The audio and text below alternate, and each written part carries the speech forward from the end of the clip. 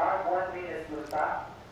Minuto agora para o início, então, deste Sintra Bodyboarding 2024.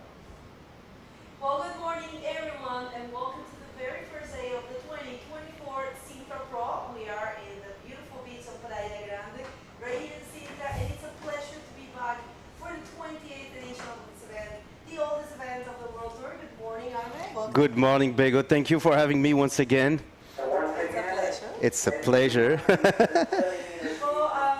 saw in the social media, we are going to be starting with the band edition, and we are going to be running at least one round, and we're hoping to run the round number 2 as well. No women today, and conditions are looking a bit difficult because it's big, but it's super surfable. So let's hit the water and see, because we are having the first heat right away.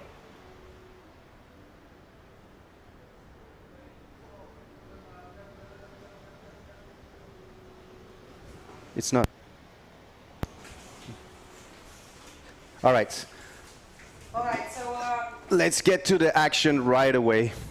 We have 3 riders in the water, and we actually have a Moroccan Maj Hamin in the water right now in red, and in yellow we have Daniel Paniaga from Spain, and last but not least we have in blue Salvador Rosa from Portugal.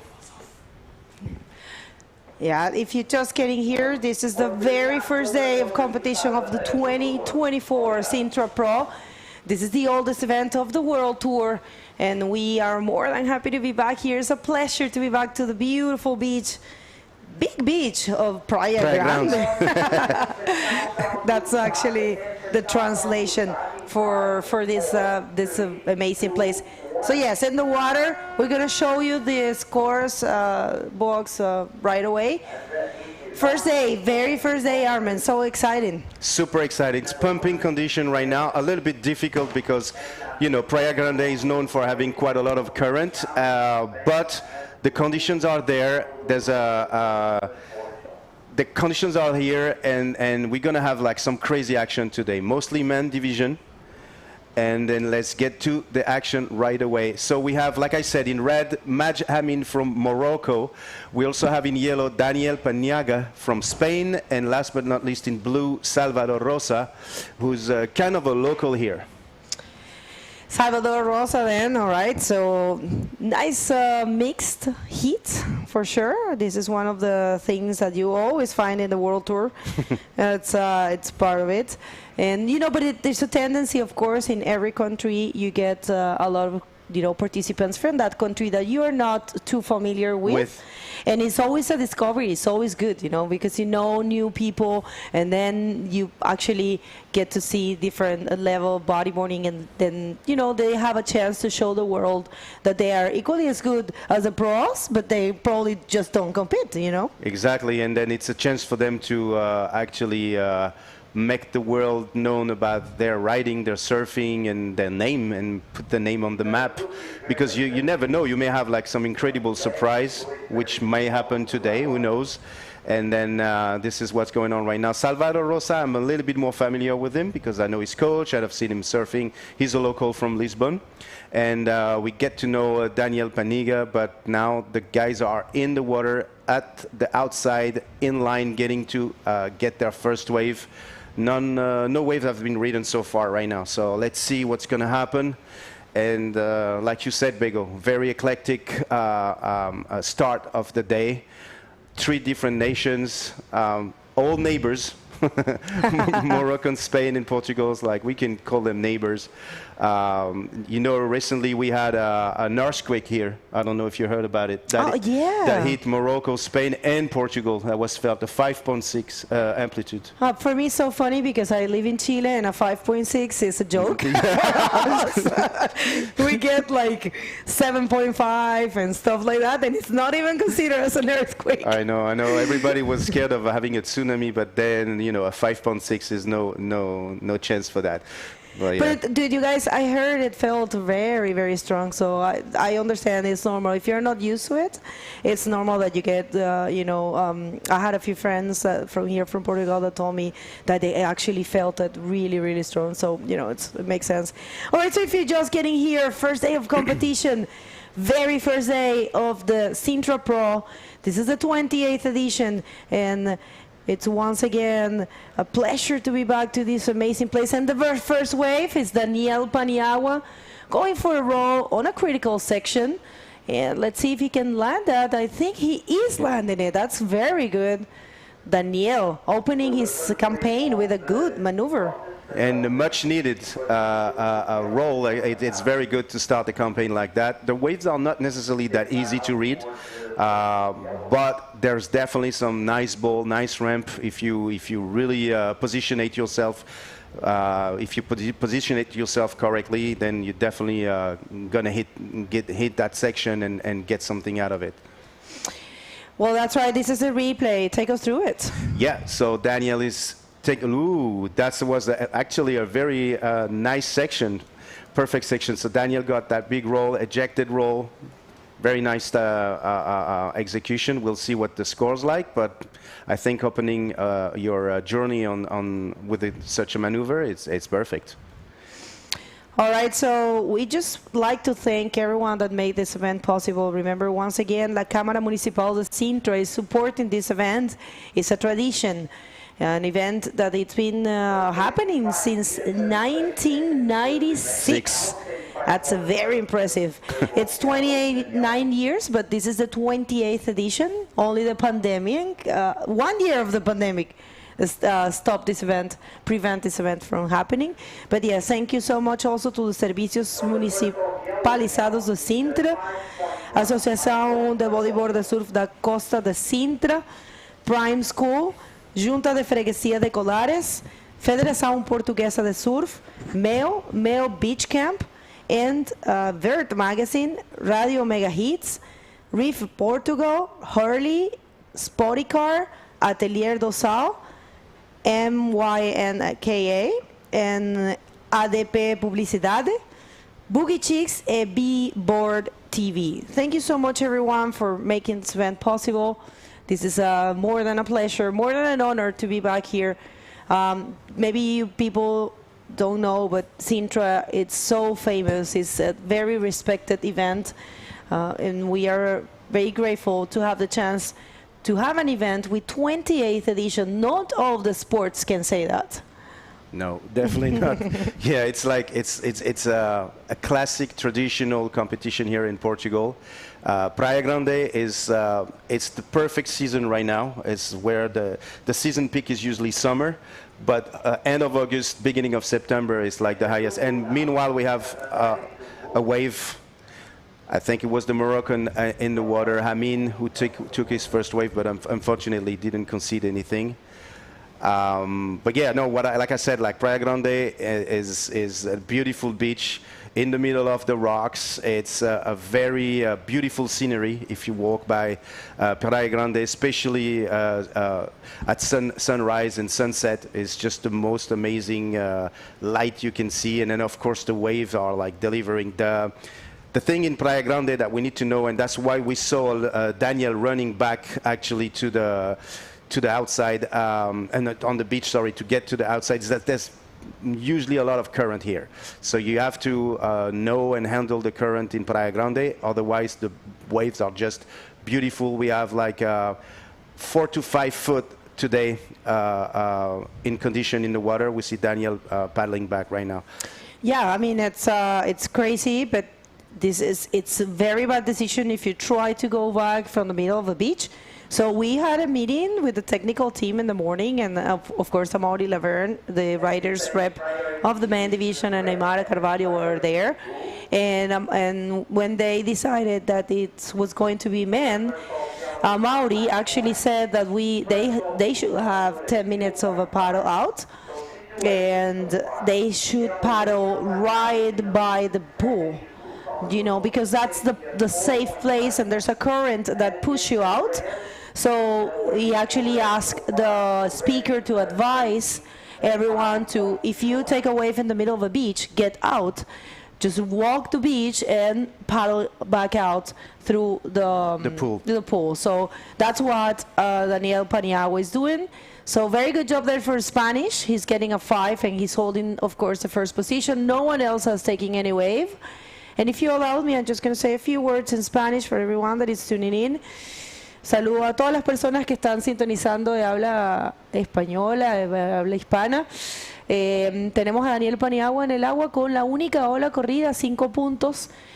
Son hits de 30 minutos y tienen 10 minutos los riders para entrar, porque hay una corriente fuerte y así se decidió con el staff técnico. Si quieren ver los scores, vayan a la página oficial de la IBC World Tour, es ibcworldtour.com. Hay un área que dice live o en vivo y solo le dan clic ahí y entran y pueden ver toda esta transmisión acompañada del sistema de scores ahí. Y obviamente lo van a tener aquí en la pantalla, pero es una herramienta bastante útil, así que eso está ahí para ustedes. Un abrazo a todos y seguimos. All right, so I'm going to recap what you just said in English. Please. Everybody that is tuning in right now, first of all, welcome. If you want to see the live score on the page, please follow the ibcworldtour.com website, where you're going to be able to see not only the live, but the scoring as well. So right now we are in the round 1, hit 1 of the men division. This is the Sintra Pro Fest, 28th edition of one of the most and oldest prestigious and oldest competition here in Portugal of the World Tour, IBC World Tour. And then, guys, look at these conditions. It's very complicated, but and it's actually, yes, screen is showing up what I. This is maybe the last 2 leg of this World Tour, the 2024 World Tour, Sintra Pro Fest, and then we're gonna have some crazy action. Yeah, we did. We had a very good year, and we are in the last event for the women division. We are crowning our world champion in the women division, and there is a slight chance that we look at that. Daniel, he's battling with that section. It's what we were saying, you know, it's complicated to get out there. It's very good that he got the first wave and found that score, because it's really, really complicated to go back. And also, you know, you have to be super selective. I mean, that's what the rest of the riders are doing. If you see, it's very weird to have a heat that, I mean, to see that there's only 19 minutes. I mean, 10 minutes has gone, and they haven't even taken one wave. So it means that it's difficult, and they're trying to choose properly. Yeah, they know that the paddle out after that is going to be a complicated mission, and they're going to lose quite a lot of time. See, Daniel right now, he probably entered by the pool, like you explained earlier today, but the current must have pushed him back on the left side right away, and now he's right where the sections are breaking. So he better try to save his energy and his breath and paddle back as fast as he can to get back to the outside. Oh. Yeah, we had a taker there, but yeah, it seems like he didn't have the chance to perform much. But yeah, that was Salvador Rosa, right? Yes, absolutely. All right. So people, first heat out of 8 of the round number 1 that's happening today. And we will try to run as much as possible from round number 2 of the men division. No women will see today. And remember, this is the last event of that division. We are crowning the champion, the world champion of the women division. So we're going to see the replay of the last wave of Salvador, the second of the heat. So this is, yeah, that's the good thing with Praia Grande. You get the chance to surf both sides. Unfortunately, didn't concede, but you can definitely get a right and a left in Praia Grande. So that's a big plus, because, as you know, most of the riders, they always have like a preferred side, and that's what you're gonna have the chance to get here during this entire World Tour, entire competition. Sorry. Yeah, that's right. This is the beauty of the beach breaks. We don't. We have a lot of point breaks actually. Well, I mean, we're coming from the Maldives, and that wave behave a little bit as a beach break, but it's got only a few peaks. So yeah, in here you have a lot of peaks. Of course, there's a surfing area. It's not like you can surf all the way to the left. You have a surfing area, but it's a pretty wide one, so they have a lot of options. So if you're just getting here, first heat of round number 1 of the men division, and these are all 30 minutes heats, and they will have 10 minutes to paddle out. You know, every heat will have that. And this is the 28th edition of the Sintra Pro. Thank you everyone for tuning in. Find the scoring system at the IBC official website. We're going to show you a link tree in a little bit. It's a QR code that you can scan and take you to all of our socials. But yeah, for just getting here, it's important that you engage with us. This is the only thing that we kind of ask you, but it's not for us, it's for you, it's for the sport. It's very simple. You just scan that and link with us, follow us in all the socials, and subscribe to this YouTube channel. That's important. I always say it. It's a way we express the world that we are a big community, and this sport is not as small as some people think. You know, we are actually a lot of people in the world that practice this sport, and a lot of fans and followers. So unfortunately, these days you only express that by numbers.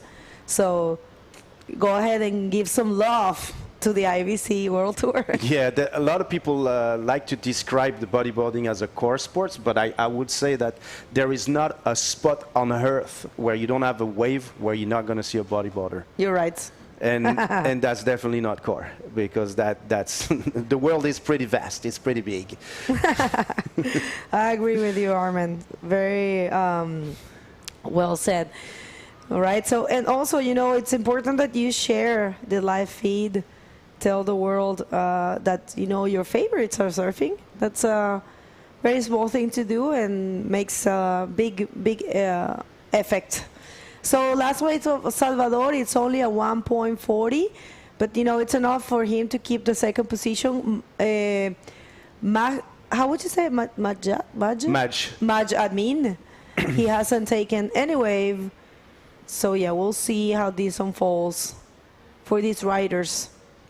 Yeah, Maj, I mean, right now is probably studying. I don't know if all the riders arrived like these past 2 days and stuff. So some of them didn't have the chance to pretty much surf Praia Grande. Some of them are discovering the conditions, because it's been changing a lot for the past 3 days. Yesterday, conditions were pretty much the same. So I think we saw like a crazy show yesterday. And up and riding right now, Portuguese Salvador Rosa, who tried to do a roll to have a better score, but unfortunately didn't concede, so didn't complete the maneuver. It's not that easy. It's really where you're going to place yourself. I think Daniel was very smart on that first wave, you know. Super smart, and he just got the job done. You know, sometimes with these kind of conditions, I mean, some people has actually advanced heats with one single wave. I tell you this. I remember the last time I competed here, I didn't even take a wave. It was, yeah, wow. I didn't. Oh, up and riding. Oh my God, it was almost, oh, it took a barrel. Nice. Wow. In this condition, like being able to catch the barrel is a very good control of your surfing. Very good one there. Maybe you can say a word for all the Moroccans in French. Un mot pour les Marocains. Pour les Marocains, mes amis marocains, salam alaikum. On espère que vous êtes tous là au rendez-vous pour supporter vos amis du Maroc. Il y en a quelques-uns qui sont là parmi nous aujourd'hui. On a à l'eau en ce moment un Espagnol, un Portugais et un Marocain. On revoit tout de suite le replay de Daniel. Look at this wave. Yes, super good actually. I thought he was not going to make it, and he came out, so good job. I'm not sure how much is that going to go, because, you know, it wasn't a super clean barrel, but it's still, you know, it's a maneuver, and Oh, here comes the Portuguese. Yes, Salvador Rosa in the water. Nice roll. I think Salvador's going to change the scoring. And it's very interesting what he's doing, because he, to the opposite of Daniel, who tried to surf the wave as much as he can and milk the wave, Salvador is choosing very short section, so he can perform and save his place. But he's very smart as well, because he knows he needs to score, he needs to remain in the competition. And then we're going to see a replay probably of a Salvador's wave. So see, this is a shorter section. Yeah, I think he also was smart. I'm sorry. That's perfect. It's a maneuver. It's a roll. It's well done. And I don't know what's going to happen. We're waiting for those two scores. You guys can follow the scores on your screen, on your house. And we did have another wave of Daniel. It looks like Daniel has a 4.17. We haven't seen that a wave for yellow. We'll see if we get that. But yeah, we're waiting for, see, the last wave of Salvador was a 3.17, the previous one, the roll. And the small barrel from Daniel was a 4.17 as well. So Daniel got a higher score right now of a 9.17, and Salvador remained in the second position with a 4.67. This is actually, yeah, this wave was nothing. It was a 0.67, I'm sorry. And we'll see. We're waiting for the score of Maj last wave, right? Yeah, we're waiting for that. We're still waiting for his first wave. All right. But I think that little barrel, like, the 4.17, he needs that. If he was in first position, regardless, with that first very nice roll that he executed in his first wave. But then, small points, small points is 9.17 right now. Solid first position, I would say, at 10 minutes from the end of the heat. And then we have Salvador Rosa, second position right now with the 3.17 for the last roll you saw, and the 1.50 for the previous wave, I believe, that he took. So a total of 4.67. And yeah, you were saying that you were competing with no wave. Yeah, no, I couldn't take a wave. I remember perfectly. It was so messy. It took me like 18 minutes to get out there. Wow. And it was actually 25 minutes, and I was so tired. And it was so big that I was trying, and I never found a good one or something that I thought it was good. So I never took a wave. It was so embarrassing. I get out of the water. I didn't even want to, I didn't even look at anybody. I didn't go for the stairs. I went all the way from the pool and then came back and gave the rush guard. I was so embarrassed. But these things happen, Of course, all these riders, they have a bigger level of riding, and they know perfectly. As you can see, they have actually started the engines, and they are taking waves now. So we'll see. We're still waiting for that wave. Maybe we can see that did we got the color of the rash guard run? It was No, I don't think so. I think we have Daniel Paniaga from Spain in yellow, and then Salvador Rosa. No, I'm saying the well, when we saw the wave riding, I think it was just an in and out. Oh, second look at up and riding.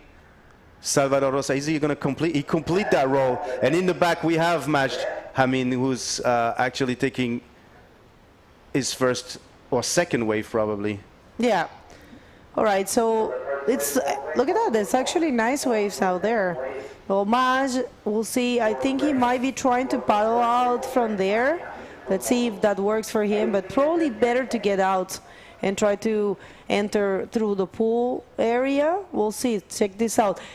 People in your screen, in our screen, because we're seeing the same as you.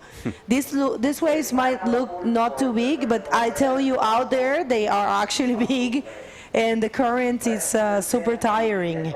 So we'll see if he can get it. Probably the best thing to do for him is get out of the water and try to enter from the pool, but we'll see.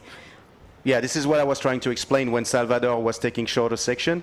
For him to take those shorter sections was helping him to get back to the outside right away and not having to paddle back. And this is him, actually, Salvador, right here with a nice roll. Yeah, very good one, actually. Very good one. Yeah, yeah, that was actually well done. And this is the last fromage that he tried that roll, but he got stuck, huh? Stuck. Yeah, I know Oh. it's not easy, and it's not as hollow as we think it is as well. You have to really find the section to find the leap, to be able to hit the leap, and it's a very complicated wave to ride, especially today. It's not like usually it's not necessarily this type of conditions. You know, when you said like you couldn't ride a wave, I've been denied this summer here in Praia Grande. Oh, yeah? Totally denied. You know, Mother Nature, when they don't want you, when they don't They push away. when they don't want you, they don't want you. You know, someday you can hit a spot and we call that you're denied. You don't have the entry, the ticket, the VIP ticket I to go like and surf. And it was like the break was so far, and it was like breaking heavy. The wave was not that big, but the break to pass was like insane with the current. I couldn't enter. Oh no, I understand. I mean, these things happen. It depends also on your level of training. For example, I have been living in point breaks I lived in Iquique for 12 years, so that's actually really bad for competition because the waves are so perfect and you don't have to paddle out that much. I mean, you don't do any paddle out. You don't even like dog dive. You get out there with the dry hair. So you lose, this training on, dog diving and having this ability of, coping with the foamy sections and all that and knowing how to select waves. So this is something that we always comment and always say, check that out. That's actually Salvador. He knows perfectly that's a place that you have to use to enter back. And yeah, I mean, if you're not trained for these kind of conditions, that's the point that I wanted to, tackle. That depending on where you're coming from, it's difficult to surf these conditions. Beach tricks, are always moving, and you are really you need to really know how to read them. Yeah, especially in the Atlantic, because from August 15 up to the end of September, we have the equinox. So the tide goes like super far in low tide and very close at high tide. And Praia Grande is no exception to this. So when you have to paddle out in this condition with the current, it's for sure. Like you said, if you're used to a spot where you just enter and then you're already in the outside, it's a total different workout. Your condition is needed. No, that's right. Yeah. Your breathing condition. Sorry. Your lungs. But we are like 4 minutes 25 seconds away from the end of the heat. For the people that just tuning in, we welcome you to the Sintra Pro Fest 2024, 28th edition of the Sintra Pro Fest IBC World Tour. This is maybe one of the last leg, definitely the last leg of the women division. So we're gonna crown a world champion during the next days. So you please stay with us because we're gonna have a crazy show. And right now today it's the men division only. We are in round 1, heat 1 of the day. So the very first round and the very first heat of the day. We're gonna have 8 rounds today in this men division. In this round 1, sorry. And now we have in the water Daniel Paniaga from Spain, who is winning with a 9.17. In second position, we have Salvador Rosa from Portugal with a 7.24, who managed to get like a better score. And then Majd Hamin, who haven't got the chance to really perform probably in his level, but got a 1.10 so far, and he's in third position. That's right, that's right. Bueno, para todas las personas que están sintonizando, que hablan español, aquí viene Daniel Paniagua una vez más. Él está de primero en este hit, ha hecho muy buen trabajo. Se va por un RS y vamos a ver si lo logra concretar. No lo concreta, pero la verdad que ha seleccionado bien sus olas. Tiene un 5 y un 4.17. Como estábamos hablando en inglés, en verdad las condiciones son difíciles en Sintra, todos lo saben, hay mucha corriente. Esas olas, tal vez en la pantalla, como tenemos una versión amplificada, se ven no tan grandes, pero esas olas están igual con tamaño, hay corriente, hay que seleccionar bien y cuando seleccionas tienes que usar bien esa ola y en el caso de Daniel lo hizo de esa forma. Entonces, muy buen trabajo también para Salvador Rosa, que consiguió sus 2 scores que lo mantienen en la primera posición y bueno, el marroquí no ha tenido la oportunidad para demostrar lo que sabe hacer, pero bueno, siempre hay una oportunidad y la verdad que venir a competir al Tour Mundial siempre es una ganancia. Exactly, and then don't forget, like, part of the World Tour is to work on your strategy. It's not only your surfing, but how you're gonna handle your hits, you know. And I think Daniel was totally in control, and we can salute that, because, you know, even trying an ARS in this condition is showing that you have full control, and he knows that he's winning regardless. It's a 1 minute 39 second left in this heat, and I think he's going to try to get a very last wave and perform something. I don't know. I sense Daniel wants to finish with the cherry on top of his journey. I think so too. You know, it's a rider when they feel confident. They always want to do better. You know, at the end of the heat, they want to find a wave and try to put more points on their belt. So we'll see if Daniel find that. It's the last minute, and it looks like things are gonna go the way that you guys are seeing in your screen. Madge is still fighting. He doesn't need. You know, I mean, he needs a 6.14. Thinking about what he has done throughout the heat is a difficult task, you know. But I will say congratulations, and regardless of what happens, you know, it's always a win situation to come and compete to a world tour. So, you know, give it a chance if you're tuning in and you are, you know, feeling that you would like to compete. And some people say I don't go because I feel I don't have the level. But I tell you what, sometimes you will be amazed of the things that you will do when you're competing, and that this kind of pressure push your level. So, you know, it's always a win to come and compete. Absolutely, finding in yourself the inner strengths. That's what we said, the extra energy that you usually think you don't have. But by competing, it brings the adrenaline of your capacity and what you can do in the water, and sometimes you can even astonish yourself. I agree, definitely. All right, so heat is over, and official results is Daniel, who's coming there in the first position, and Salvador in second. Congratulations to Mash. We're gonna hit a quick commercial break and gonna come back real soon. Don't go anywhere. Heat number 2, get ready.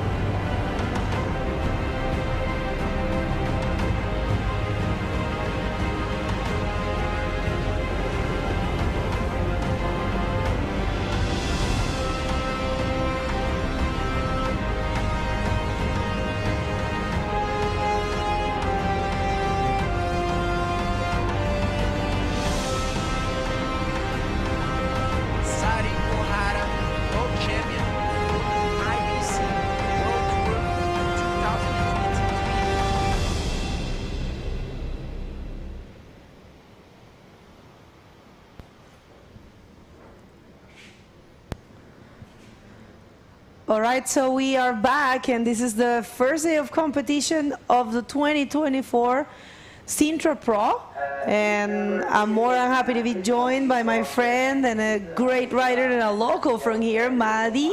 Hi, Welcome. Bego. Thank you for having me. Great to be back here. Great to be at Sintra for another edition, 28th and running. It's pretty special to have this kind of event, like this historical event, especially here in Portugal. In the water right now we have Josh Deleng from Australia, Louis Ferry from France, and Augusto Ravone from Argentina. We have, it's the first round, the second heat of the men's division, so we are just getting started here. 30 minutes heats, so only 2 minutes passed by. We have 10 minutes paddle out. You can see in the image that there's a lot of water moving. We were seeing Louis, and you could see that there was a big not backwater, but a lot of water moving, and so it's tough out there today. Yeah, it's tough. You know this perfectly. I mean, I really wanted you to sit here and commentate with me because you know this place super good. Yeah. It's so difficult, huh? Yeah, and Sintra has this aspect about it. That you can train here the whole year, especially like for in the summer. If you want to compete in the Sintra Pro Fest, and you spend like 2 months surfing here to prepare for it, it's always important. But Sintra has this superpower about it that we get to the Sintra Pro, and the first days, or there's at least 1 or 2 days that's pretty big. So whenever the competition's here, you get to the conditions shift a lot from the previous weeks. So it's tough. It's tough to prepare for Sintra, but you already know what you're coming into, so you know that this is a beach break wave. It's kind of wild, but it has a lot of power. It's a fun wave, but it's what it is. Yeah. I mean, like you said, that's very important what you just said. Everyone that signed up for this event knows perfectly. I mean, this is not a secret. It's the oldest event of the World Tour. So yes, of course, if you're coming here, you need to train. You need to be ready for this kind of conditions. You need to know that you're going to be battling with current. Yeah, because for sure. it's really not likely to have small conditions and like glassy and perfect every day here. It's been a tendency. It's always like, but it's a good season. You never know what you're gonna get in Sintra. But the one thing that you need to know is that you need to train. Difficult conditions, shifty and with current, and if you could train as big as possible, that would be best. Yeah, beach break, like a tough day on a beach break is always good for Sintra. Like you will have to paddle, you will have to deck dive, you will probably catch a wave that will not offer what you want right away. So you have to be patient as well to know which kind of waves you want. So yeah, it's honestly the best training for Sintra is spend the most time as you can in the water, especially in a beach break, because after that it's just it's always when you come to a competition in a heat, it's always, you never know. You have to do your best, and sometimes your best it's not good enough in a way that sometimes you also have to have a little bit of luck, especially you here. say so. I mean, I hear that all the time, and my friend and good commentator Jay says Logs is with. Wait a minute, we're gonna get back to that. Okay, so we have Augusto Ravon from Argentina. He did a good job landing that roll there. So it's the first completed maneuver of the heat. 6 minutes, almost 6 minutes flew by. Augusto, it's coming to the inside. He's probably searching for something else, but the main idea here is for Augusto to get back on the inside and just run up the beach towards the pool, because it's the best way to get outside. Even if the waves were smaller, to get outside near the pool, it's always the best strategy. Muy buen trabajo para el argentino Augusto. Vamos a ver a ese replay ahora, pero muy buen trabajo ahí consiguiendo 2 secciones. La última, como decía Madi, más pequeña, pero igual cuenta, ¿no? Buen trabajo. Yeah, so 23 minutes to go. Priority is with Josh from Australia. Louis in second with priority. In this in this kind of days where someone when someone is still paddling outside and someone is waiting for the waves, it's sometimes the priority doesn't really impact the heat when the conditions are like this. And we got Armin with the winner of the previous heat. Take it away, Armin. Hey guys, I'm with the winner of the first heat of the day, Daniel Paniaga from the Canary Island. Daniel, this heat was a little bit tough for you, but you came with the perfect strategy. First wave, beautiful roll. Second wave, you almost got a small barrel. Tell us a little bit about the condition in the water. Pues la verdad que no tenía una estrategia muy clara, sabía que las condiciones eran difíciles y tenía que buscar la primera ola, hacer una maniobra como fuera y continuarla. Y una vez la hice, pues decidí salir hacia afuera y volver corriendo a entrar por la zona donde menos corriente había. Y creo que fue una buena estrategia porque al final la corriente te vuelve a poner en el sitio donde está la ola. Y el rolo, pues intenté agarrarme como pude y salí para adelante y pues, muchísima motivación. Después, pues buscar una segunda ola, creo que encontré ese tubito ahí, no sé cómo, y también lo mismo, cuando vi que cerraba, tiré para adelante y la espuma me sacó, y lo mismo, salí para afuera, otra vez entrar, y muy contento, mucha motivación, y aquí estamos a tope. Yeah, so he's explaining a little bit the condition in the water, like he knew the current was pretty tough, he knew he had to catch the very first waves, that's why he came out with a beautiful roll. He's pretty happy. That's your second year on the World Tour, correct? Sí, yo estuve hace 2 años, en el 2022, no pude pasar la primera manga, me eliminaron. También estaba más nervioso, era más inocente, no sabía tanto de cómo juzgaban los jueces, de cómo moverme en el agua, las condiciones también eran bastante difíciles y esta vez venía con muchísima motivación. Este campeonato culmina unas vacaciones, un viaje que llevo haciendo 15, 20 días, bueno, 20 y tantos días ya, y mejor forma de terminar que pasar la primera manga, continuar y para adelante. Muchísima motivación y aquí seguimos. All right, thank you. Yeah, so he's saying like he has a lot of motivation to come. It's his second year on the World Tour. He came last year over here. He's very happy. He didn't know what condition to expect. ¿Tiene una palabra por la gente de Canary? Wow, tengo muchas palabras, sí. Nada, quiero dar las gracias a mi familia por apoyarme, a Marina y mi gatita Isla, a todos mis amigos, al West, a todo el club de su Punta Blanca, a todos mis amigos de la infancia, a la Costa Crew, que tengo que decir una frase que es no fear tu jaleo, tenía que decirla, que es una frase que tenemos para motivarnos. Y nada, muchísima motivación y también quería mandar un saludo al cielo porque hace 2 años justo estuve aquí con Chigardo, Patrick Popa, que compitió en Junior y en Open y es un chico que falleció desgraciadamente el año pasado y tengo muchos recuerdos con él aquí en este campeonato hace 2 años y también quería dar unas palabras para él y bueno, y lo he dicho, para toda la familia, para toda la gente de mi trabajo, para todo el mundo que me apoya, así que muy contento, muy motivado.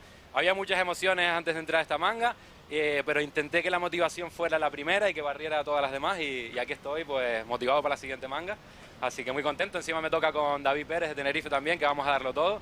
Así que genial, muy motivado. That was a lot of people to thank. Daniel, mucha suerte. We'll see you in the water later on.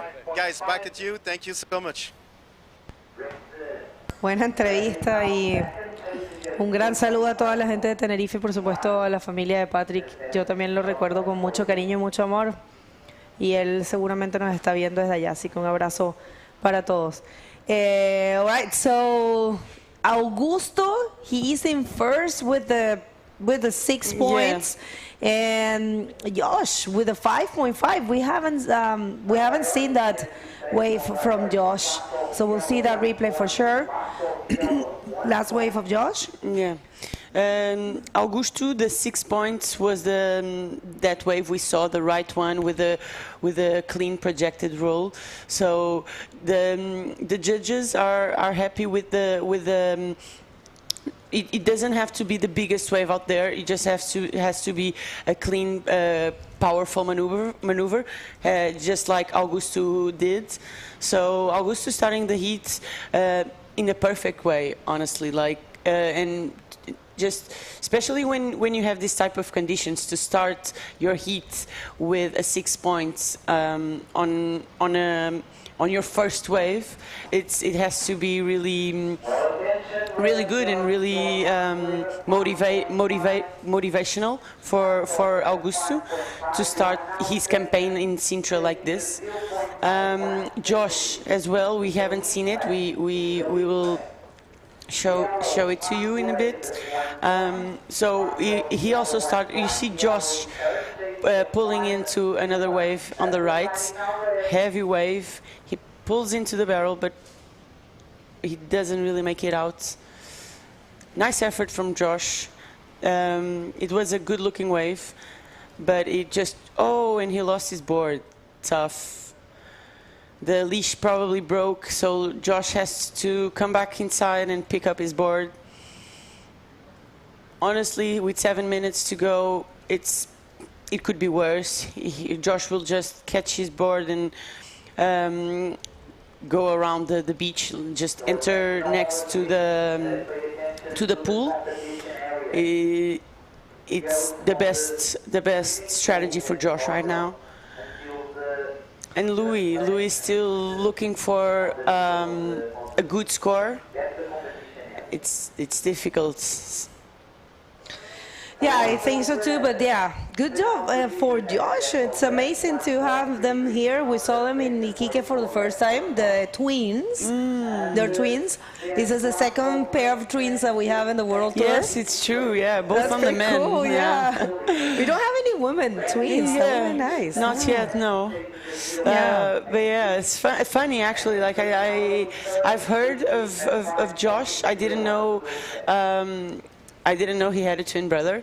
But it's great to see Australians back on tour. You know, it's always good to have them with us and traveling the world. We know Australia, it's pretty far away from the stops, but the level they bring to the World Tour is always it's always like welcomed. You know, you always want different nationalities. Honestly, like the more the merrier. Honestly, so yeah. So Josh with already 2 waves, he's in first. Only Louis has the priority right now, because, well, we saw Augusto a few seconds ago paddling outside, and Josh, he lost his board. He's probably going around, like on the beach, running on the beach, just to go inside, just to get outside near the pool. You see Augusto a little bit tired of paddling against those heavy beach breaks. You know, you have like a wall there that doesn't really. It's difficult to pass a certain stage of the waves. Like you see Augusto. Augusto is stuck in a place where, as soon as he gets past that zone, he will be free to catch the waves. You see Louis pulling into this left, a little bit bumpy, a little bit wide. He doesn't offer a lot to Louis. But it was a fast wave, so he will get to the outside in a few minutes. You can see what I was mentioning, that there's a zone, an impact zone, where the waves break, and they don't let you get outside as easily as it would be in a different beach break. Yeah, I think so too. I mean, but you know what, Maddie? As you were talking, I was watching the waves, and I was saying, it's actually getting. It's my thing, or it's getting better. Yeah, I feel like it's getting better. The waves, the aspect of the wave and the sections we see are getting better and better. I think the most difficult thing today is just to stay in the same place, to know, like to be in the right place at the right time to catch those waves, because the waves are itself. How difficult it is to roll with the fins, huh, Josh? This is like a true Ironman. You paddle, you run. It's not easy. It's so difficult, you know. I have felt running like that. Yeah. And hopefully, like, try not to fall when you're running. That's like cherry on top. Imagine if they're filming you and you're running on your fins, it's, you know, and you fall. That's not nice. All right, so good job there for the Australian. He's holding the first position with a total of 6.83. And we have the Argentinian with a very good wave, a 6-point ride in the first position, and he hasn't been able to find another wave. He's actually battling there, and I would say, Augusto, get out of the water and paddle through the pool, as what you know, Josh just did. And the French, the Louis Ferry, he's a very cute little guy. Yeah. I think he might be already 16. I remember, or 15. No way. Still 13? No way. Our man is doing, it's giving me here the ages, but I think Louis, I think he's a bit older. But he is, you know, I know him since the very, I think in the 2021. He was 10 years? Oh man. He's so cute. I love him. Yeah, it's always great to see Louis here at Sintra. Everyone loves Louis. He's just this super blonde, small kid that everyone wants. Like, he's super fashion, not fashion, but like admired. Like they are people are mesmerized by Louis. Like he's a kid that, and he's flying in a lot of conditions. Like he's really putting out a performance at this young age. So it's great to have Louis here. Hopefully he will get to do the world tour more often and come to different spots and even try the pro junior. He would probably have some nice results there that would catapult him to the men's later on. Yeah, I mean, just coming, that group of people from Ocean Roots, it's amazing. Just coming from there, watching Luca Saninotto, Timeo Saninotto, and, you know, Emi Padua. Emi, she has been surfing so good. Yeah. She's been so impressive. And then there is a new kid here that Armin was telling me. I don't know him, but we're going to get to see him surfing. And there you have it, Louis. Louis Ferry. Il est très mignon, j'adore. J'adore. Right. So, yeah, that group of people... it's you know, Nico and everyone in Ocean Roots is doing a great job with the kids. We always say that, and they always come here. They drive from Arcachon, which it's actually Arcachon is already 2 hours from Osegor, a little bit less, and so imagine just coming from Osegor, it's long. Yeah, it is, and they still have 2 more hours from Arcachon. So I think they are. You're looking to a probably 13-hour drive, I something think like so. that. Yeah. And it's actually pretty. I'm thinking about it. It has to be a really nice experience just to travel with your team on a bus like for 14 hours. It has to be like the true feeling of like traveling to bodyboard. In this case, you're traveling to a competition, but it's like the real feeling of.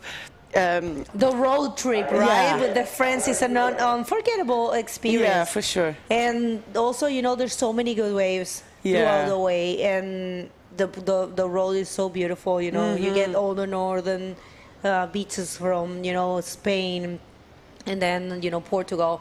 It's beautiful. Yeah. So yeah, definitely. I have to say, kudos to Nico for, you know, taking care of these kids.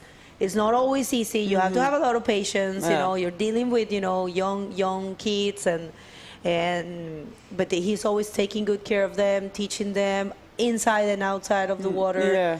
So it's really nice to have them here. And of course, it's something that, as you said, they will never forget. Yeah, for sure. So beautiful memories, right? They're creating. Yeah.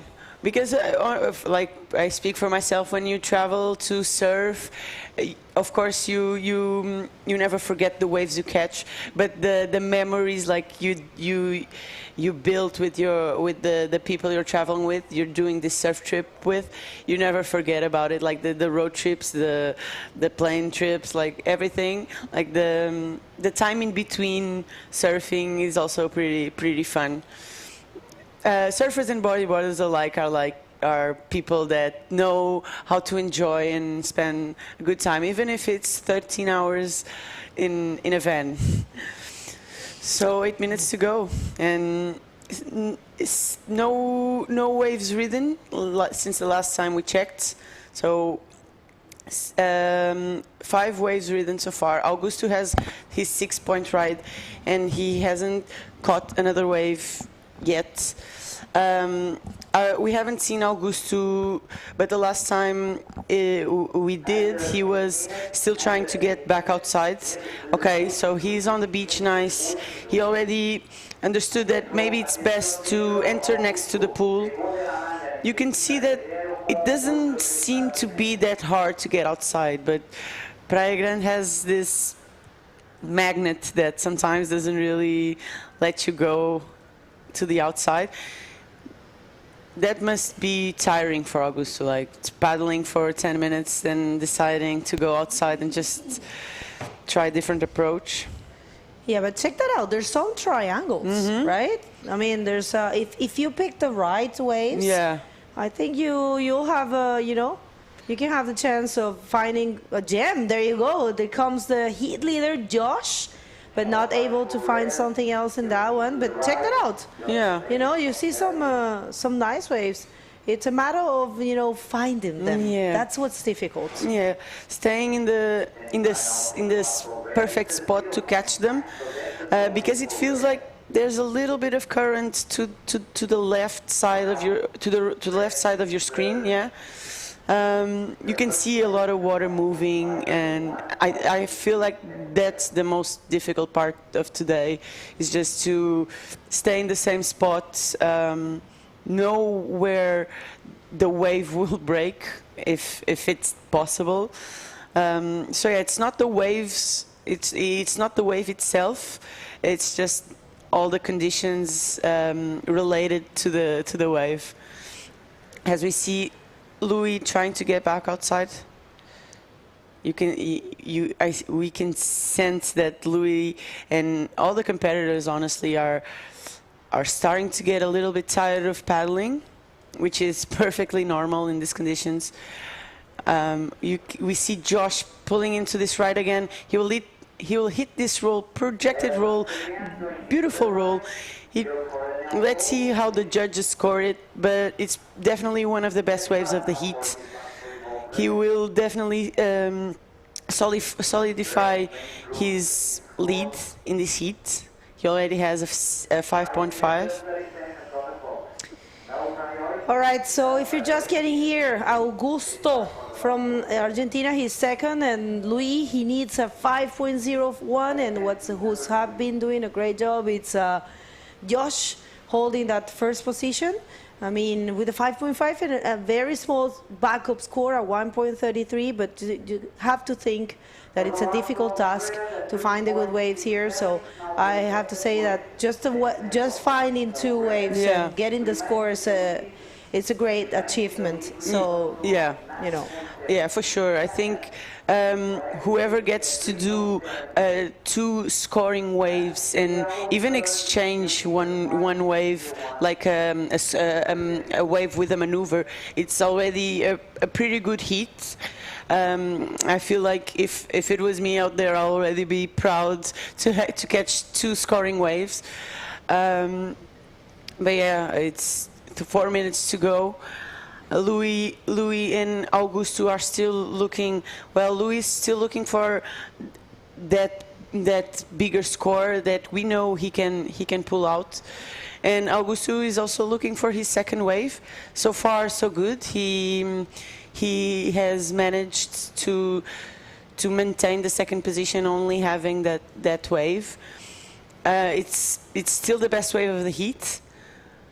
So it's that time where you will go big or go home, especially for Louis, like with 33 minutes to go. The next wave he catches, if he catches one, he will have to force a maneuver out there to get his 5.01 to advance. But yeah, we can see that the kind of foggy, a little bit foggy this morning. That's not weird because we didn't have it early. Yeah, it's like It happens sometimes. Yeah, in the morning. Yeah, it's not in the middle of the day. 9:30. Yeah, you cannot say that. You can never say like, oh, this never happens at Praia Grande. I actually, like last week, I went here in the morning to surf, like around 11 actually, and from 7 to 10 it was okay, like sun was shining, and then all of a sudden the fog started to come, and it got foggy the rest of the day, like from 11 a.m. to the rest of to sunset. It was super foggy. The waves were kind of good, but you couldn't see them. I got a few messages asking me like, how are the waves there? They are pretty good, but you cannot see them because it's super foggy, and the fog just okay. So we see Louis. He did catch a wave to the right.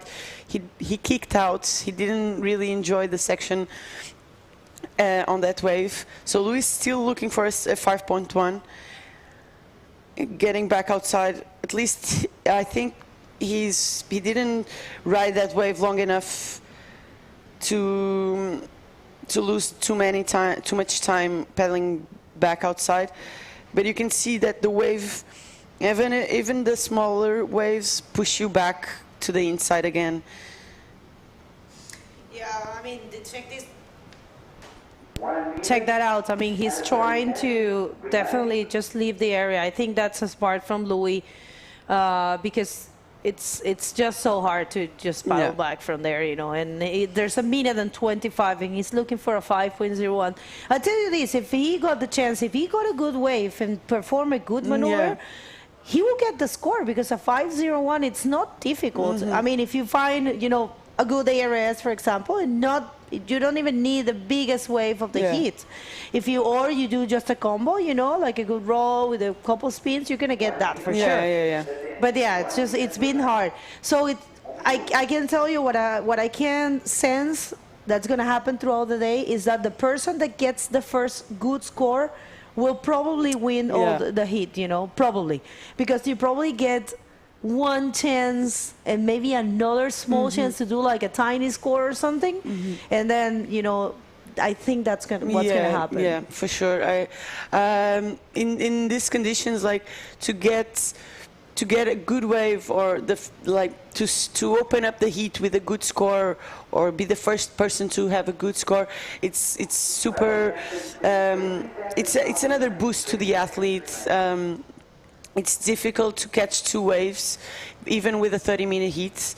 So, just get to work, try to find the best waves, go big or go home. But honestly, even if you do a clean maneuver, that's the best. So this heat is over. Josh took this one. Augusto came in second, and unfortunately, Louis is out of the competition. We will have commercial break, and we're gonna come back real soon. Don't go anywhere.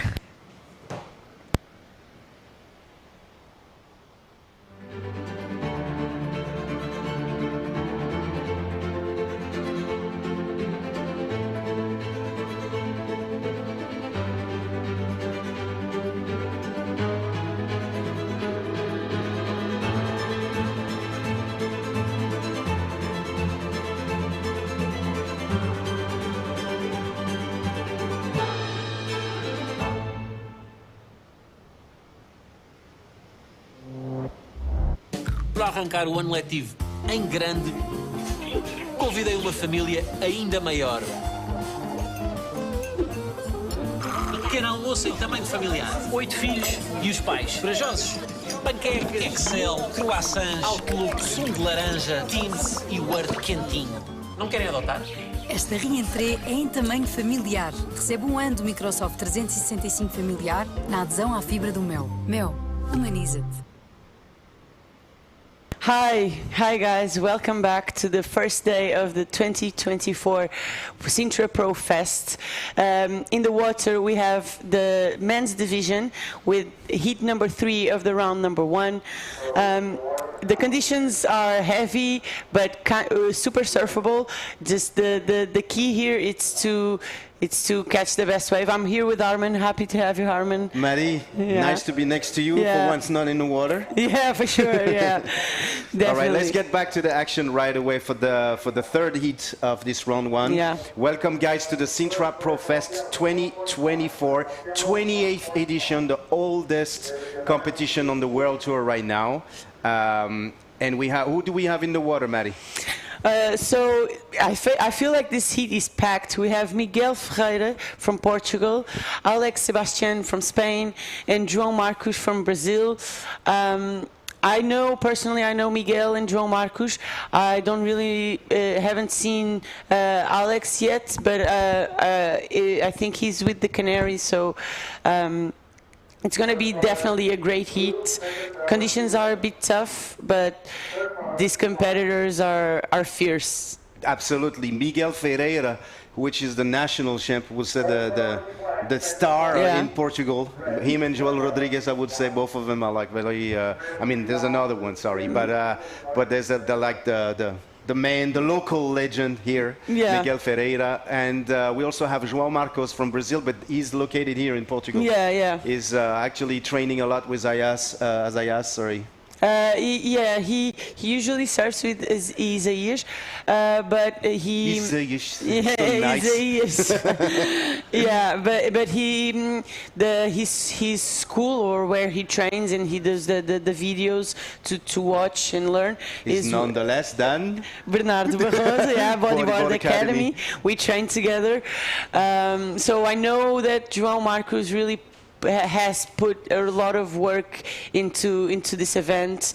He spent so many hours here, but you never know when you come to Sintra. You can spend years surfing here, and you never know. But João Marcos has put in the work. He was super focused and dedicated to advance a few rounds. Miguel Ferreira, super. As we see João pulling into this left, he kicks out. Yeah, and then meanwhile we have in the first position the man that we know the less.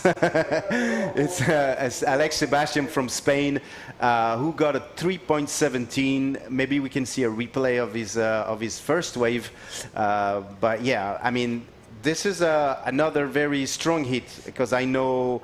Definitely Miguel and João have like a very strong level. We're definitely going to have a good show.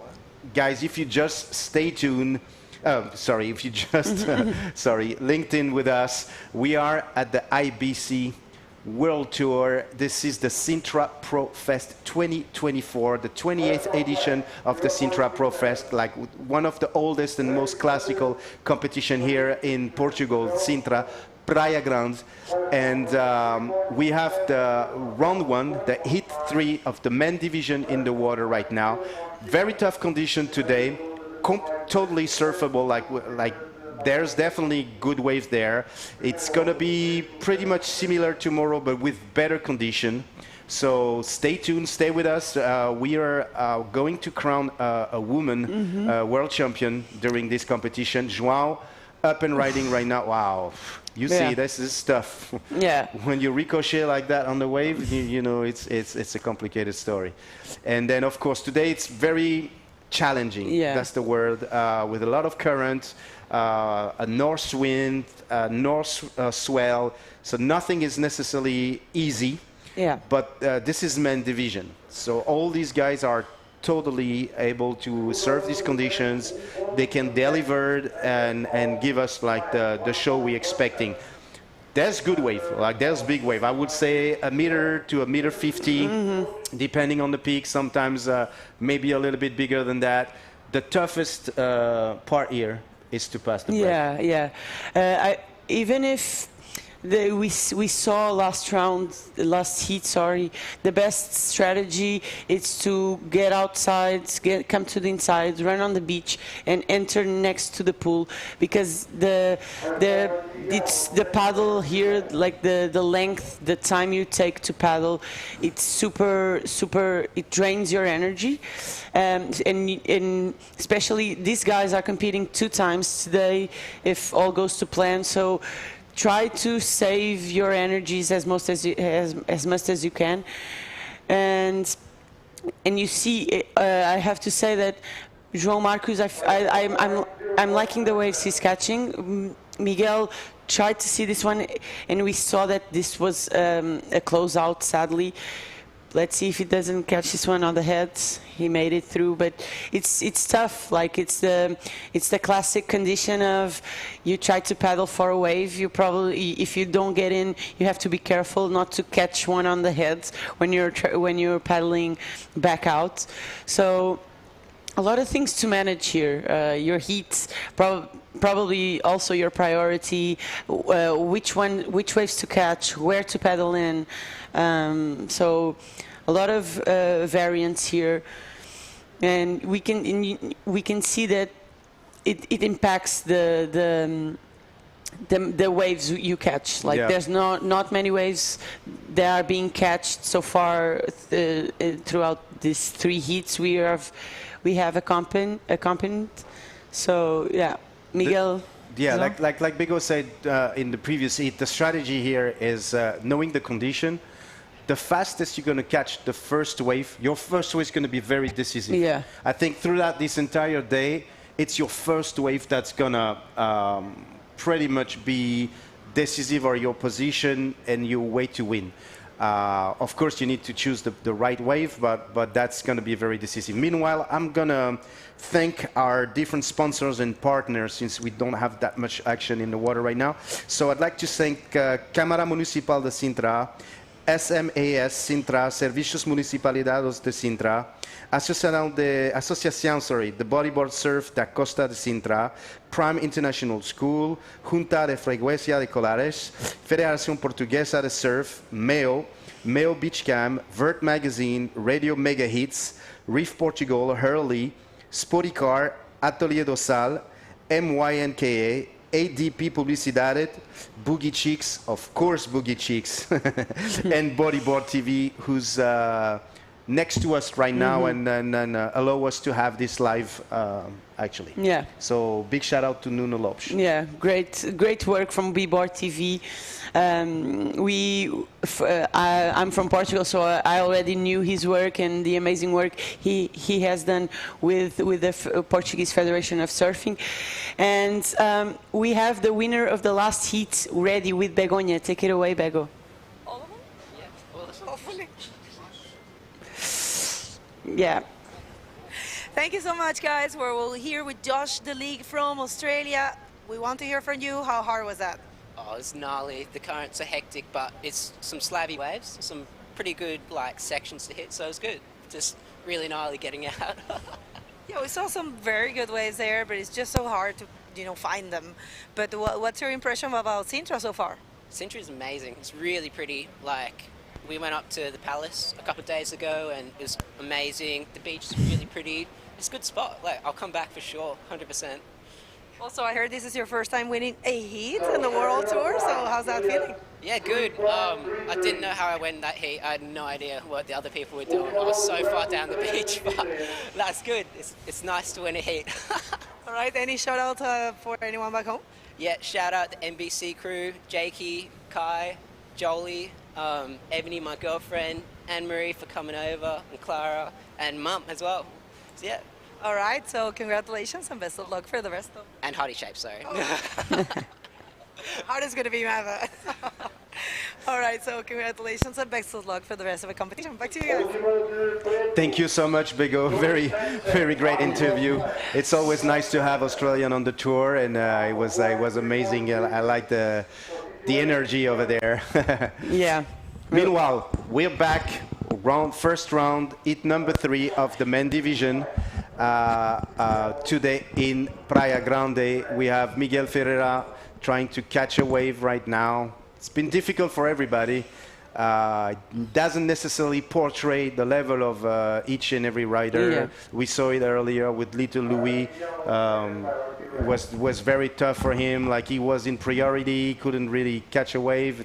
Then you catch a wave that's not the right one, and the paddle out is a mission. Yeah. We have for the people that just tuning in, we had like a 10-minute extra paddle due to the condition.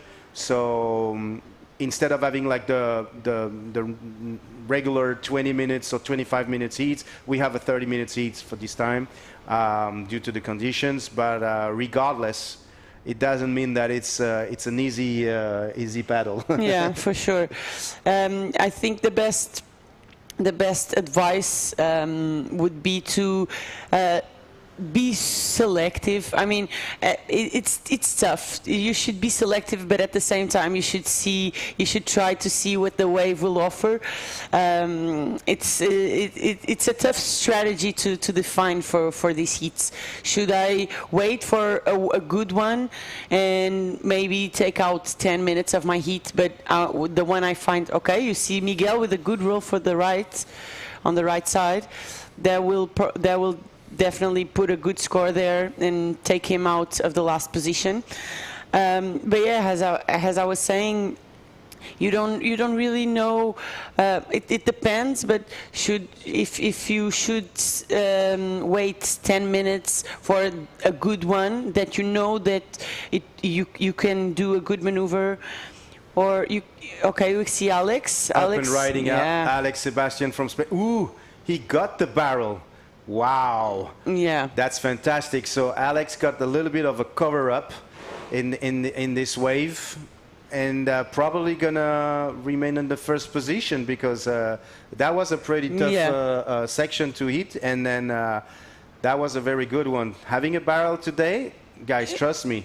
Yeah. It's gonna be the little the pretty please with sugar on top.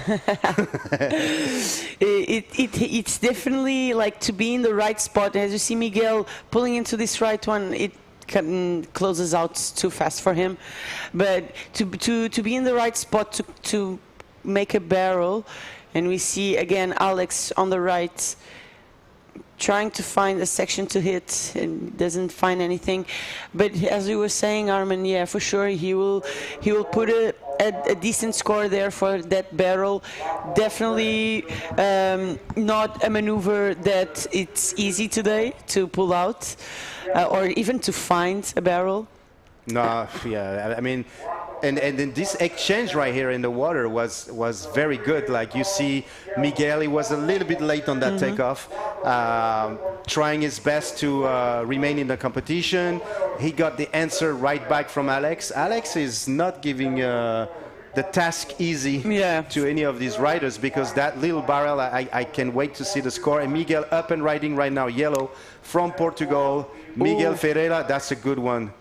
Yes, that's going to be a very good roll, and I think Miguel's going to take the second position, maybe the first position actually. Let's see what the judge has to say, but I think it was a very nice decision. And you see Miguel right now is not taking time, he's not losing time, sorry, he's knows the strategies to get out, run back to the pool, to enter and try to pass take that little channel that's going to push you outside. Yeah. I will take this opportunity to speak a little bit in Portuguese. We have two Portuguese men in the water, o João Marques e o Miguel Ferreira. Temos os nossos, o português de Portugal e o português do Brasil, aqui em segundo e em terceiro lugar nesta bateria. O Miguel acabou de pôr aqui uma nota, acabou de apanhar uma onda que irá certamente puxá-lo para as posições que avançam. O João Marcos está neste momento está a passar para o outside, saiu, fez uma onda, saiu e está a tentar voltar lá para fora. condições difíceis, muita corrente. As ondas em si têm bom aspecto, têm potencial. Aqui a grande dificuldade é ficar no sítio correto, não perdermos o sítio onde a onda está a quebrar. Por isso podem perceber que aqui os competidores que estão constantemente, portanto, os 30 minutos do HIIT, sempre a remar. Não é fácil. Vemos o Alex he was checking this wave out. I feel like Alex is pretty relaxed. He seems to, even with all that water moving, I feel like he knows where to sit and where to wait and where to go. I think he's pretty aggressive, actually. Yeah. He knows that, Miguel just got a very nice wave. We're just waiting for the score from Miguel Ferreira right now. Miguel is in first priority. Alex, who is leading this heat, is in second priority. So he knows that, he need a backup score, and we're still waiting for some score to drop. There's a couple of waves that we haven't seen yet in terms of scoring, but I think there's definitely going to be a change of situation right now, because I don't believe that Miguel will remain in the third position. But yeah, I mean, this is very intense heat, to be frankly honest. Like this heat has more energy, definitely more activities in the water.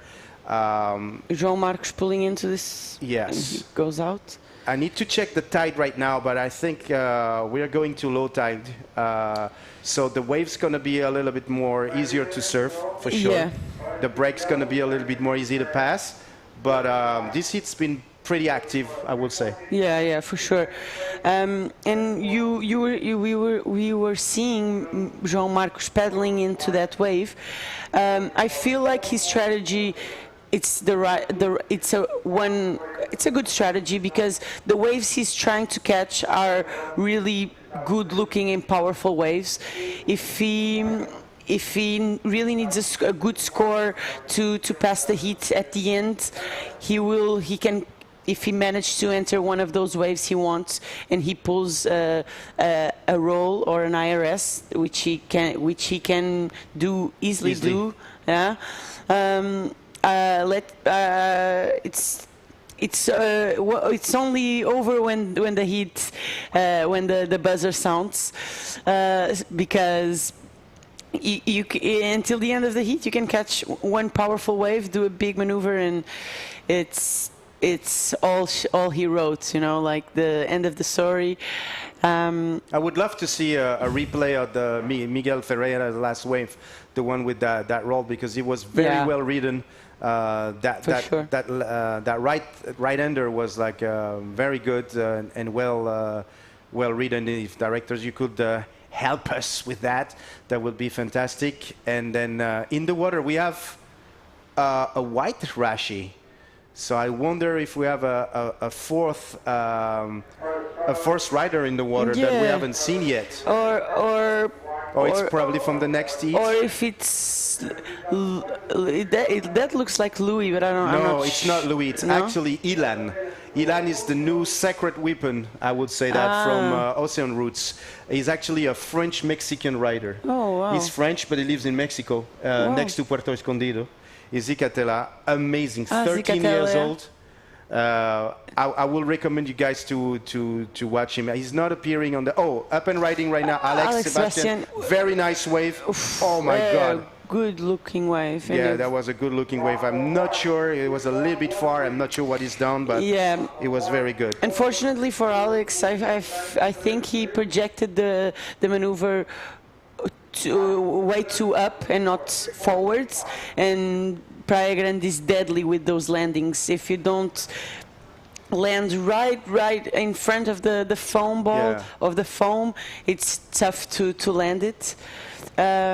We do have a white rashi. Yeah, you have a white rashi. So we have four riders in the water right now. Ilan Chouard, that's his name actually. Yeah. And so Ilan is definitely French, but he's born in Mexico, so he's also French-Mexican.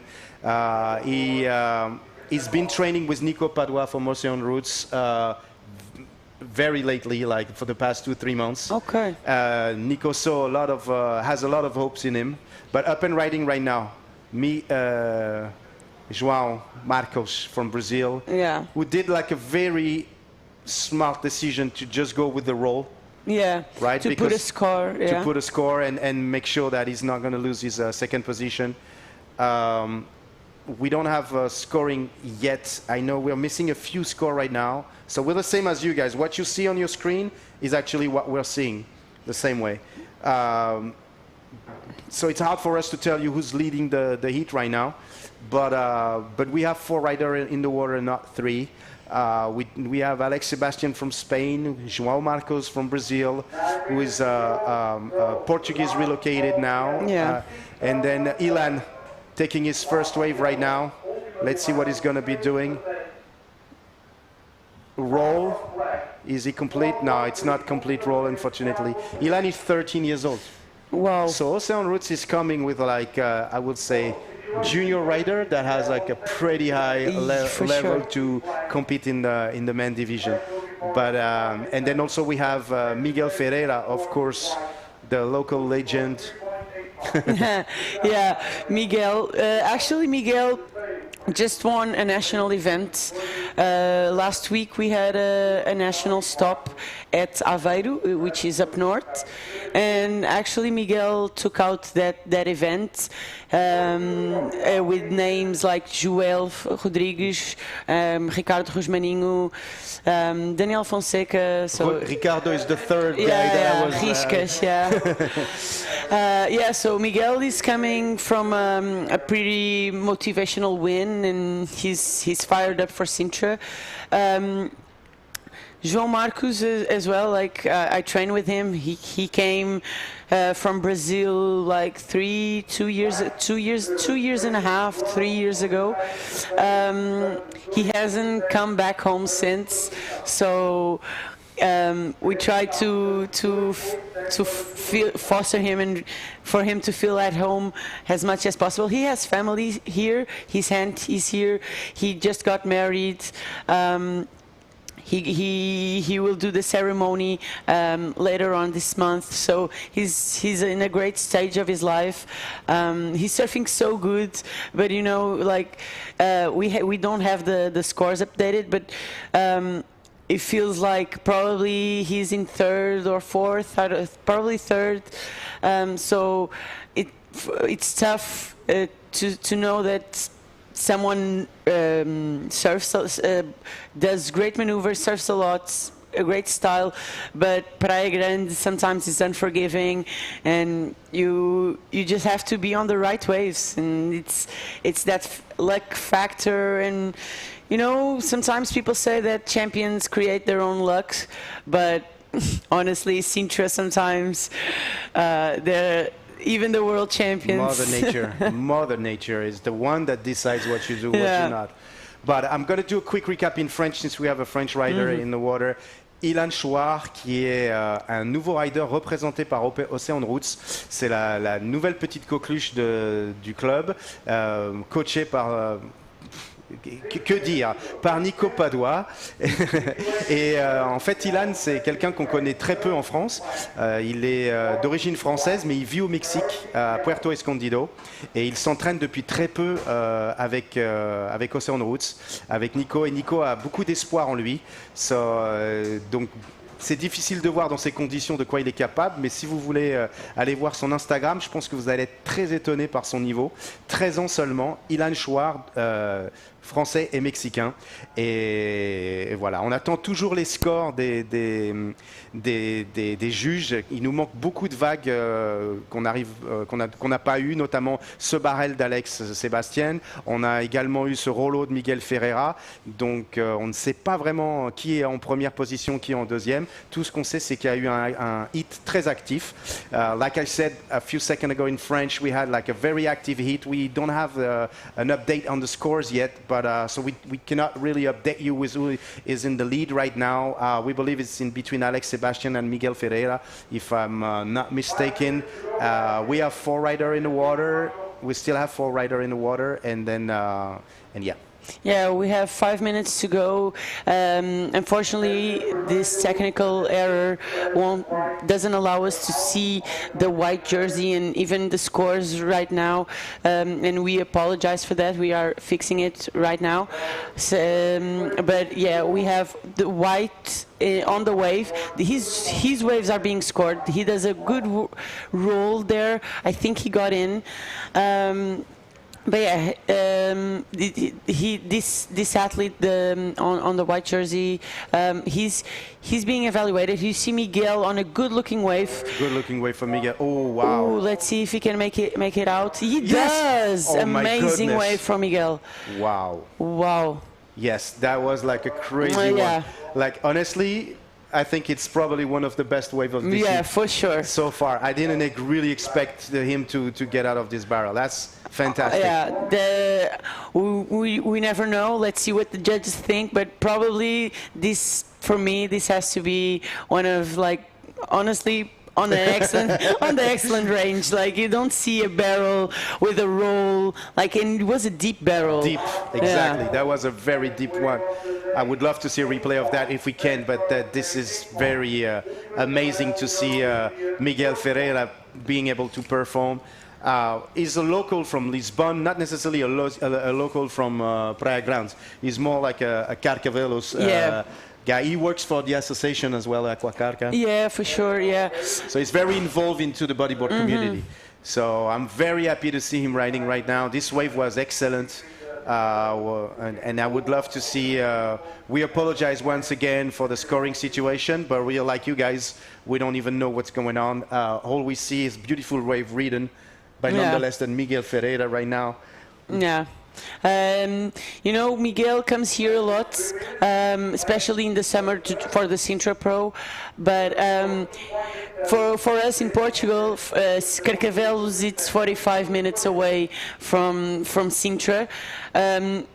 We sometimes think we are kind of lazy, and sometimes 45 minutes away sometimes might look a little bit, but yeah, everything's close. So if you don't have waves in Carcavelos, you can come to Praia Grande and Ericeira and Nazaré if you want to go further. But yeah, all within 1 hour, 1 hour and a half. Yeah, exactly. Yeah. I mean, I would say the luck we have to live in Portugal is that we have so many spots. For sure. Total different waves. From a coast to, from a side to the coast to another. Yes, sometimes it's between the 20. I would say if you're in Lisbon, in the city center, it's going to be 20 to an hour and something to go from a spot to another. But it's always worth it. You know. Alex Sebastian catching his last wave. He doesn't really hit it. Yeah, and it's a 1 minute 40 second left, and. Yeah, so I said, like, you could be from Carcavelos, surf Carcavelos. For sure. But summer, we know Carcavelos doesn't have any waves. So this is when you start, like, looking at other spots and surf, whether it could be most likely Praia Grande or Praia Pequena, which is next to it, and other secret spots. Yes, I'm not allowed to name them. Or you can go to Ericeira, of course, that has, like, tremendous reef break, which is another type of waves, or you can go all the way up to Nazaré. But in the water right now, we have a minute left from the heat number 3, round 1, men division. If you guys just tuned in, once again, this is the Sintra Pro Fest 2024. This is the IPC World Tour, the last 2 leg of this year World Tour. Yeah. So Portugal's there. Fronton King is going to be next. We are supposed to crown a woman world champion. So guys, stay with us during these next 4 days because the action is definitely going to be there. We lost a little bit for a few seconds the situation of the heat, but it's around 30 seconds to go. From what we see, it's not official. We don't have the scores, but it looks like probably Alex Sebastian and Miguel Ferreira are advancing, especially Miguel Ferreira that has a really good wave. So it's not official, but probably eliminated in this round is You know what? Black and We're John going to Mark. find out when you're going to do the interview. Yeah, for sure. All right, guys. I think we're yeah. going to go for a quick commercial before the next heat, which is going to be heat number 4. I see you soon, Maddie. Yeah, see you soon, Arman. All Thank right, you. let's go for a quick commercial and stay tuned. Stay with us, guys. Don't go anywhere.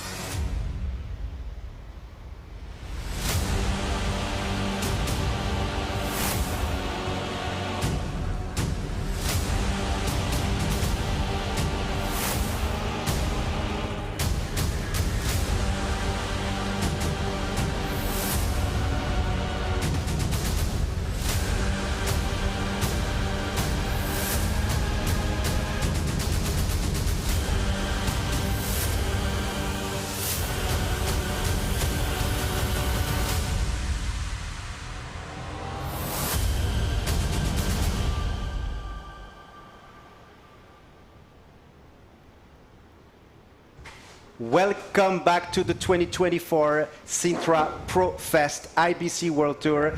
I'm with the voice of the IBC, Begonia Martinez. How are you? Let's hit the water. We want to see the next heat. Of course, we don't want to take any time here. So water, please, director. Yeah. All right, so this is the round number 1 of the men division, and we are currently on the heat number 4. And it's been a great day so far. You know, I have to say I've been impressed by the talents of these riders, just to find, you know, those good sections. And yeah, we're going to introduce who do we have in the water. We have 2 Moroccan riders, 2 surfeurs marocains. We have Hamza El Afifi from Morocco, of course, and Sahad Lemfadel, as well from Morocco, as well as a Portuguese rider, nonetheless, than Francisco Ferreira in the water right now. We have like a crazy heat before, like a lot of action, so I think it's going to be like that during the entire day. The condition looks very tough, but regardless, there's some good waves, good ramps, actually. We saw it, even barrels, like we just saw Miguel Ferreira taking like a deep barrel. So I think everything is possible. It doesn't look easy. You have to be very careful of the wave selections you're going to do. The heat is starting right now. All right. Yeah, remember, people, all these riders, they have 10 minutes to paddle out. It's a very good thing that they did that. You know, you really need those 10 minutes. And check that out. That's the first wave, and yeah. That's, it's just an in and out, testing the water. Is it cold? I heard I haven't get the chance to surf myself, but yeah, I heard the water is super cold. So yellow jersey was Sahad Lemfadel, who actually was opening the ceremony of this 4th heat. We're still in the round 1, first day of the Sintra Pro Fest 2024, 28th edition. Bego. That's right. It's so impressive. We have been saying that, and it will be a tendency. You will hear us saying that a lot, because it's really impressive to have, you know, an event that has lasted that much. And really, we would like to thank everyone that it's included here, that it's actually, you know, supporting this event. And of course, the Câmara Municipal de Sintra has been supporting this event from the very beginning. So thank you so much also for Servicios Municipalizados de Sintra, Associação de Bodyboard Surf da Costa de Sintra, Prime School, and Junta de Freguesia de Colares, Federação Portuguesa de Surf, Meo Beach Camp, Bert Magazine, Radio Mega Hits, Reef Portugal, Hurley, Spoticar, Atelier do Sal, MYNKA, and ADP Publicidade, Boogie Chicks and Board TV. Thank you, everyone. And since we don't have any waves, I think Maddie is ready with the interview. So go ahead, Maddie. Hi guys, thank you. I'm here with Miguel Ferreira. Miguel, tell us, what was your strategy coming into the water in the morning? Like to wait for waves or to just catch the most waves you could? Yeah, initially I was thinking of like staying close to the pool because of the rip was really strong, and I caught like 2 or 3 waves that weren't that good, so I started paddle a little more towards the south, and I got a good one to start off and like back it up with another one, then had to go around, and actually as soon as I got to the outside I got another one that secured like pretty much the heat, and then I just paddled to the outside just to manage the heat and wasn't thinking about like improving the score, just see what I needed to do, and just I saw a really nice wave like forming, and just went for it because I knew like because the swell is so north, I knew that it wouldn't close out straight away, and just tried my luck and got out. And how did it feel to catch that wave? Like the best wave of the day so far, like definitely really good. How did it feel? Yeah, it was pretty nice. Initially I was thinking of like doing a backflip, but the wave stretched out a little bit, so I went for the barrel, and yeah, I guess I was a bit lucky. It didn't close out, but yeah, it was a good one. Nice. And you have anything you want to say to your friends, family, sponsors? Sim. Mandar abraço a toda a gente que está a ver lá de casa, abraço, beijinho. Agradecer a todos por estarem aí desse lado, a apoiarem, aos meus patrocinadores, à Aquacarca, à Junta de Cavelos e Parede, à Câmara Municipal de Cascais e à Formental, à Boards por permitirem estar aqui também e fazer bodyboard e desfrutar o máximo daquilo que o bodyboard tem para dar. Obrigado. Thank you, Miguel. Great interview, and back to you guys. All right, thank you so much, Maddie. That was a great interview, and then, yeah, I mean, what a great job he did.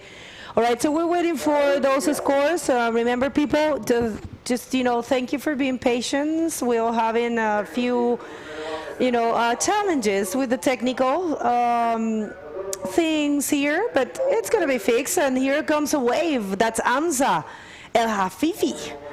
I just love to see, the Moroccan flag there, and of course mixed with the Portuguese. So that's what's happening. We're gonna get those scores for you. Yeah, now it's getting everything fixed.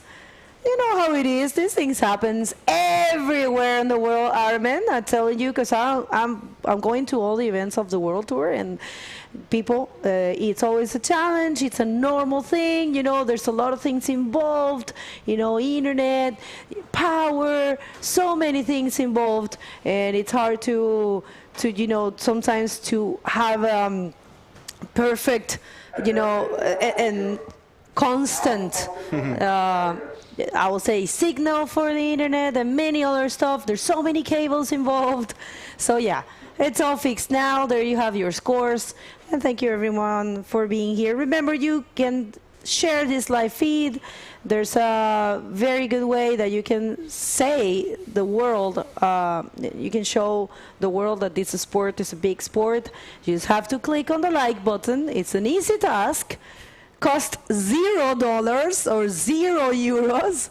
Only go there, hit the heart or subscribe to the YouTube channel, and there you will be, doing something great for the sport. Absolutely, and you can also visit the ibcworldtour.com website if you want to follow the score as well live, because the score are finally back. and then we can definitely see, if you are curious to see what score was given to the previous heat, to Miguel Ferreira, who actually won the previous heat. You can definitely go and check. You just have to hit the heats, and you're going to see all the heats, all the scoring, everything. And then, like Pego said, please share this live with your community anywhere you guys are in this world. Like we said earlier today, there's bodyboarder everywhere in the world, more than we all believe sometimes. So Let's share this live. Let's support the bodyboard community. And meanwhile, we are still in the first round of this men division. First day of the competition today. Heat number 4. 2 Moroccan in the water. Salam alaikum all the Moroccans that are tuning in with us right now. 2 riders from Morocco, Sahad Lemfadel, who is leading right now with the 1.50, and Hamza El Afifi in second position. Francisco Ferreira still waiting for score. We saw Francisco earlier doing a very nice roll on the left during the interview. So we're still waiting for the update of the scoring, but. Right now it's difficult for us to give you exactly the position, the surfer position. We're just watching the action and admiring the action like you guys in the water. Tough condition today. It's getting better with the low tide. Let's see what's going on. But you see what Josh said, you know, he said there were some good waves out there. Just it's difficult to find them, but there are good waves. I'll tell you what, I've seen different Sintras, and I'm pretty sure you have too. Sintra has many faces, and I've seen, you know, in previous contests, different shapes of waves here. But I have to say today we have some serious A-frames and some closeouts, of course. But if you find them, there's some gems, and definitely, you know, it's a super contestable beach. Very, you know, what I say, a very consistent one. It's always, you can always surf here, even if it's tiny, tiny, tiny, or if it's huge. You can always surf in Sintra, so that's a very good thing. You know, not all the beach breaks are like that, or all the points are like that. So, you know, it's definitely super useful. I would say super suitable place for contest. Also, the Praia Grande beach itself, it's super comfortable. You know, it's got a main street, it's got restaurants, it's got hotels, and you have everything you need here. So another wave here for the Portuguese, going for the roll. And I don't know if that's going to be deemed as a complete move, but that's a good effort there for Francisco Ferreira. But to get back on what you just said, we were looking at the forecast these past days with some of the local riders here in Pierre-Louis, and Pierre-Louis told me that any different situation that happened during Sintra Pro. He told me once there was a final, there was so much fog that they had to cancel the Yep, I remember. The wave were so like close to this, which I'm sorry, up and riding right now we have Hamza El Afifi. Oh, no. No, not being able to do the roll here. So he told me that the conditions were so tough that they had to use the jet ski to go on the outside. Yep. And it reminded me of a final between him and Ian Campbell when they have like 50 centimeters wave. All right, yeah, I mean, that can happen too, you know. But it could be super big or super small, and it's either way it's contestable. And yeah, the fog is a thing here. Yeah. That could happen at any times, any given time. They don't really know when actually that happens. I mean, they have a good idea, but it's actually, I was told about that by Jose, a local rider that is also working in the organization. He was telling me that the fog is a thing because you can't really predict it. So you don't know. It's usually in the mornings, but it depends if there's, you know, some certain type of wind, if it comes, you know, from some certain direction. And there's a lot of factors, a lot of things that can affect this beach and you know, bring that fog. And of course, with fog, it's impossible to run a contest because it's impossible to see. And also in late in the afternoon, remember we are still in summertime here, so days are lasting till almost 9 p.m. I was wait a minute, we have a wave there, rider in black. He is a black or blue in your screen. It's Francisco Ferreira. That's actually a landed maneuver.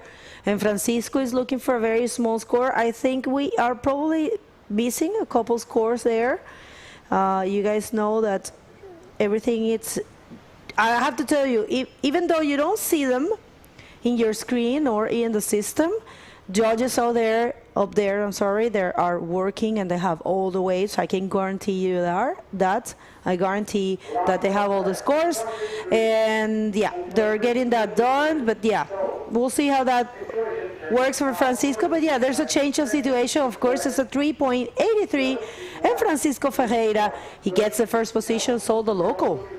Yes, absolutely. And we apologize again for all the small technical thing. Come on, it's the first day. Oh, yeah. We need to warm up as well. It happens. So, yeah, so we have Francisco Ferreira, the local rider here, the Portuguese rider, in first position. We have Hamza El Afifi in second position right now, still waiting for some score to drop.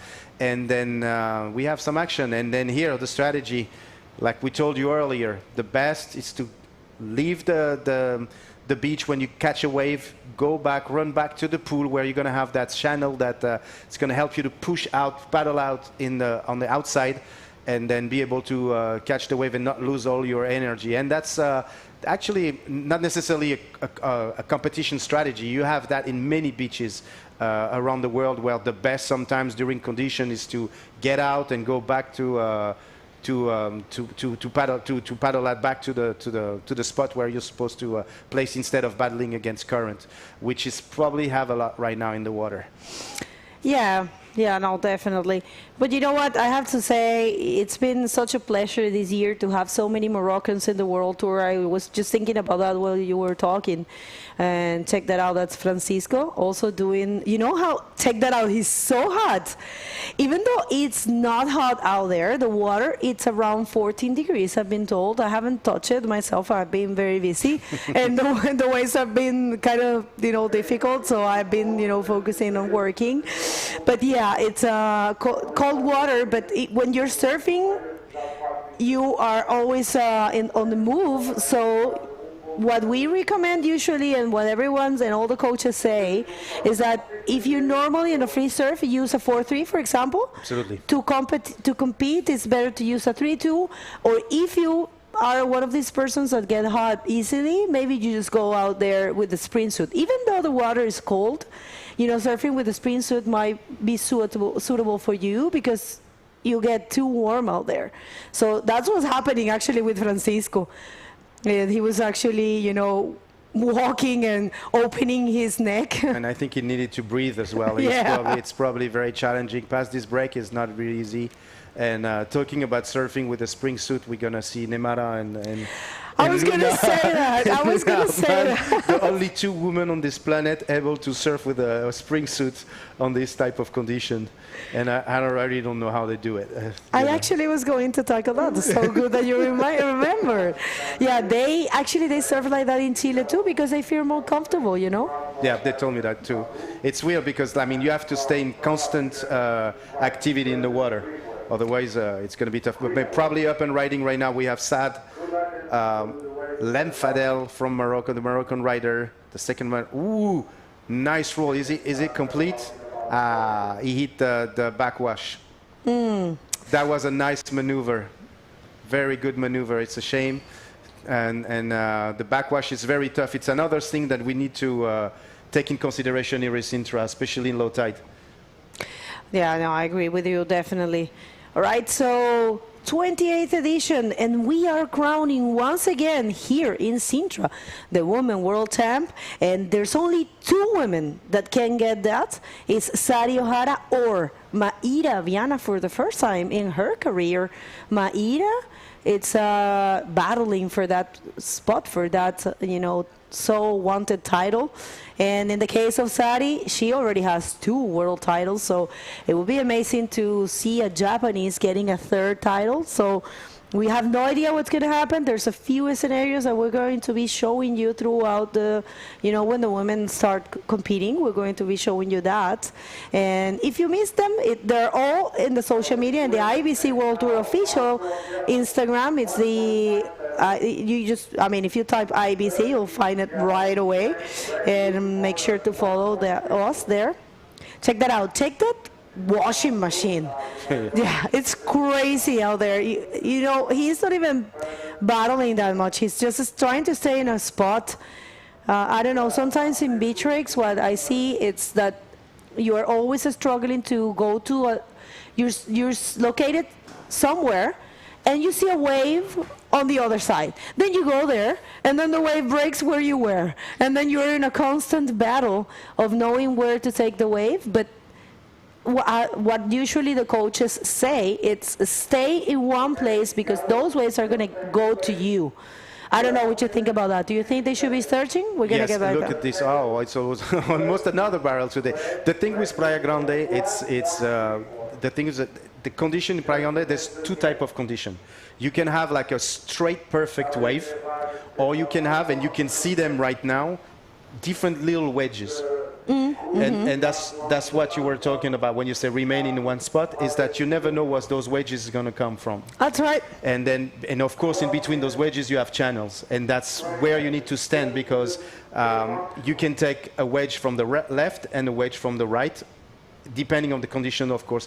But I think between today and tomorrow, this is what we're gonna see in the water right now.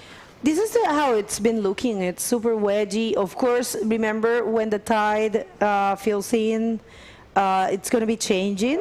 But we'll see how that works for us, because there's also the glare in the afternoon. The sun goes down in the middle of the beach. So it's not possible to compete because you don't see the color of the rash guards. So we'll usually here we'll try to run as long as possible, and as long as the glare allowed us. Sometimes it's cloudy, but today is super. I mean, skies are clear. So I don't know if we're gonna get too much of a glare today. I mean, too much of a cloudy condition. So yeah. Right now we're hitting the point of the low tide. That's right. This is a full low tide right now. High tide's going to be at 4:30 today. So we have like another 6 hours of incredible action in front of us. I mean, you can definitely surf in high tide here. You just catch the first section, but hitting the low tide is kind of a good sign for Praia Grande. Yeah, no, definitely. All right, so here comes Hamza. Yeah. Oh, all right. I love. Do you know perfectly how to? Do you speak any Arab? No, it's crazy because my family grew up. Look at that! Francisco, amazing roll. Francisco Ferreira, super good roll. Ariel, that's going to be a good score for him. Definitely. He has been searching, and he's a hit leader. And, of course, that's going to be his main score, and he's going to get rid of that 1.5 and making it way bigger for sure. It's going to be the best wave of the heat. Oh, probably, yeah. And then Francisco did a very nice result in the last national champ last weekend. Yeah, of course. We're going to get to see the replay. It's perfect because I loved that execution. Check that out. He actually was super smart in finding this wave, and he rode the pocket perfectly and went for that aerial roll. That's going to be a nice score, so good job on the Portuguese. I don't know if he's a local here.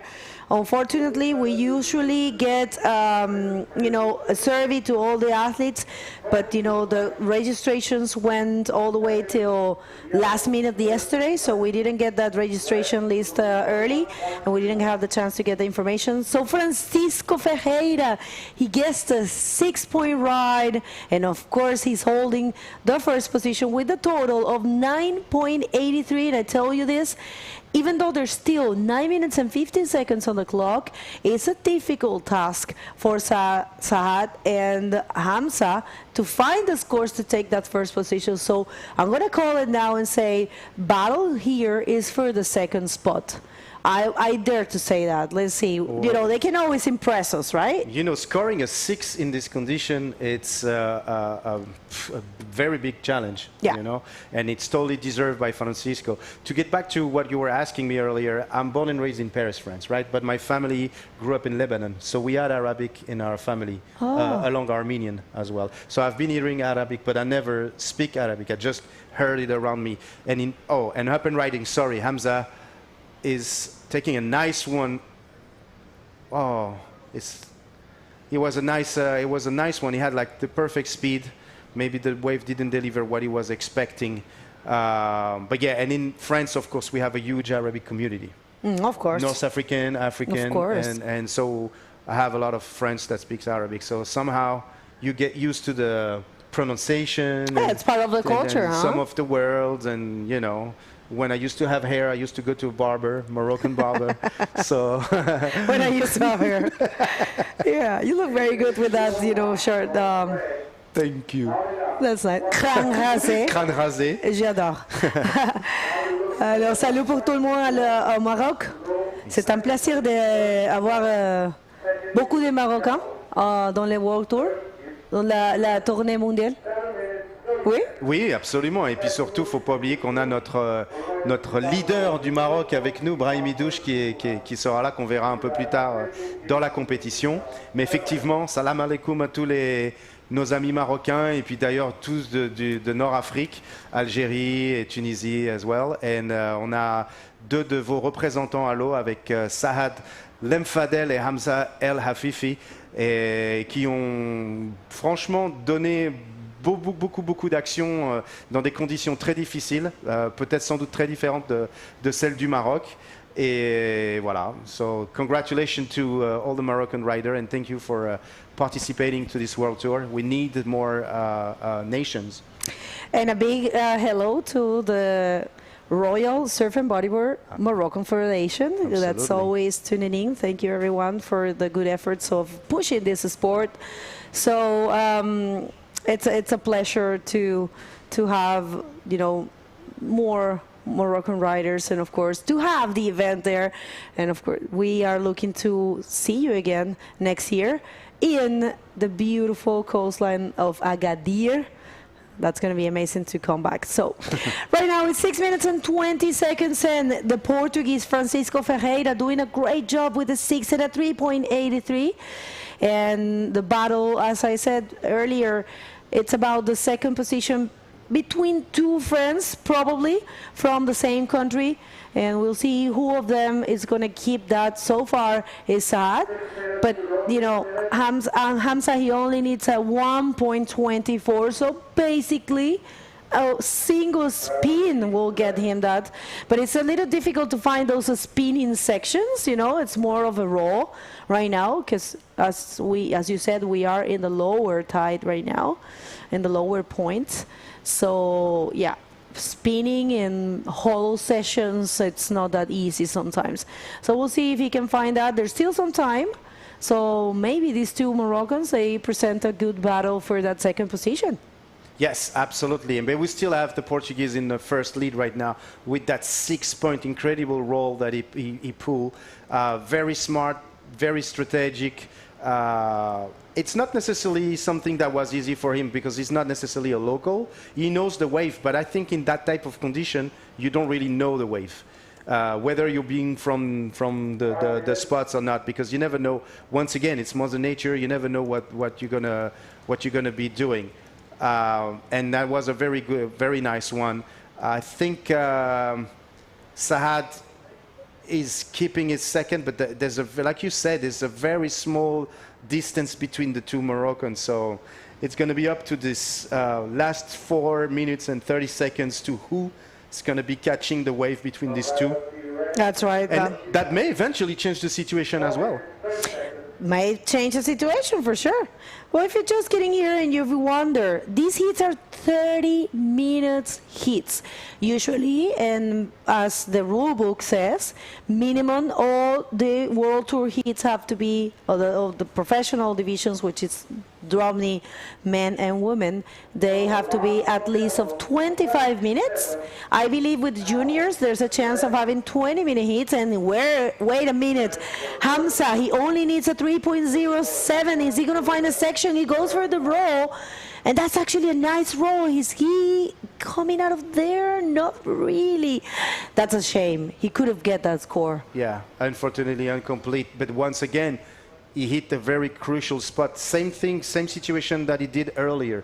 Like he took this wave, took the speed, get the right speed, and then connect where the backwash is hitting. So that's a very hard to land a roll on that critical section. Yeah, it must be hard. people, it's like, check that out. I mean, that thing actually, that's not easy to go through. Maybe, you know, Hamza, he should just leave the area, but he's battling, you know, such a warrior. He's actually facing the most critical part of the beach, you know, is the center of the beach. It's really hard to paddle from there.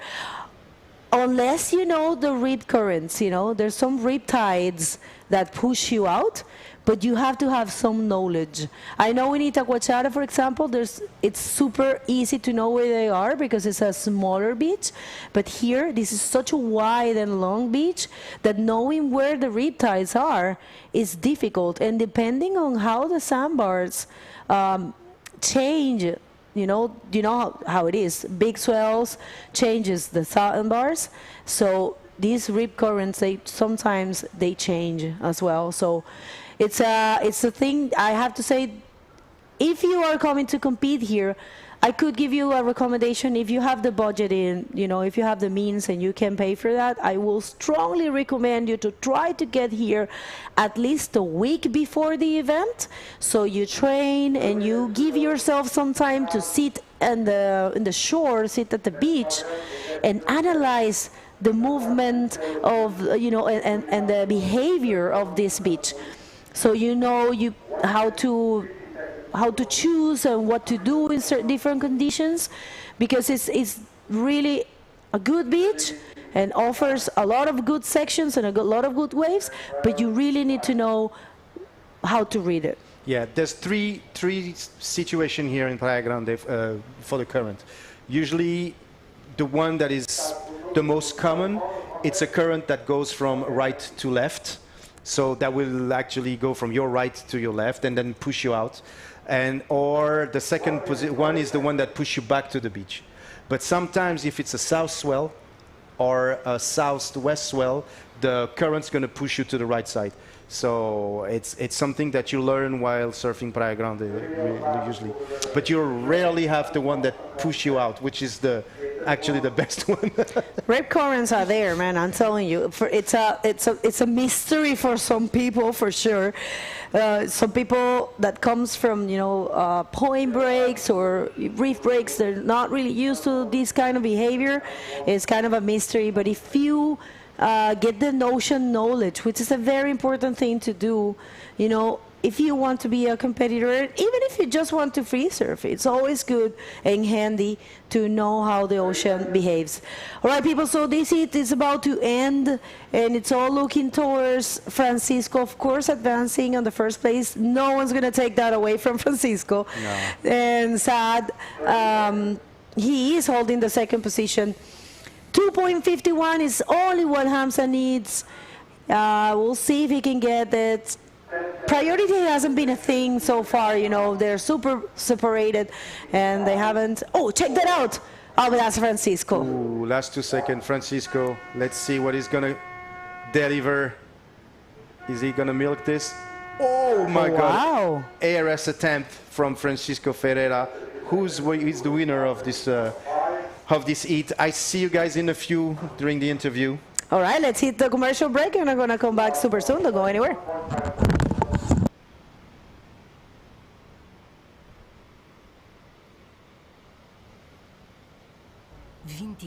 Quilómetros de linha de costa, 70.000 hectares de ar puro, 13.000 metros quadrados de história, 200 anos de inspiração, 130 milhas de descoberta, 2 horas de magia, 20 igrejas, 9 praias, 8 museus, 6 palácios, um castelo.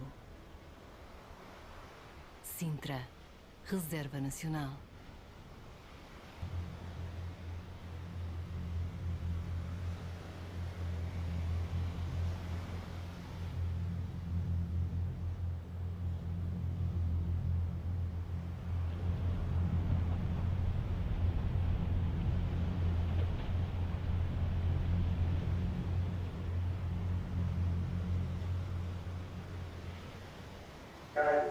Well, welcome everyone. This is the very first day, and we are of the 2024 Sintra Pro, of course. We are on the men division, round number 1, and we're gonna hit the heat number 5. Welcome back, Maddie. Let's go to the water. Thank you for having me, Begoña. Let's see who is in the water for this 4th heat of the round. Fifth. Sorry, you're right. 5th heat of the men's division. Let's go to the water, please, director. All right, so we have Joan Canevet from France.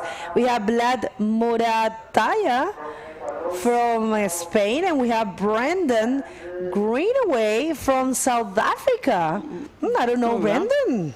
Yeah, it's a really amazing heat, like from different nationalities, different continents as well. So a lot of variety, definitely an interesting heat to watch. So 2 minutes already flew by. We can see that Vlad is there paddling quite, I would say, at least in a few seconds ago, he was paddling quite hard.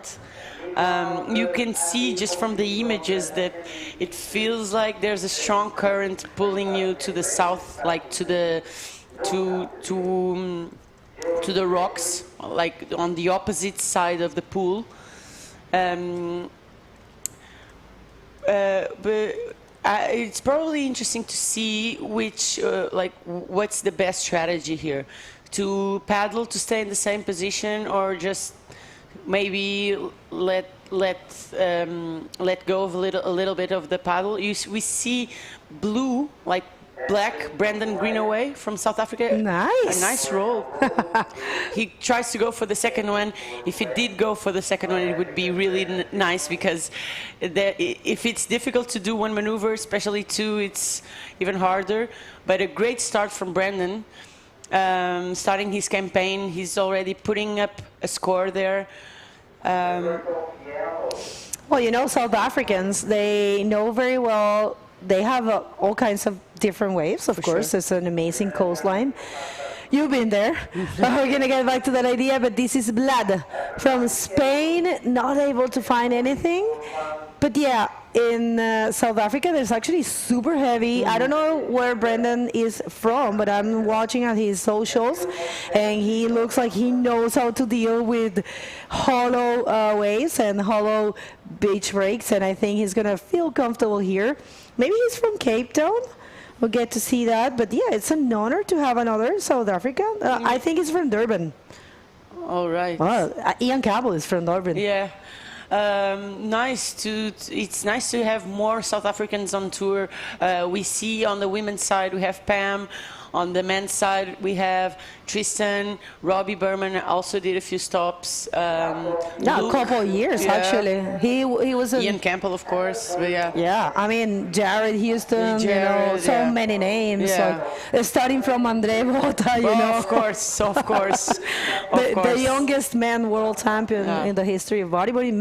Man, because the youngest of all is, of course, Alexander Rinder still.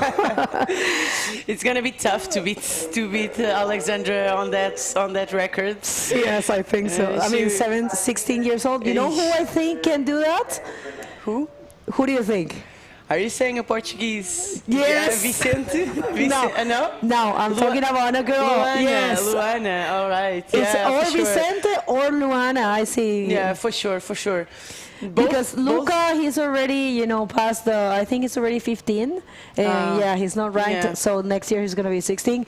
But Vicente, he's amazing. And Luana. Yeah, both from north of Portugal. They are super focused and... From the same spot. Yeah, super determined.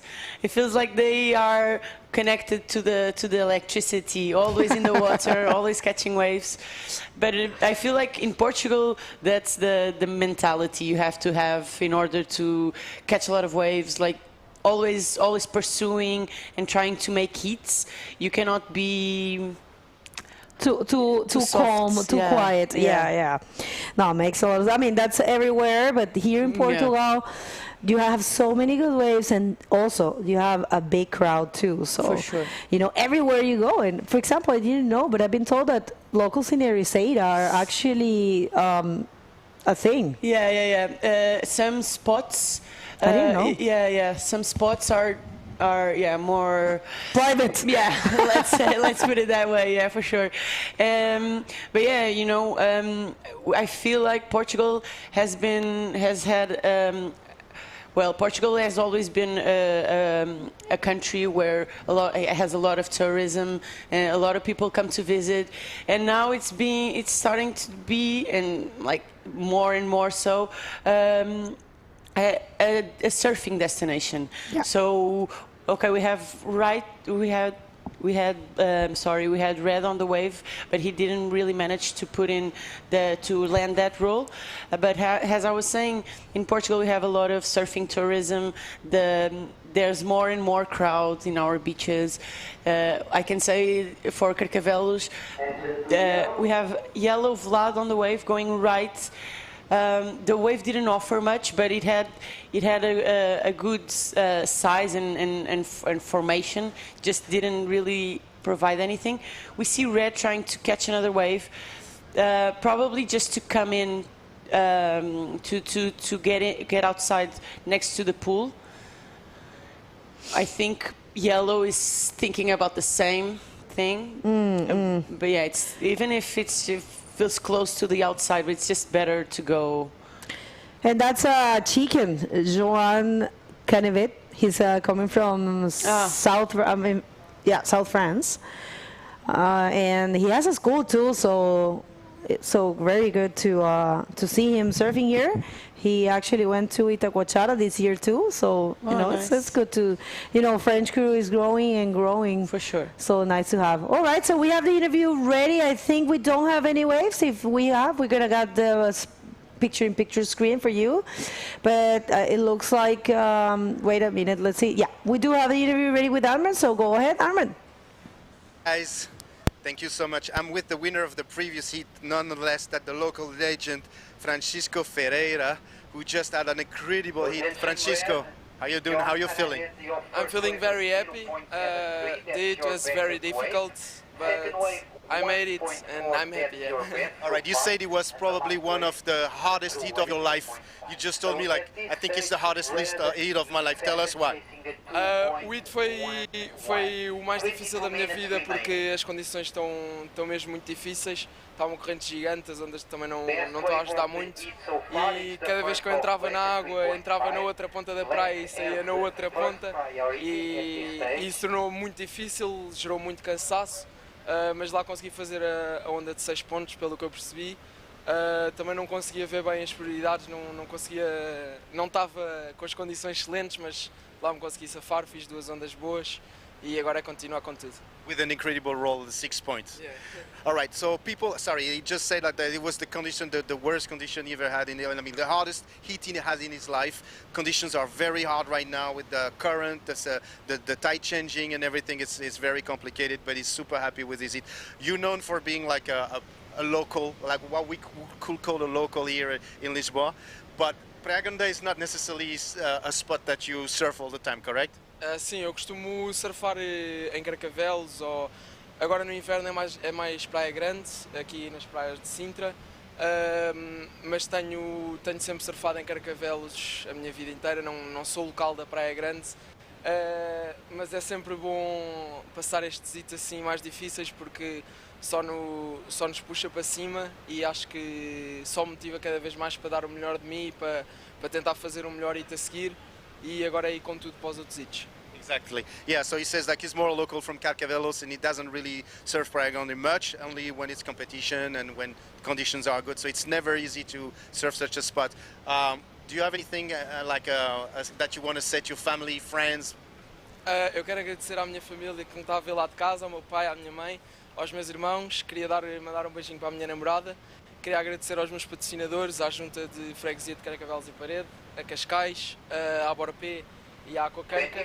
E queria mandar um abraço para todas as pessoas que me estão a ver, para os meus amigos, agradecer à Bodyboard TV e é isso. Obrigado. Obrigado, Francisco. Parabéns e boa sorte. All right, thank you. Back at you guys in the studio. Thank you, Armin, and congratulations to him. He surfed really good. Very young, right? Yeah. I also surf in Carcavelos, so I know Francisco.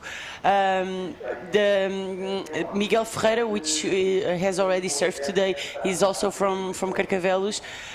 We all surf around the same part of the Carcavelos beach, which is more to the left side.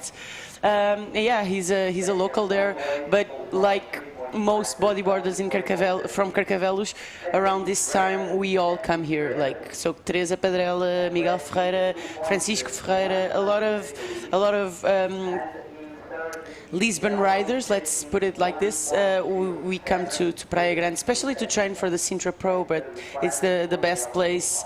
In the summer, like even in Ericeira, sometimes it's tricky with wind and low swells, small swells.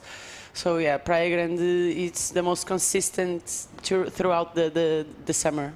Well, yeah, we have been saying that there's a reason why the event is in this season, right? So it's a very consistent beach and it offers many things as well. You have to think that in order to have a World Tour event, it has to have services, it has to be accessible. Remember back in the day, we did have some events, for example, in Viana do Castelo. It was a little bit challenging, remember, to have it in the middle of the beach. Also happened in Arcachon, in La Salle, when we had the event there for the juniors. And check that out. We have a Vlad being coached there and, telling him what to do, his coach, that's important. And yeah. So good call to have the event here. I mean, 28 editions. They know a little bit, right? They have to be doing something right to have so many editions. But yeah, we see. So the situation. Brandon had 3.5 with that roll to the right. So far, he hasn't catched another wave.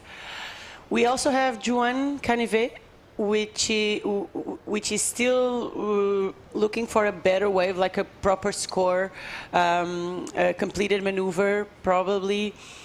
Juan is at this moment is trying to get back outside.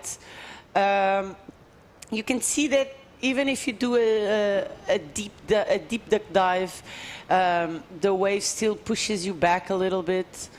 So it's definitely a fitness challenge here. Not only you have to know how to surf, of course, and which maneuvers to do in which part of the waves. You also have to have a proper cardio for Sintra. It's definitely definitely always a good weapon to have here. I mean, I definitely agree with you. All right, so Durban guy, Brendan Greenaway, good to have him here. Check that out. He's been surfing super good. He's gonna land that. He is not landing it. That's a shame. But it was a good effort, and I have some intel here, but by Vaughn, our South African judge, one of our South African judges from the IVC World Tour. He says he's coming from Durban, of course, as we were saying, and he surfs a lot Cave Rock. Cave Rock is such a good wave, very suitable for bodyboarding, super hollow, and yeah, I mean, it's a reef break as well. So I mean, so it different from here. But I guess, in South Africa, I think they actually move a lot, He probably also surf. I've seen in Cape Town, a lot of riders are very used to this heavy close out and kind of short breaky waves as the event that we had in the World Tour, which is in Onrus. Onrus, yes.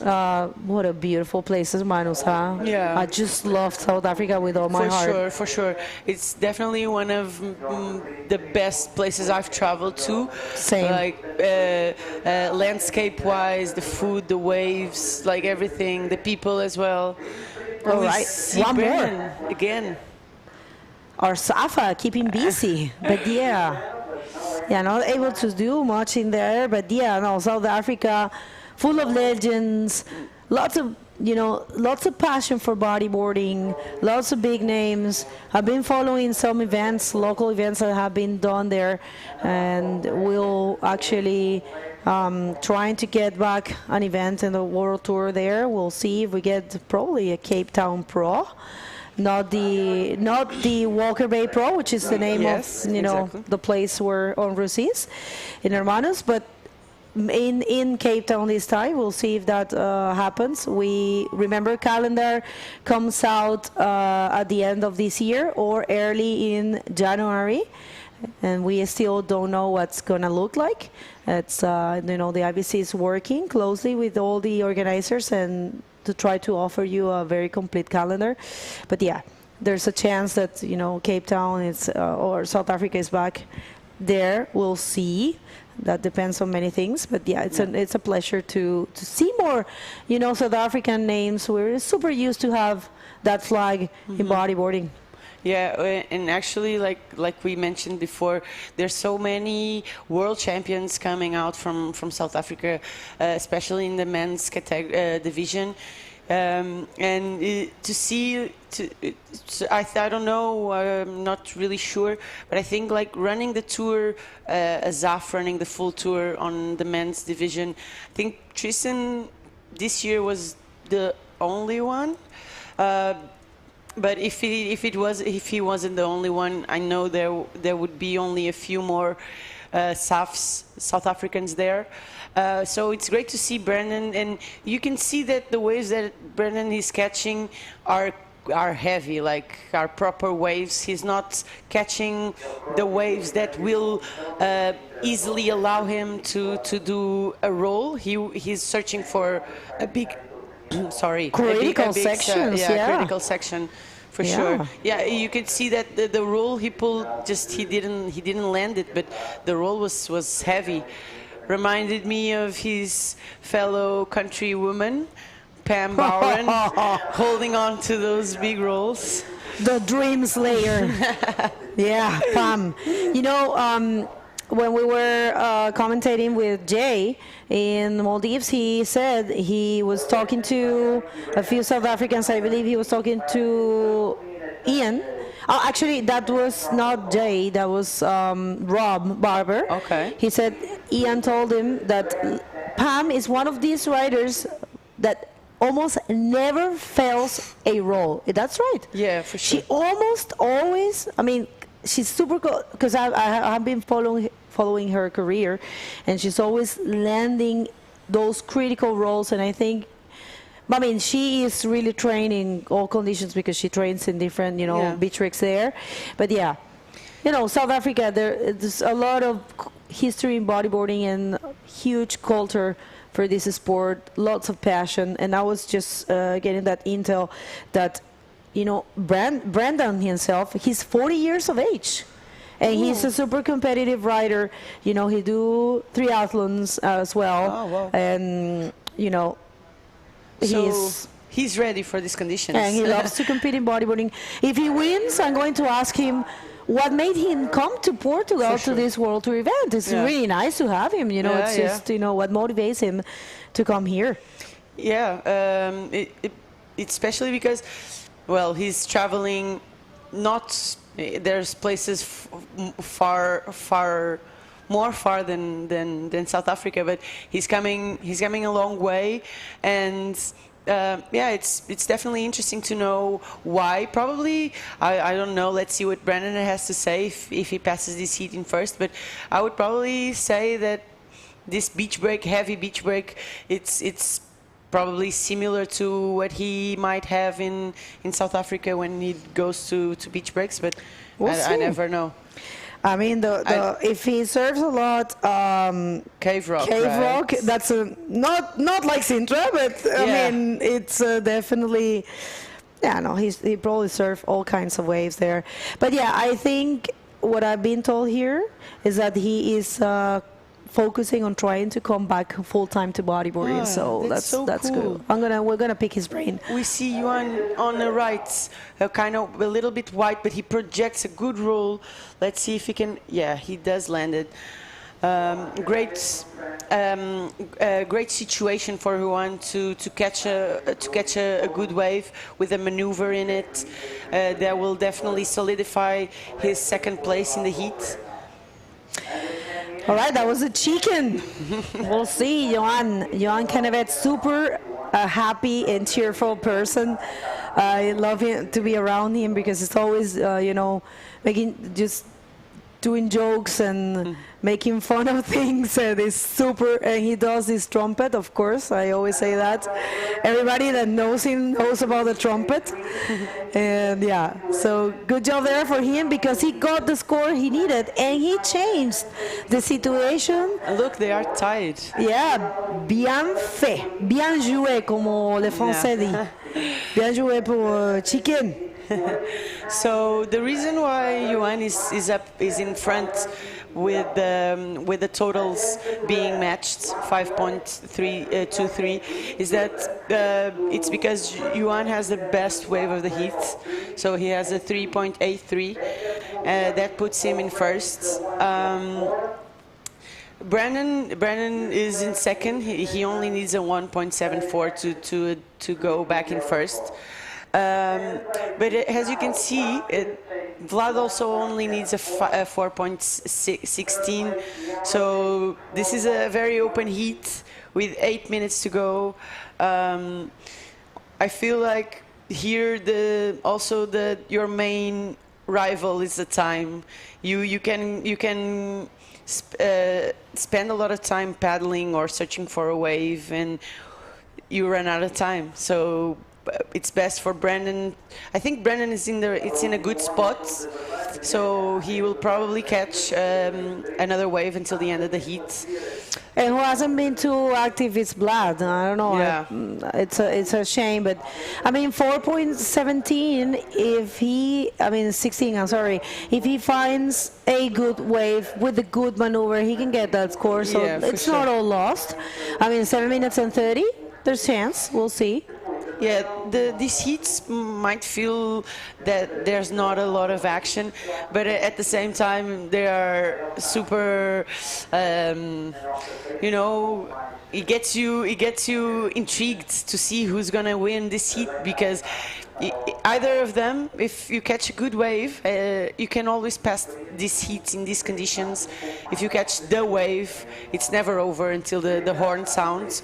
So Vlad can catch a wave with 30 seconds to go, because you only need 5 seconds to catch a wave. So yeah, you never know who's gonna win until it's over, which it makes it a little bit more interesting comparing to the fact that sometimes we have big lulls in the action. We can see that the next heat is already paddling out. We have 10 minutes, a 10-minute paddle out. That's why you are already seeing them on your screen. Maddie, and that paddle out is so tiring. For sure. I remember being out there, wait a minute, here comes a wave for Vlad. Vlad not able to do much in that one. But yeah, I remember getting out there after so many dog dives that I didn't even want to take a wave. I said, I don't want to do this again. Why am I doing this? Yeah. But yeah, all these riders are professionals, so they know what they're doing and they're trained for this. Yeah, when I surf here and it's a little bit more heavy, the worst thing is that, and I think we have a replay of the last wave. But yeah, I feel like that's the main reason. Okay, so situation's the same. Johan in first. Yeah. Brandon second. Yeah, and Vlad in third position. Not the easiest eat for Vlad. The last wave he caught was just too hollow. It hollowed up too quickly for him. But yeah, we will take this opportunity to thank our sponsors that made this competition possible. So we have Câmara Municipal de Sintra, SAMS Sintra, so os Serviços Municipais de Sintra, a Associação de Bodyboard e Surf da Costa de Sintra, a Prime School, a Junta de Freguesia de Colares, a Federação Portuguesa de Surf, a Mel Beach Cam, a Vert Magazine, a Rádio Mega Hits, a Riff Portugal, a Hurley, a Spotty Cars, o Ateliê do Sal, o MYNKA, a ADP Publicidade, as Boogie Chicks e o nosso our live broadcaster Bodyboard TV. Pode falar português. Okay, so we had the wave for Vlad, but he didn't really catch anything. Just continuing to take this opportunity. Now in Portuguese, agradecer a todos os nossos patrocinadores e apoiantes aqui do Sintra Pro, 28 edições em que trazemos, há 28 anos que trazemos aqui o Sintra à praia, o Sintra Pro à Praia Grande, e é um privilégio poder contar aqui com os nossos patrocinadores e apoiantes. É um privilégio mesmo. Obrigada. That's right. Thank you, everyone. It's been a pleasure to have you. And I mean, that you have us, actually, because it's, it's a lot of effort. And I have to say thank you so much to João as well and Roman for so much work behind the scenes. People, you have no idea. We always say that, so thank you to every single person that works in this event, all the local judges, every single cameraman, Nuno and his team in Bodyboard TV, everyone, all the photographers, beach marshal, everyone that is involved. There's so many people, and of course, water security is so important. For sure. Yeah. All right. See how these riders are battling. Yeah. When I surf here, I feel I don't know how the athletes are feeling, but the worst thing when paddling out for the first time in Sintra, the first time of the day, let's say, is that when you're paddling out, it's tiring, but also the water is so cold. What? It is so cold? It's so cold, yeah. So when you're paddling out, if you have to duck dive 5 times in a row, on the 6th, it's like your brain freeze. You're like, your head hurts. Why they don't use a hat? Do you say it might be? Yeah. A hat might be a good option, but it's only when you're getting out. When you're warmed up, I feel like the hoodie might be too much. Because Francisco, when he was taking a wave, he took a couple waves, and when he was walking back, he was actually pulling his neck, the neck of his wetsuit. He was actually choking. And we were talking about that, people like Neymar and Luna, they surf in sprint suits. And it depends, if you go in a 4-3 and, free surfing days, you probably should wear a 3-2 here, depending on how you get, Yeah, for sure you're going to get cold when you hit the water, but there's so much paddling and fitness involved that the wetsuits will quickly become too much, I feel like. So it's tough. You'll have to duck dive and get your brain freeze, but you cannot take a super thick wetsuit because you're gonna have to paddle and be active. Yeah. So that's also a little bit tricky. But yeah, especially Luna and the ones that are not used to surfing with the wetsuit on, they're probably gonna struggle. We have Johan, our leader, with his victory lap. Ooh. Nice roll. And I feel like you don't have to catch the biggest wave out here to catch to have a decent score. You're right. It's already so difficult that if you, I feel like this maneuver will. Let's see what the judges think, but it will probably be around the other 3-point ride. I don't know. Let's see. I'm not a judge. 4.83, 1 point above. So yeah, you can see that was a clean maneuver, nicely projected. It makes sense. Yeah. Yeah, definitely the best maneuver of the heat so far. So Chicken advancing in first. It's going to be a pleasure to interview him. And congratulations to Brendan. I have to say this is a done deal for these two riders. Congratulations to Vlad as well. We're going to go to a quick commercial break. Gonna come back super soon. Don't go anywhere.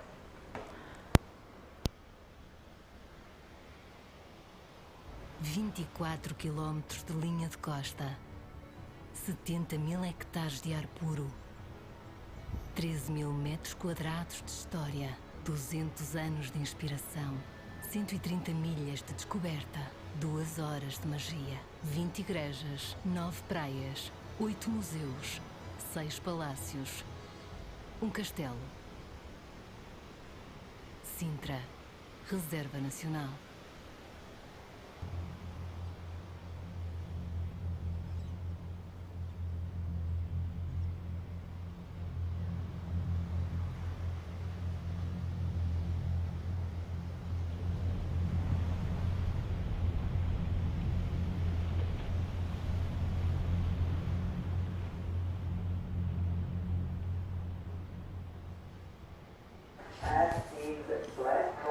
Hey guys, welcome back to the Sintra ProFest 2024, and this is the IBC World Tour World Competition, guys.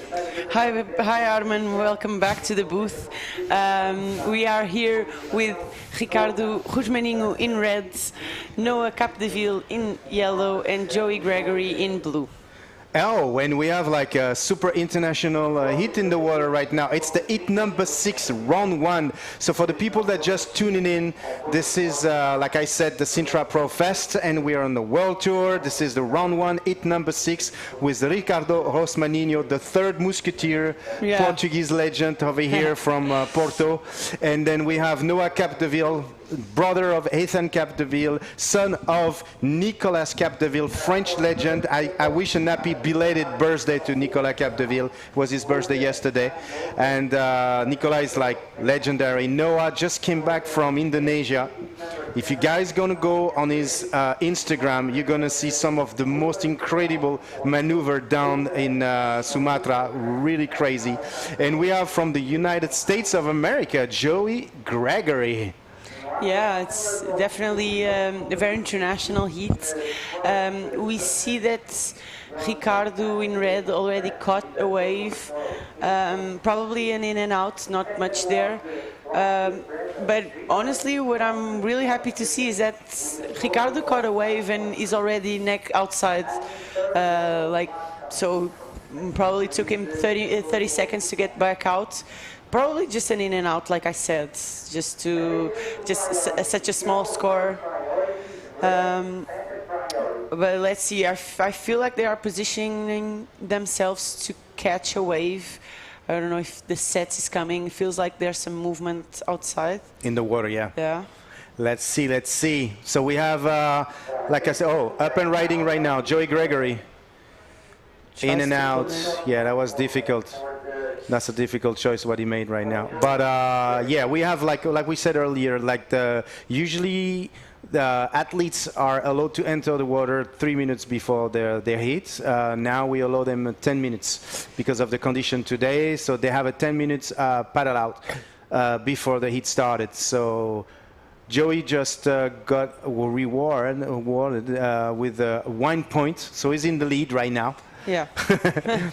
Not the highest score of the day, but yeah, no, it's gonna change. We have a 26 minutes 54 second in this heat, so 30 minutes total. Somebody just catch a wave. I wonder who that is. That's Noah Capdeville. So, and up and riding right now, Ricardo Rosmaninho didn't complete his maneuver. Yeah. Kind of funky section for Ricardo. Yeah. Feels like he didn't really, he gave up in the middle of the maneuver. I don't know. Doesn't really seem like him a lot, like something he would do. But that puts him in first again with a 1.5. Definitely Noah with that roll. I feel like we didn't see what it was. I believe it's a roll because at this stage of the competition they might be playing safe. Yeah, for sure. We'll try to get that replay to you guys, but probably a roll just to start the heat and to make sure he puts a score on the board. We can see that we are still waiting for scores. Yeah, I was while I was doing the interview with Francisco, I met the little French Ilan that I talked to you about earlier. It's incredible. You know, he pulled a backflip into a roll, but he was out of the competition zone. Oh no! I would have loved to see that. Maybe okay. So maybe that's on the start. He did it. Yeah. Okay, so yellow on the wave. Nice. Ooh, barrel. Yeah, nice Complete. line, and it did a nice barrel. Well, Noah is already destroying. Like it seems easy. Like one wave, one roll, now a barrel. I mean. Nothing is easy. Yeah. So Noah is finding the right ones. And I think we have the interview ready with Begonia. Begonia, let's go. Thank you so much, guys. Well, very good to have you here, Johan. I know you've been looking for this win, so how are you feeling? C'était vraiment pas facile aujourd'hui dans ces vagues. Beaucoup de courant, une grosse barre à passer. Il fallait être vraiment attentif à l'endroit où se mettre dans l'eau. Et non, mais je suis hyper heureux, hyper content d'avoir passé la série. Et on continue, quoi. Well, it's actually super difficult out there, and you know it's difficult. There's a strong current. It's hard to find the good waves. It's hard to identify those good waves. But yeah, he's super happy to be advancing. It's his first time here to have an interview in the World Tour, so of course it's something to remember. So you have a school back home, and you train with all these kids. Is this motivating you more, or I mean, do you think it's part of your training? À la maison, on s'entraîne aussi un peu pour pouvoir justement être préparé à ce genre de conditions, surtout à Sintra et sur les autres étapes. Donc il faut s'entraîner à fond et toujours avancer pour pouvoir être prêt dans ces conditions, quoi, ça c'est sûr. Well, yeah, definitely to have a school and training all the kids and being all the time active definitely helps him to come here and just do a good job. So you want to say something to someone back home? Ouais, donc un grand coucou à tout le monde au Pays Basque, à tous les jeunes de mon école, à Tchiki Boogie, et je remercie aussi tous les partenaires qui nous suivent également dans l'aventure. Un gros bisou à ma petite chérie Stéphanie et un gros bisou à mon fils Charlie. Je suis très fier de lui en plus. Voilà. Bien joué, mon pote. Félicitations. Back to you guys. Bien joué, mon pote. I like that. There you go. Yeah, so we're back in the water right now. So Noah got like a 3.17 for that little barrel. Yeah. It's explained easily because the wave was not that big. For sure. And even if the surfing was a little bit more technical. For sure. The wave remains pretty small. So regardless, he's still in the first position right now with a 7.34. Ricardo Rosmanino is in second position with a 5.57. They need only a 3.28 to take the lead. And we have the third position with Joey Gregory that hasn't been lucky yet with 1 point so far. Yeah, we didn't see Ricardo's 4.07. It was probably during the interview, but great news for Ricardo putting up a score there. You can see on your screen you have Noah Capdeville fighting against the current. I feel like he's not, he's progressing a little bit, yeah. I don't know how long is the competition site, if he's next to the end of the competition area, but definitely you will definitely have to spend a lot of time battling against the current. The current, yeah. And then I was watching earlier. Now you see all the surfers, the athletes, they entering by the pool, which is at the total right of the beach. But if you see where they're actually surfing, yeah, it's much more in the middle. And I mean, not exactly the middle, but it's almost in the middle. That means that the current is like pretty strong. All the athletes so far interviewed have been saying that for sure the current was like very hard, and it was like the battle was very tough. And I've been spending afternoon here kicking and sometimes like spending 45 minutes before I could catch one wave. Yeah. Also because there was a lot of people in the water. Oh, yeah. But mostly because we kept on kicking back and kicking back and kicking back, trying to place yourself at the outside on the proper peak. So yeah, it's exactly what you're seeing right now. Is like kicking and kicking. That's exactly. Yeah, you have to be patient. That you can't lose your like cool. Sometimes it will take you a lot even to get outside or to catch a wave. And honestly, guys, back at home, if it feels like an eternity watching it from where you're seated at home, comfortable. In the water, it feels like an eternity. Like it feels years have gone by.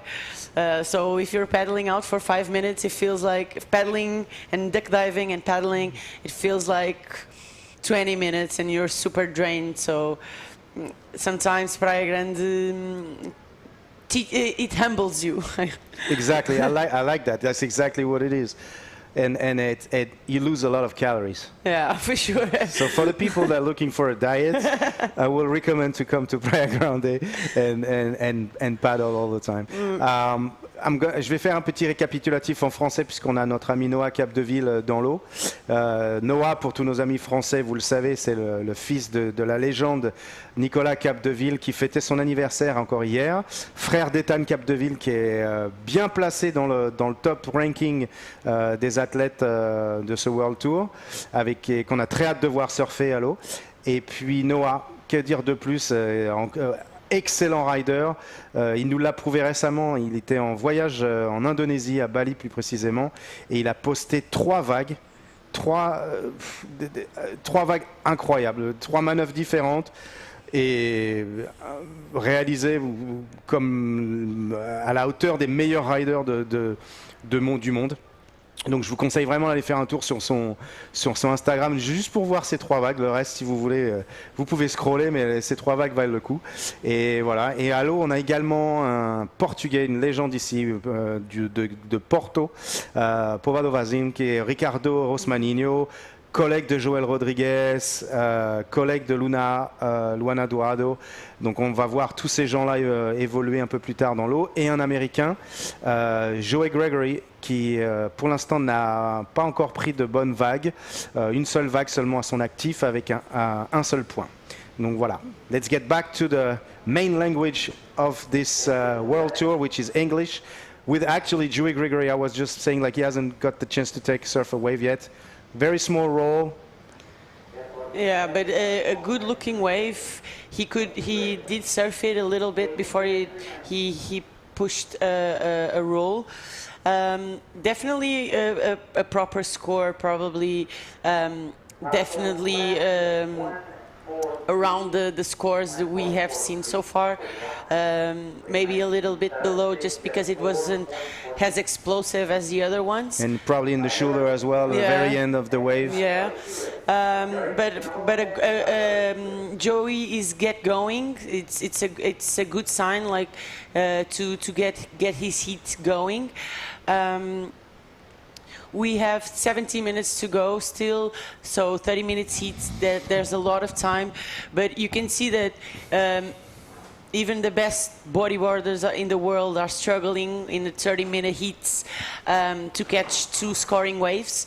I feel like it's getting better and better because you see more and more athletes being able to post 2 scores, 2 maneuvers.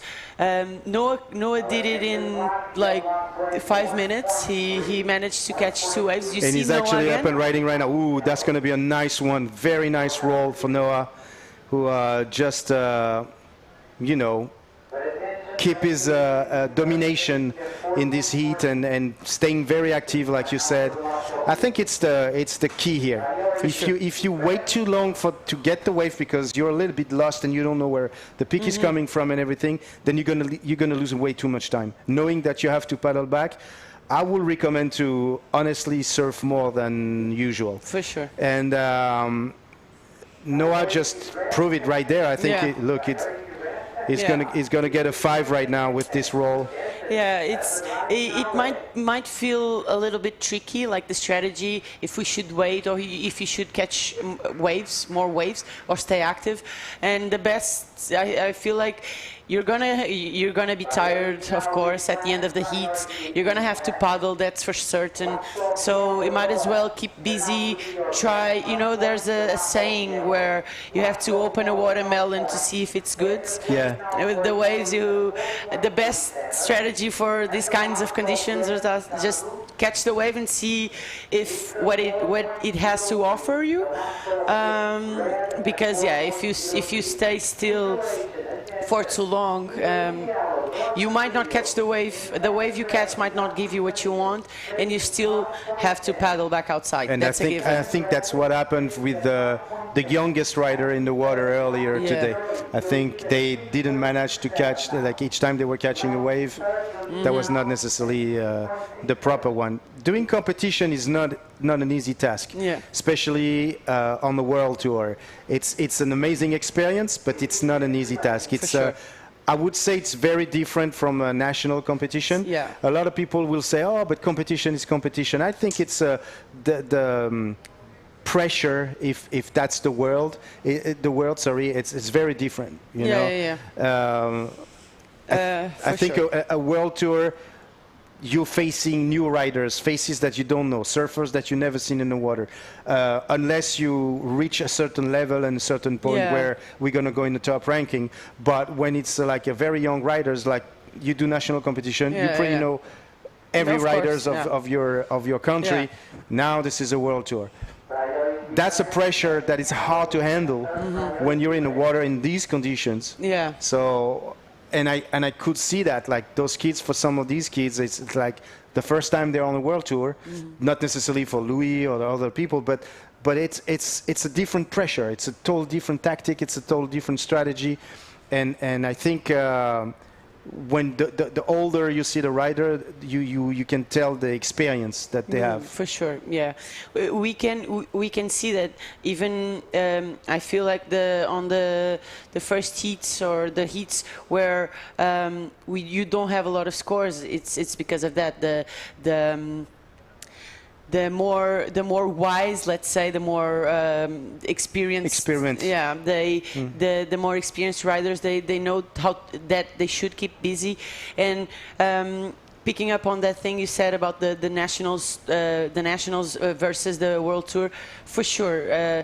Especially like bodyboarding as well, especially in bodyboarding, you have a lot of good riders that we don't know about. Like we had in 2 weeks ago, I didn't know Alex Sebastian, and he surprised me as well. I saw his Instagram. He's a really good rider. He catches really good waves.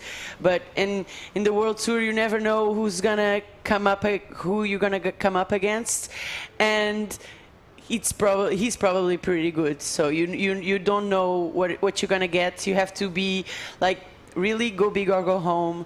Like you cannot, here in the world tour, you have to go big. If you go for the soft, clean, just to put something on the board, you're not gonna have big scores. Like here in the world tour, they want to see progressiveness, like radical stuff, radical but on the right timing with like perfect maneuvers, and I think that's also one of the main things between nationals and the world tour. Yeah, Ricardo, he competes in Portugal, here in Portugal as well. We had a national stop last weekend. Ricardo was also one of the finalists. So a lot of Portuguese competitors just came fresh out of a competition. most of them they are here in Sintra did the finals day, like Ricardo, Teresa Padrella, Joel, Joana Schenker, Filipa Broer, sorry. You competed as well, didn't you? I competed as well, yeah. I got in the semis, but yeah, Teresa won.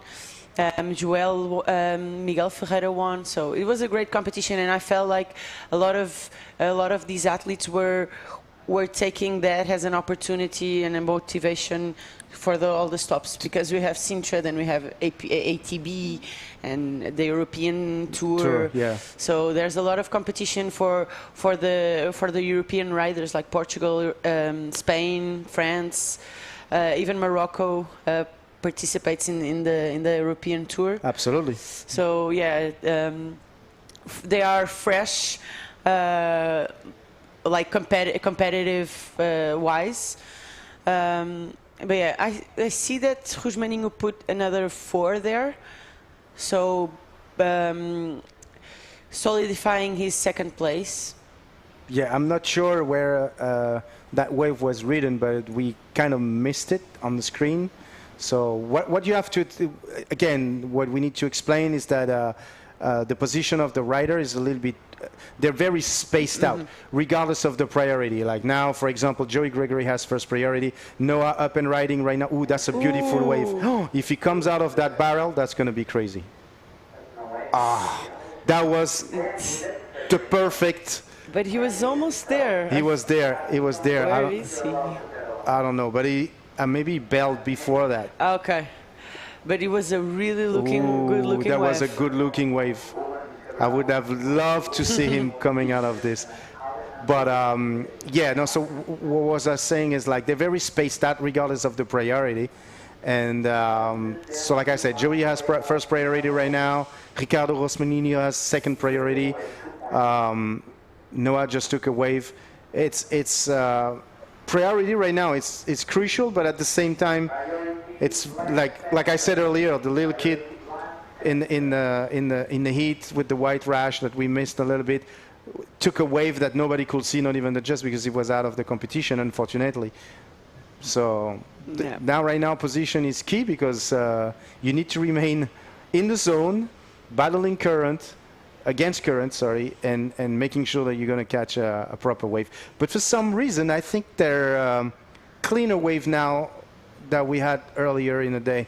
Yeah. Not necessarily big, but I would say much cleaner. Yeah, yeah.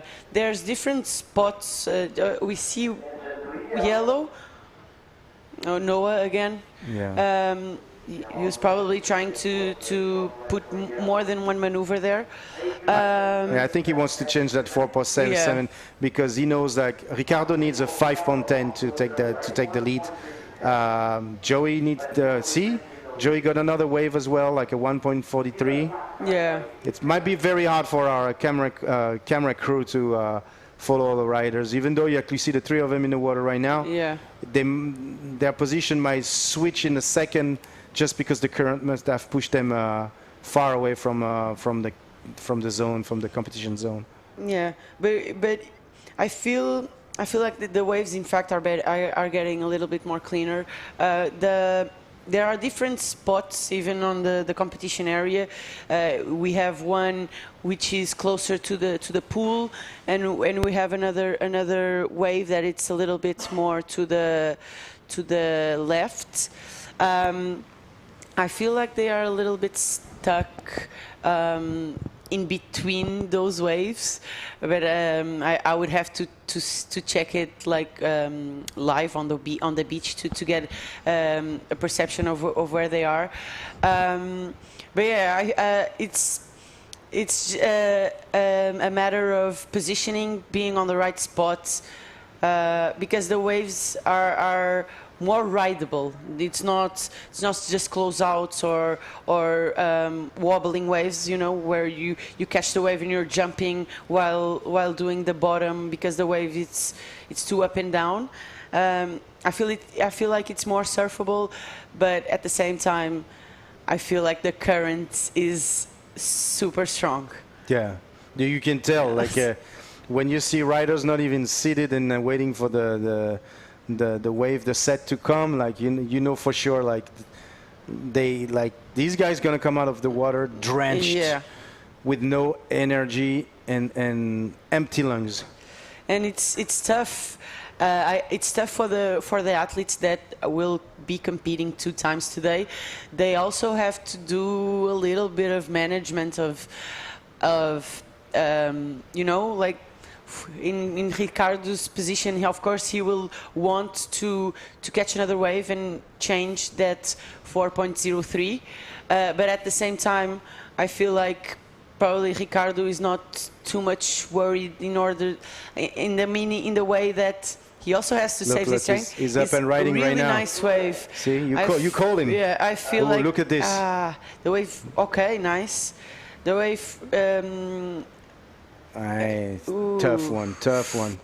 Not complete. Yeah, it's just not just to hit it in the right place and land it on the right place. You also have to be a little bit lucky for the wave to let you to push you inside of the wave. But there's a backwash there. Like where he landed is exactly where the backwash is. So nice one from Joey. Let's see what he's gonna do. He should be hitting the section now. No. Yeah, he was a little bit low on the wave. Yeah. He's still trying to kick and fight for it, but that roll was maybe too low for him to complete it properly. Noah. Sorry. Between Noah, Ethan, Nico, we're like. There are a few. It was smart for Noah not to catch this wave and wait for because he's in the lead. So all he needs right now to change that 4.17, sorry, is to really now he can choose the wave he wants to surf. Yeah. You know? Yeah, for sure. That set is no good. Yeah. You see him. You see that duck dive was deep. Yeah, and he's gonna probably take this one on the head as well. As well, yeah. Yeah. And it's on that part of the ocean, let's say, where you're almost outside and you have to do the best duck dive you can possibly do. Look, it's not done. Look, he's gonna have to do another one. Yeah. And he's gonna take this one on the head probably. Because even if the wave is small, no, he made it. But even if the wave is small, it will push you back a little bit. Yeah. You see Ricardo running down the beach. Running his breath out. Yeah. I honestly, you have to both protect. If I was Ricardo, of course I have to go back in to protect my second place. But honestly as well, tiredness management, you know, the fatigue he will have to get back outside in 3 minutes. 3 minutes and 25 seconds. It's tough. I mean, that's the reason why they were allowed to have 10 minutes. Yeah. So in 3 minutes, it's gonna be a serious battle for Ricardo. Yeah. I mean, regardless, he's in second position, 2 decent score. Taking consideration the condition we have in the water right now, it's far from being ridiculous. Noah up and riding right now. He's probably going to go for a complete backflip right now for Noah. Wow. Wave was not that big, but the both maneuvers are completed. Noah just like really went in. Yeah, Noah. Show his power and domination here in this heat. Yeah, Noah clearly being the best bodyboarder out there so far today. I feel like the waves just came to him pretty easily, it seemed, because definitely not easy to find so many good waves out here today. Wow, it's a 7, yeah. I'd love to see. Let's watch the replay right now. Noah is taking off. Clean wave. Perfect, hitting the section perfectly with a beautiful backflip. Nice signature and a roll. Cherry on top, you know, battling for it. 7. I think it's the highest score so far of the day. I think Miguel got an 8. Oh, 8 for the, sorry, thank you, Maddie, for the head. Oh, so, okay, sorry. But it's France versus Portugal right now, guys. But it's pretty good for sure. A good wave, but clean it's a wave. 12 total. Yeah, the best total so far. And it's a great total for the conditions we have.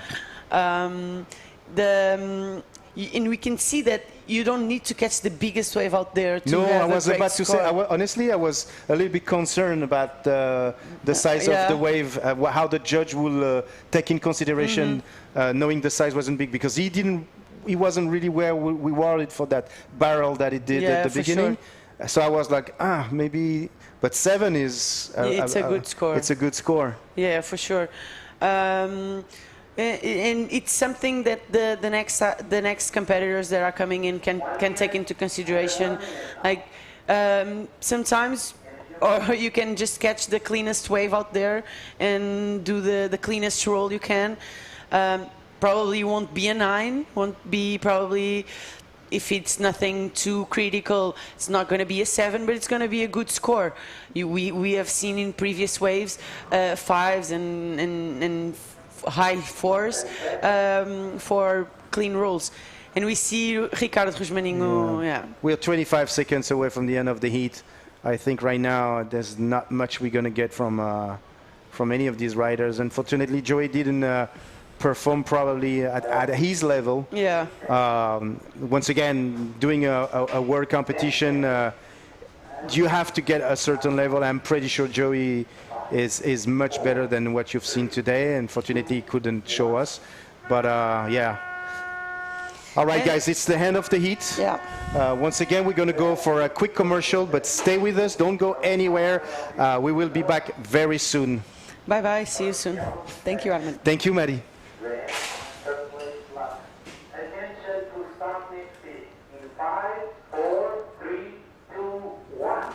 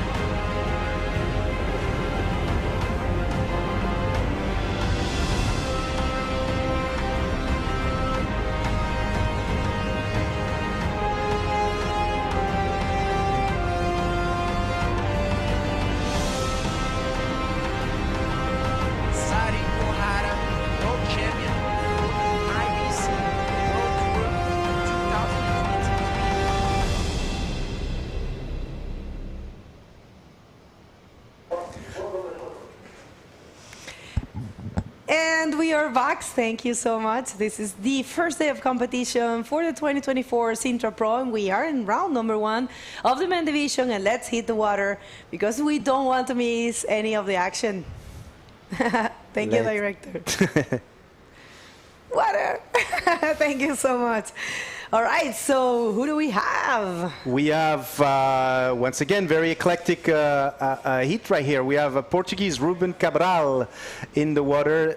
We have our French, how can I say, mascot, Lucas Aninotto in the water. Mascot. Yeah, and Alejandro Benavides from Argentina in the water as well. No, it's not Argentina, sorry, it's, yeah. Yes, it is. Alejandro Benavides, he's coming from Necochea. Yeah. If I'm not wrong, I think so. Yes. And I think Luca got a first wave with a 1.67 already. Luca, who is a contender in the Pro Junior category. Oh, yeah. He's an amazing rider, and check that out. Lucas Aninotto, wonder kid from La Salle. Feeling super comfortable in these conditions, I will say. You know, La Salle is a short break there in Arcachon. I'm not sure if that's going to be deemed as a complete maneuver, although it was a super good roll. Exactly. But yeah, unfortunately, he was not coming out of that section, so we'll see. But yeah, interesting heat right here. Local, to say local, I don't know if Ruben's from this beach exactly, but he's from Portugal, and yeah, wonder kid, as you said, very well said. Luca has a chance to become junior man world champion. He only needs to win which is probably not the easiest competition on the tour, but yeah, Fronton is known for being probably one of the best world-class wave in the world, to repeat world again, but yeah, no, but that's good because he won Morocco. Yep. I mean, he was amazing to watch. You know, it's been a while since he has been trying to, you know, take a win in a World Tour event. So, you know, for him to have the chance to win there, and for the whole world, you know, to see him winning, it was a pleasure. So we'll see how that unfolds. And it's good that he's actually battling here for, you know, some results in the men division. He did compete also in Morocco in the men division. Absolutely. And of course, I mean, all the juniors, I think they try to do that. Every time there's the two divisions, they try to register for both. And I believe it's a very good call, so you get some training. But, you know, depending on the situation, for example, in Fronton, they have to be careful because sometimes registering in two divisions takes the focus away from, you know, your main goal. So if you're looking to become a world champ in the one division, maybe you just stay in that one. All right, so we have Maddie ready with the interview, so go ahead, Maddie. First of yellow, 1.67.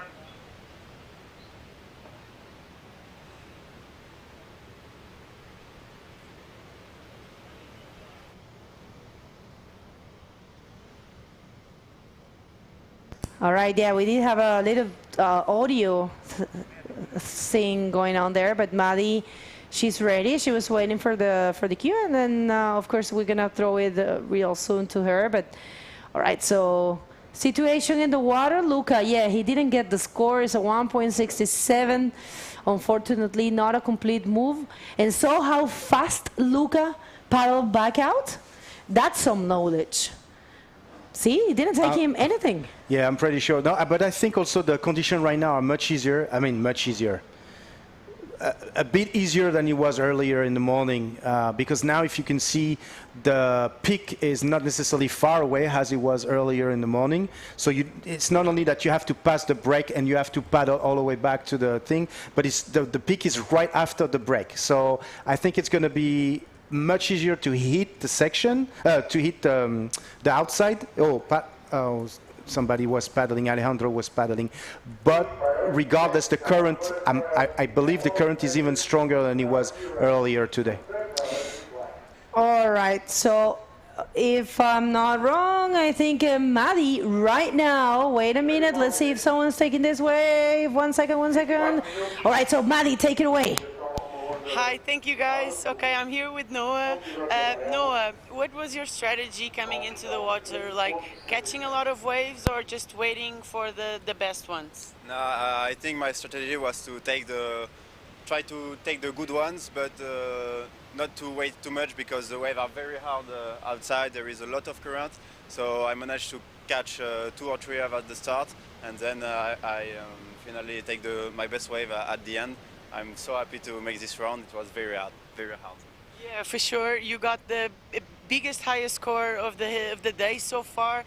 One of the biggest scores. So congrats. I have also another question for you. Your brother is doing the tour. He's doing well.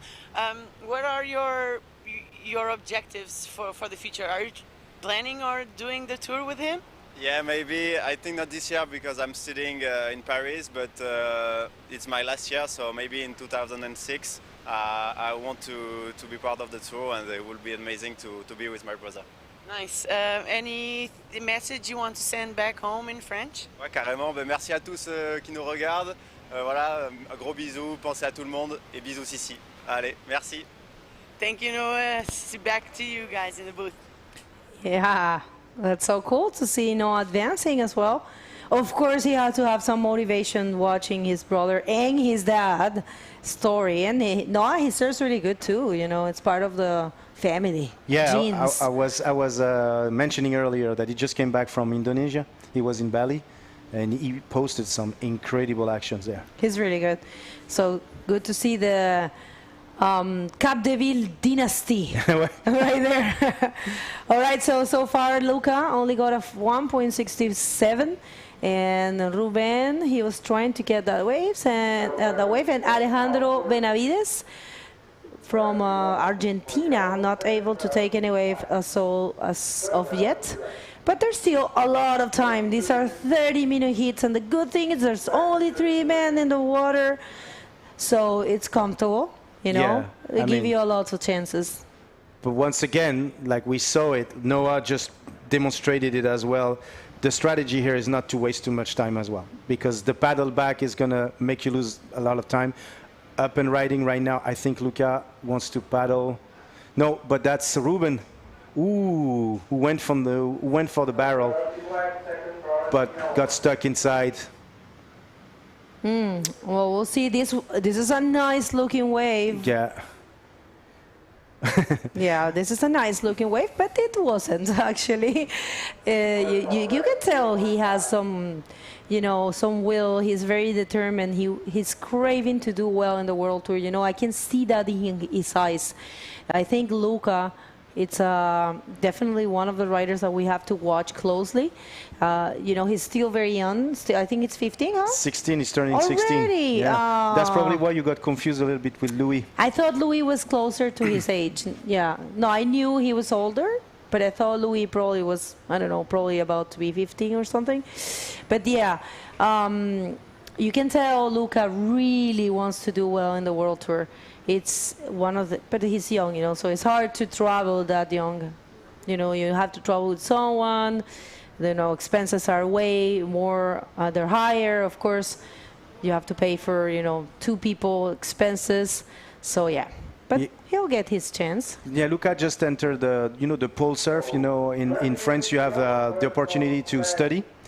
To become like a professional athlete and eventually a teacher, like a sports teacher, but you can choose your topics. So, and in Biarritz and Bordeaux, you have the opportunity to be surf.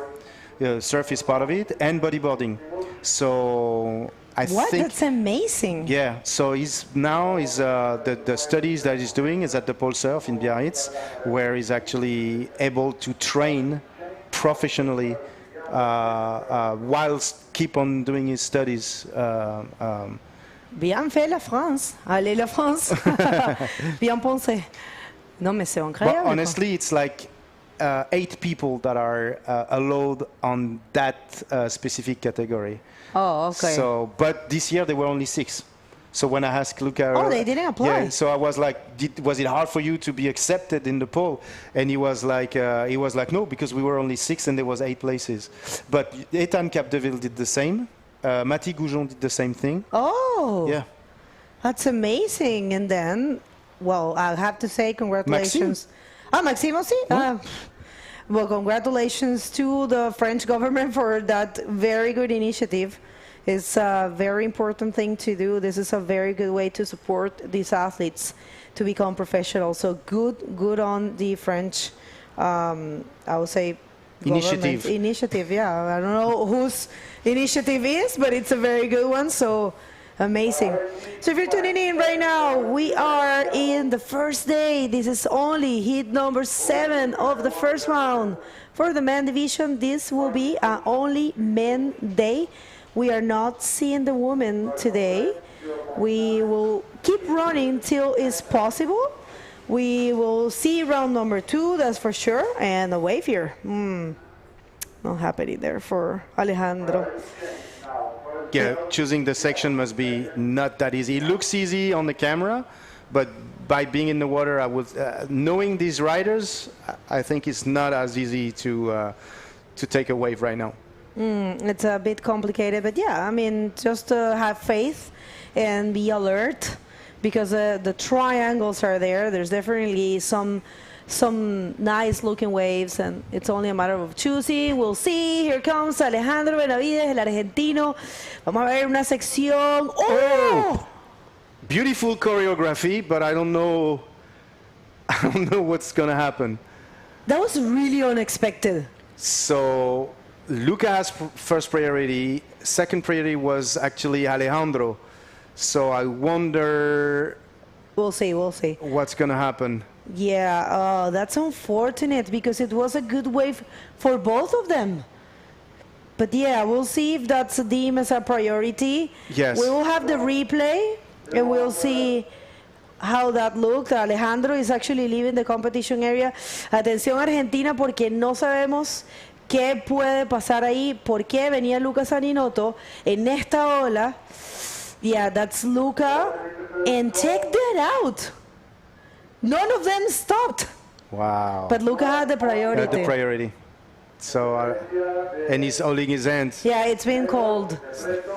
Yeah, bueno, definitivamente fue una interferencia de Alejandro sobre Lucas Aninoto. Cuando esas cosas pasan, el rider se tiene que salir de la ola. Yo sé que él vio un potencial y de verdad la ola era buena, pero mejor se salía de la ola y buscaba otra, porque ahora no tiene scores y ya tiene una interferencia. Entonces ahora sí que va a ser difícil para él poder avanzar.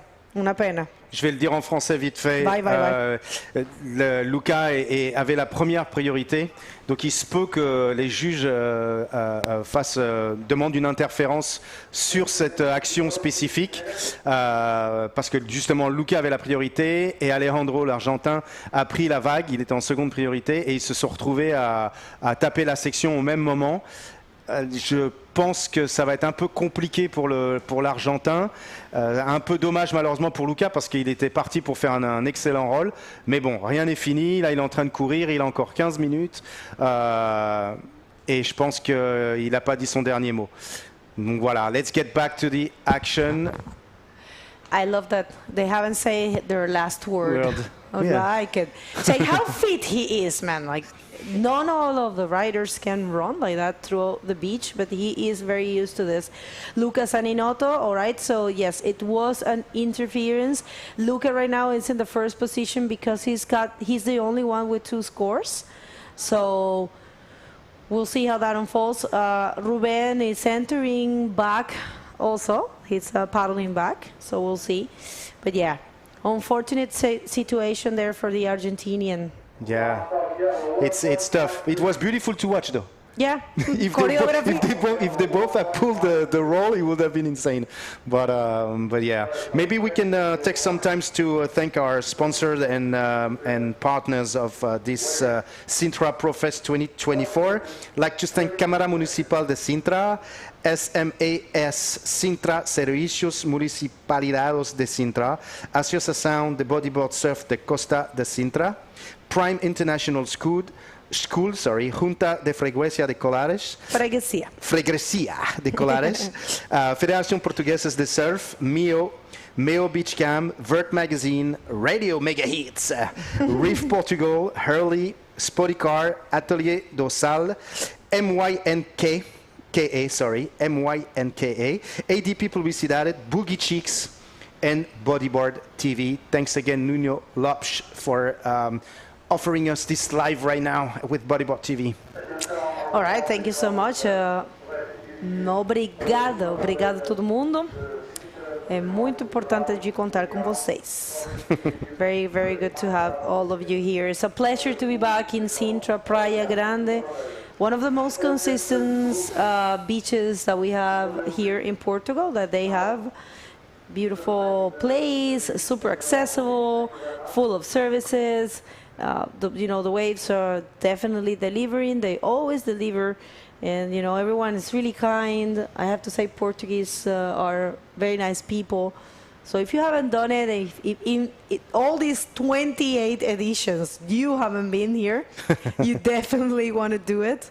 You definitely want to come here and meet, everyone. And it's always good to, think about Sintra being the only event that we have in the European continent. because of course we had Morocco, but that's Africa. So Sintra is the only one in the European continent, and Fronton it's in his Canary Islands. So it's a very important event. It, offers the opportunity to many Europeans that don't have the chance to travel. For example, some of them, including this guy right here, Luca, they come by car, they drive. Not this time. Oh, not this time, but no. I saw a van. No, Maxime was in a van. No, but they all flew together from Bordeaux this time. But they rented because a van. Usually they come with a bigger crew. Yes. The Ocean Routes is a much bigger crew, but they only come at 3 this time. So Nico and 3 riders. Oh, so they ended up flying to Lisbon, but yeah, it's okay. Usually they go. They do a lot of trips during winter here. They come and surf Superturbo, Schoffen, and Nazare during winter. Well, Maxime, he's all the time driving from Arcachon, absolutely. Which is a lot more, I was saying. He's driving from Arcachon all the way to Nazaré, and he does it alone, he tells me sometimes. Yeah, it's like 11 hours something, maybe? Yeah, 11 hours, yeah. But he surfs in the way, I think. He surfs Andrin usually, and the waves are in the... Yeah, it depends, because during summer he's a surf coach. Yes. And so he needs to be on site at home at Arcachon. So yeah, sometimes he just drives. And Maxime never stop when he drives. It's crazy. Oh, really? He drives one shot. I don't know how he does. But well, Maxime is a very passionate person. So for sure, he takes it very seriously. He says, I need to get there. I think he puts a thing in his head and he does it. So that's why. All right, situation in the water. Riders are, going through a bit of a struggle to paddle out there. Probably, that section, see, Ruben, which is the only Portuguese, he's being very smart and paddling out of that area. And I think he already understood that it's better to try to get out and paddle through the channel that there is next to the pool. So yeah, I think that's the case now. Very complicated heat right now, because the score, Luca is leading with a 3.20. He unfortunately couldn't complete that roll. Otherwise he would have changed the situation completely. But the other 2 riders, Ruben hasn't gotten better than a 0.90. And unfortunately for Alejandro, he had no wave ridden so far. And the same for him, like this interference must have not be easy to swallow, like I said, I would say. It's so hard to to come with an interference in a World Tour event. It actually, you have to be very strong in your head, in your mind, in order to understand that you will have chances to recover, but you will have to do very well, because I believe half of his best wave is going to be cutting. Yeah, his cutting in half. Second best wave is going to be cut in half. Yeah. And I believe this is the case. And yeah, but there's still chances, I think. All right, so 8 minutes. If you're just getting here, how about you let us know where you're tuning in from? ¿De dónde están sintonizando? Si están aquí, déjanos saber de dónde son, de dónde están sintonizando. Mira, Rubén saliéndose del agua fue una buena decisión, yo creo, porque seguir peleando contra esa corriente era difícil, aunque los chicos lo lograron. Alejandro y Luca llegaron al line-up. Vamos a ver si puede Alejandro salir de esa situación que tiene, que es... que nada, desafortunadamente hizo una interferencia, disculpe. La verdad que una pena, porque es difícil, un poquito difícil recuperarse de eso, pero también no es imposible, y sobre todo considerando que los otros riders, Rubén no tiene ninguna ola y Luca tiene 2 olas súper pequeñas. Entonces si Alejandro consigue olas buenas, sí o sí su segunda ola va a ser cortada a la mitad, pero probablemente si hace 2 olas buenas pues pueda avanzar, ¿no? Vamos a ver si se le permite, pero bueno, igual es una... Siempre es una ganancia, nosotros decimos, venir al Tour Mundial, porque se aprende mucho. Se aprende mucho, este tipo de cosas hay que saberlas. Si tú ves que otro rider está viniendo, tú tienes que saber cuál es tu prioridad antes de tomar una ola. Cuando tú vas a tomar una ola, tú ves la ola venir y lo primero que tú haces es, ok, esta ola la puedo tomar, miras hacia la playa, ves la prioridad, te aseguras cuál es tu prioridad, ves alrededor rapidito y todo tiene que pasar muy rápido, que es lo difícil, ¿no? Ves alrededor, ves dónde están los otros riders si es que tú no tienes la primera prioridad y solo ahí te aventuras a tomar esa ola. Pero si no tomas esas precauciones, te puede pasar lo que le pasó a Alejandro aquí, que no se dio cuenta, o no sé si se dio cuenta, igual tal vez pensó que la podía lograr, pero tomó la ola y no solo la tomó, sino que le pegó en la misma zona que le pegó Luca Saninotto. Entonces es importante que esas cositas se analicen y se traten de llevar a un aprendizaje para que no ocurran la siguiente vez. Yeah, absolutely. You're totally right. It's very unfortunate for Alejandro because that wave, he was going to put that roll. Like there was no way he couldn't. Oh, up and riding Luca Zaninotto.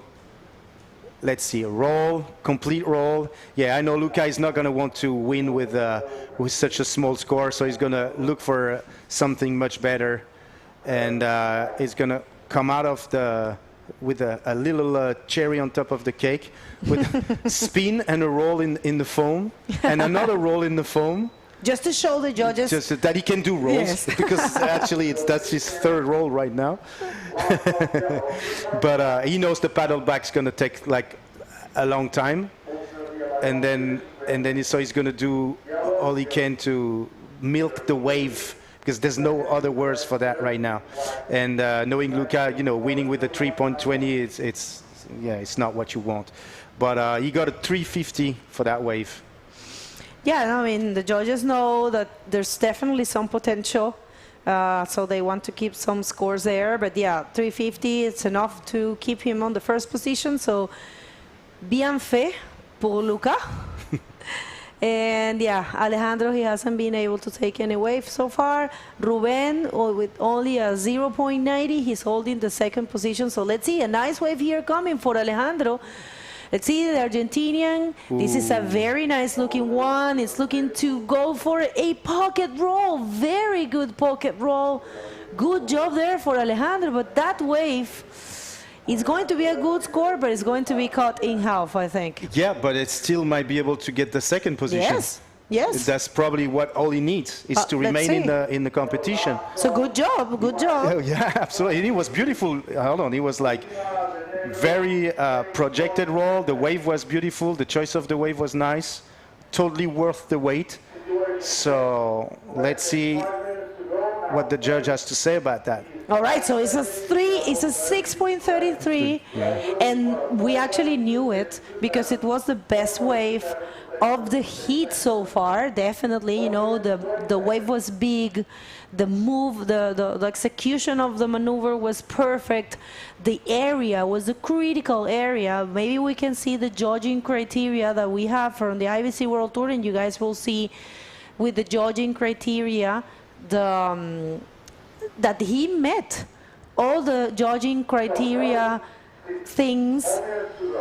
So let's get to it. So maximum degree of difficulty and commitment, which is exactly the example that we just had. Radical control maneuver, speed, power, and flow, critical section, that was one. Aerial maneuver with high degree of difficulty, cleanly executed and completed maneuver, and of course, style. So I think here wave selection was key for Alejandro. Maneuver control, we had it, and speed and flow. This is all he gets. So the 6.33 is definitely well rewarded. Now, does it mean that 6.33 is going to be divided into? I think what's happening is since the rule, I'm checking with the technical director, but I think in this case is that he's going to get his second best wave cut in half. Yes. Okay. I think because there's different situations in interference. There's some interference that gives you, a full wave your full wave disappear. Yeah. Full but score. I think, exactly, I think in this case is half of it. I'm double checking that. Muy buen trabajo de Alejandro Benavides y fue muy refrescante ver que él logró, no se dejó llevar por la presión de la interferencia. Exacto. Porque esto puede pasar, es normal, a cualquiera lo viene, te hace ir abajo, ¿me entiendes? Porque dices, ¿cómo voy a hacer una interferencia, tal? Pero él siguió luchando, siguió y consiguió no solamente lo que necesitaba, sino que consiguió la mejor ola del hit, consiguió el mejor puntaje. Y eso sí, la segunda ola que venga, la segunda mejor ola, se la van a cortar a la mitad. Pero lo bueno para él es que quedan 2 minutos. Y mira, juzgando por cómo ha sido el hit, va a ser difícil para los otros riders conseguir las olas. Sin embargo, Luca solamente necesita un 2.84. Vamos a ver qué pasa, pero muy buen trabajo de Alejandro Benavides definitivamente ahora. Like Bego just said, for the people that may not speak Spanish, is that Alejandro could have totally lost the momentum, his concentration and everything by doing this interference. That's the type of things that totally destabilized you. And you know how mental is very important during competition. Regardless, he waited and got this amazing score of 6.33 by selecting probably the best wave of the heat so far. And now he's in the lead, even though with an interference. That's the mentality. That's the corazón, the heart of a fighter to be able to do those type of things. Because, like I said, like Bego said, many would have totally given up on such a situation.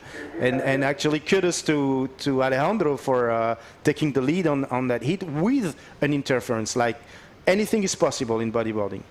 Yeah, no, I think so. Definitely check that out. That's a very tricky section there. I don't think anyone is going to make it out there before the heat is over.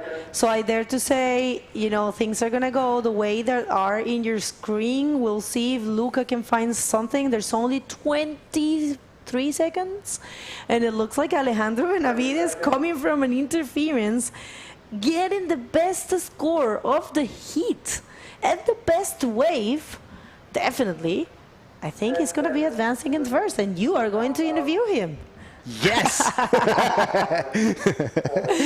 Yes. All right, I love your enthusiasm. All right, so it's a sealed deal. Congratulations to Alejandro. It was very impressive to see him recovering from that, and congratulations to Luca. And unfortunately, Ruben was not able to show what he can do, but he'll get more chances. Don't go anywhere. We're gonna come back right after this.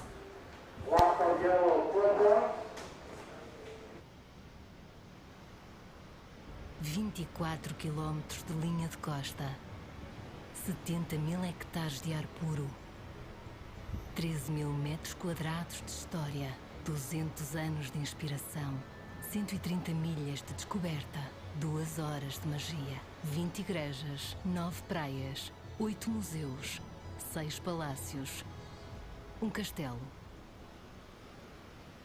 Sintra, Reserva Nacional.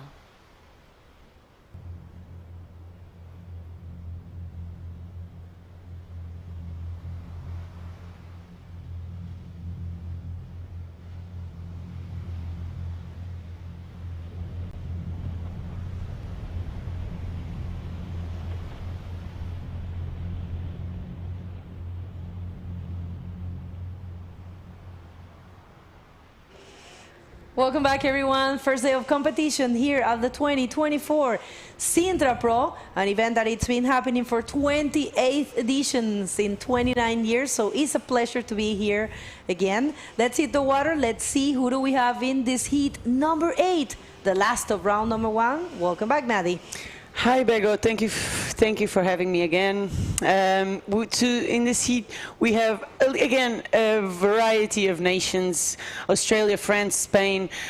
We have Kai. We already saw his twin brother earlier in this round. We have Arthur Buggle from France, Buggle. No, I don't know how to say in French. That's Kai. Wow, nice wave. Nice wave from Kai, starting his campaign in the World Tour pretty well. I'm not sure which events have the length brothers participated. The league. The league. We only had the mini The league. Yeah, Okay. the league twin brothers. Only And Nikike. Kike. Yeah. Okay. This year. Okay, so already posting their second event. Still, this is a replay. All right, so nice stylish spin combined with the roll also. Very effective combo. This is what you need to do. We have been discussing that since the early moments of the day. The person that takes that first wave is usually the one that wins, usually, because we just saw Alejandro Benavides committing an interview and getting the highest score of the day. I mean, I'm sorry, of the heat. Of the heat, yeah. So yeah, that was interesting. I was actually hearing the scores outside, and we see Yellow on a good-looking wave, projects as a roll, and he lands it. Let's see if he can manage that. Yeah, you can see that even after landing, you have to navigate through that white water to push in front of the wave so that the judges can see you clearer. But Arthur doing a great roll there, projected roll, heavy landing. La Réunion Lela, they say, because he is from Reunion Island. Oh, wow. Yeah. But he lives in Martinique. Oh my, you're so lucky. Tough life. Tough life. And lastly, we have Elias with one wave ridden. Elias is from the Basque Country. He surfs a lot there. I know he usually comes to Sintra. If I'm not mistaken, it's one of the stops in the World Tour that Elias, I think, always does. Mm-hmm. You're right. Yeah, and so it's a really fun heat. Kai coming in, I think, for the first time to Sintra, and already like his first wave here in the contest was already a 5-point ride. When the conditions are tough like they are today, to start out with a 5, it has to be a confidence booster, and he's probably feeling more relaxed now that he broke the ice with a 5. You're right. Well, I mean, Elias, he has been living in the Basque Country, and he's representing Spain in this event. So yeah, he's got a number of good results. You know, he was he's top 8 of European in 2023, and he has won a couple of events. He won in the Basque Country, and he won in Asturias. That's where my family is from. And he won in Morocco once. He was Moroccan champion twice. Wait a minute. Artur is really putting on a show. He's managing to land those rolls pretty heavily. Second score for Artur there. He's definitely going to first. We see Kai checking out this one, but as you've seen, it's a closeout. It would not offer Kai too much. We see the replay of Artur, that last roll, big projected roll. You saw the whole maneuver outside of the water. You can see the impact on his neck when he lands. So it's definitely a 7.17 just for that one roll. You can see that it was a really good one, projected, clean, good, heavy wave. So Artur being compensated there for his efforts and solidifying his first position. Doing super well, and I'm telling you, I think, if I'm not wrong, from the heats that I've done, this is the highest score of the competition so far. What about yours? Have you seen a higher score? Yeah, Noah Capdeville did the 7 and a 5, 12. All right. Yeah, well, but it's 12 feet, 5-point right. No, but I'm saying a single wave. No, yeah. Miguel Ferreira did an 8. All right, I didn't have that. Yeah. All right, so we do have an interview ready with Armen and Alejandro Benavides. We want to hear from them. So wait a second. No interview. We have Kai. No, he didn't take that wave. So now, interview. Go ahead, Armen. Now, interview. We are ready. Guys, I'm with the guy who just switched totally the situation. None other than the Argentinian rider, Alejandro Benavides. Alejandro, this was just crazy. Like when people get interference, most of people will think that you would have given up. Tell us a little bit what happened in the water. Bueno, la verdad que las condiciones están bastante difíciles ahí dentro, hay mucha corriente, el mar está muy fuerte, pero hay buenas olas, la verdad. Bueno, nada, en una primera ocasión miré que iban 10 minutos de manga y bueno, pude coger una ola de derecha. En mi cabeza sabía que creo que no tenía la prioridad, pero aún así por instinto vi que venía el otro competidor de licra amarilla, Lucas creo que es, y me encontré con él en la ola, creo que él tenía la prioridad, fui a hacer un roll y nada, creo que eso complicó la situación porque le interferí la ola al no dejar que él pueda ejecutar su maniobra limpiamente, lo que me dejó en una situación súper complicada, ya que el mar está muy difícil para volver a ingresar, volver a tomar una ola, es todo un asunto ahí dentro. Entonces, nada, básicamente dije, bueno, ahora cómo me las arreglo. La verdad me veía en situación muy complicada para poder avanzar, pero tuve la fuerza y el corazón, como tú bien lo decías recién, en poder coger alguna otra ola y dar lo mejor que pueda para poder pasar. When I pick him up from the beach marshal, oh, okay, so sorry, there's a switch of situation because apparently he's second. So Luca, jump in. So we have everybody. But that was beautiful to watch. Alejandro, felicidades porque lo hizo bien.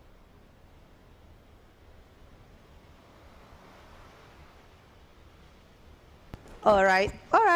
Well, these things happens, live action, and it looks like Luca Saninotto changed the situation at the very last seconds. Yeah, we missed that wave. Yeah. We didn't see it, and we didn't hear the score as well.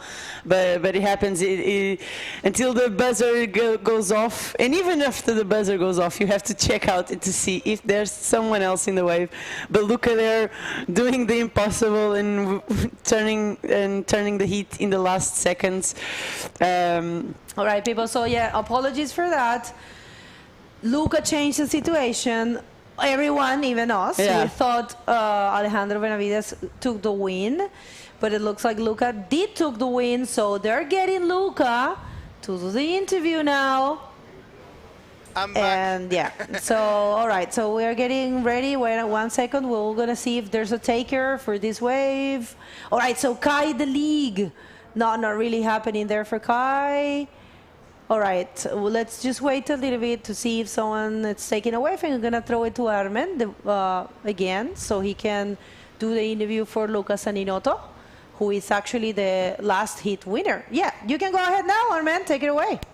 You guys, so sorry about this mistake, but Luca actually won the heat. Luca Saninotto from France. I'm so happy to see you there, because it wasn't easy. You just told me that you actually took a slap on the face, almost a knockout with the fin of your competitor who got the interference. Tell us a little bit about the situation. Yeah, I am very happy to win my first hit in this event and accept the next round. This wave is so difficult because it's so big and very power. Before my hit with my coach, I looking a very nice left and right. And I succeed to take a nice left and right and a nice score and win my hit. So yeah, I am very happy. But you took the fin, t'as pris la palme dans la figure, ouais, du coup je finis en français parce que ça... Oui, finis. Ouais, j'ai pris sur l'interférence, j'ai pris la palme dans la figure. Donc assez compliqué, j'ai pris un petit chaos sous l'eau, j'arrivais pas trop à me situer, j'ai mis du temps à sortir de l'eau. J'ai failli vomir en sortant de l'eau et tout pour l'effort, et donc Donc ouais, très compliqué, mais j'ai réussi à repasser la barre et à reprendre un petit score qui m'a permis de gagner ce hit. Okay, so this is pretty explicit, but he actually took a hit and almost got knocked out in the water. Like he had really hard time to take his breath back and go and paddle out again because he took the fin of the Argentinian contender in the face. So he was totally knocked out under the water. He said like I almost passed out, but he find himself the strength to get back to paddle out and find a little score that actually giving him the win right now.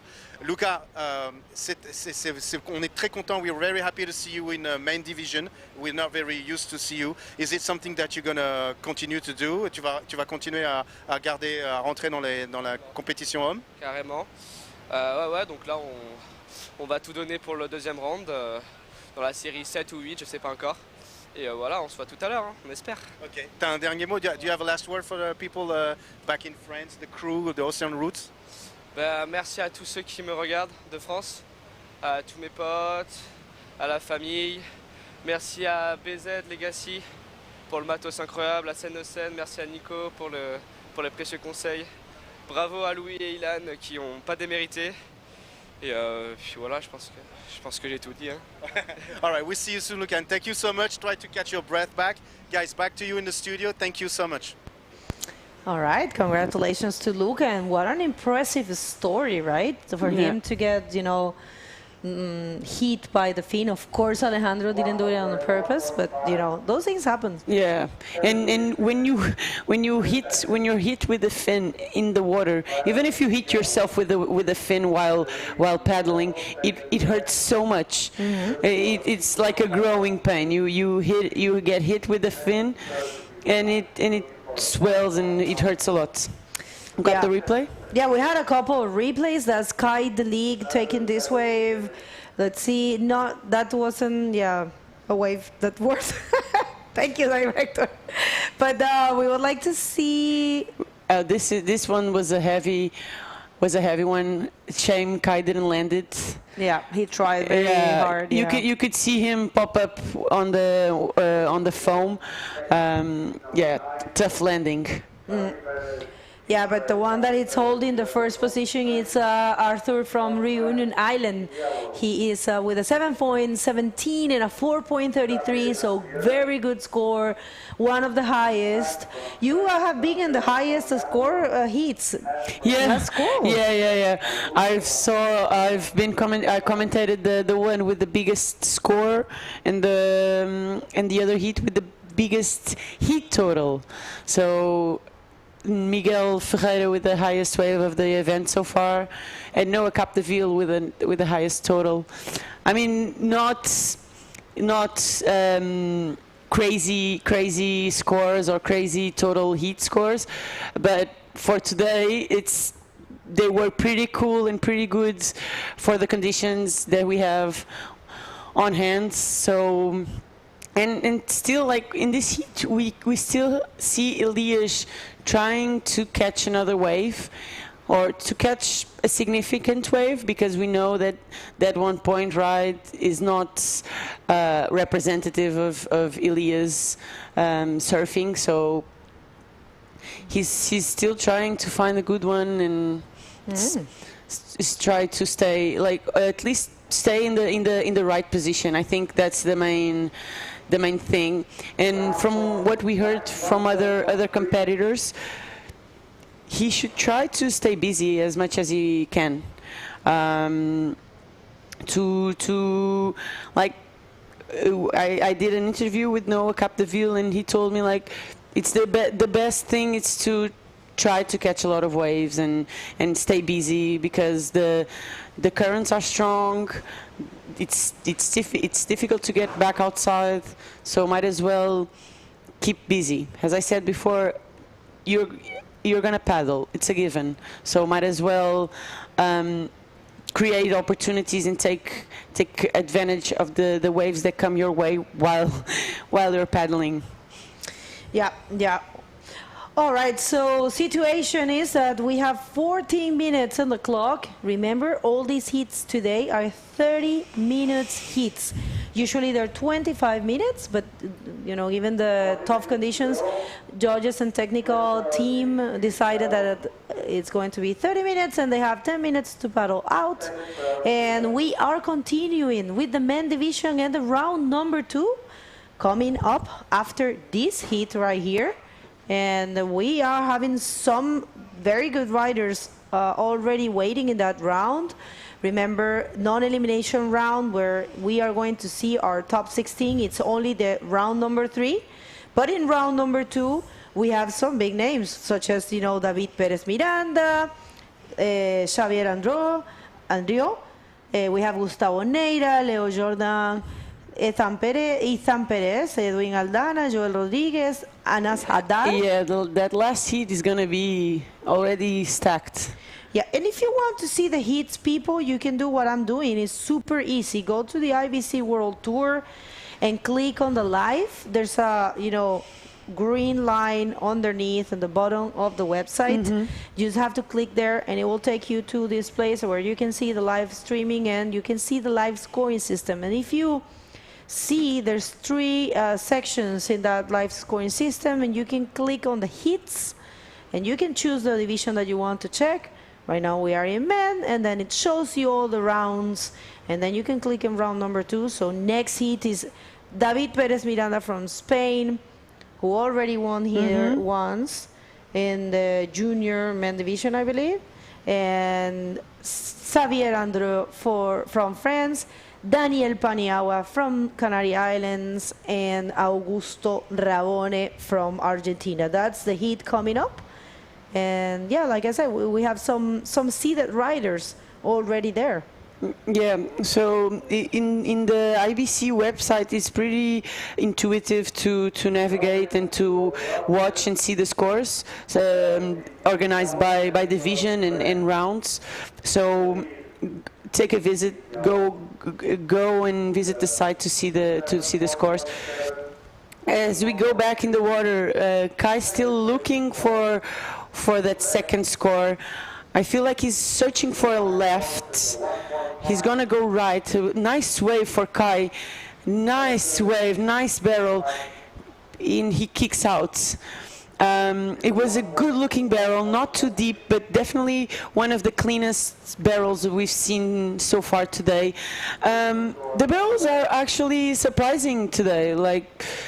We've had 8 heats today, and I feel like at least in half of those heats we had one competitor pulling out a barrel. So the barrels are there, guys. We see the replay. Nice looking wave, opening up a clean exit. Let's see how the judges score it. You could see that he was not too deep, but it was a clean barrel. One of the most good-looking waves we have seen today so far. Curious to see how they judge it. It would be great if he could put another maneuver there, like after that barrel. But you could see that the wave just didn't really offer a lip for Kai to hit. Still waiting on scores. He would need a 6.51 to go back to first. I don't know if that's enough. Honestly, all in the hands of the judges. But we got a heat in our hands, especially between first and second. Ilya still struggling a little bit to find a good-looking wave. Yeah. Well, we'll see how this one unfolds. There's still some time. I mean, 9 minutes and 40 seconds. And yeah, Kai, he already had a very good score. So a 7 for the Australian. I have to say the Australian twins are doing very well in this event because, Josh got his first win. Yeah, I've been told, on the World Tour, right? Yeah, so Kai doing great there.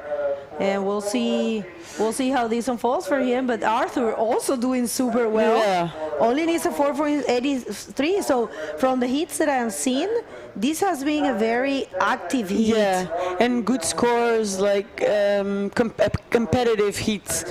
And we saw not. We see more often. Okay, we see Kai going right. Big wave. Ooh, nice wave for Kai.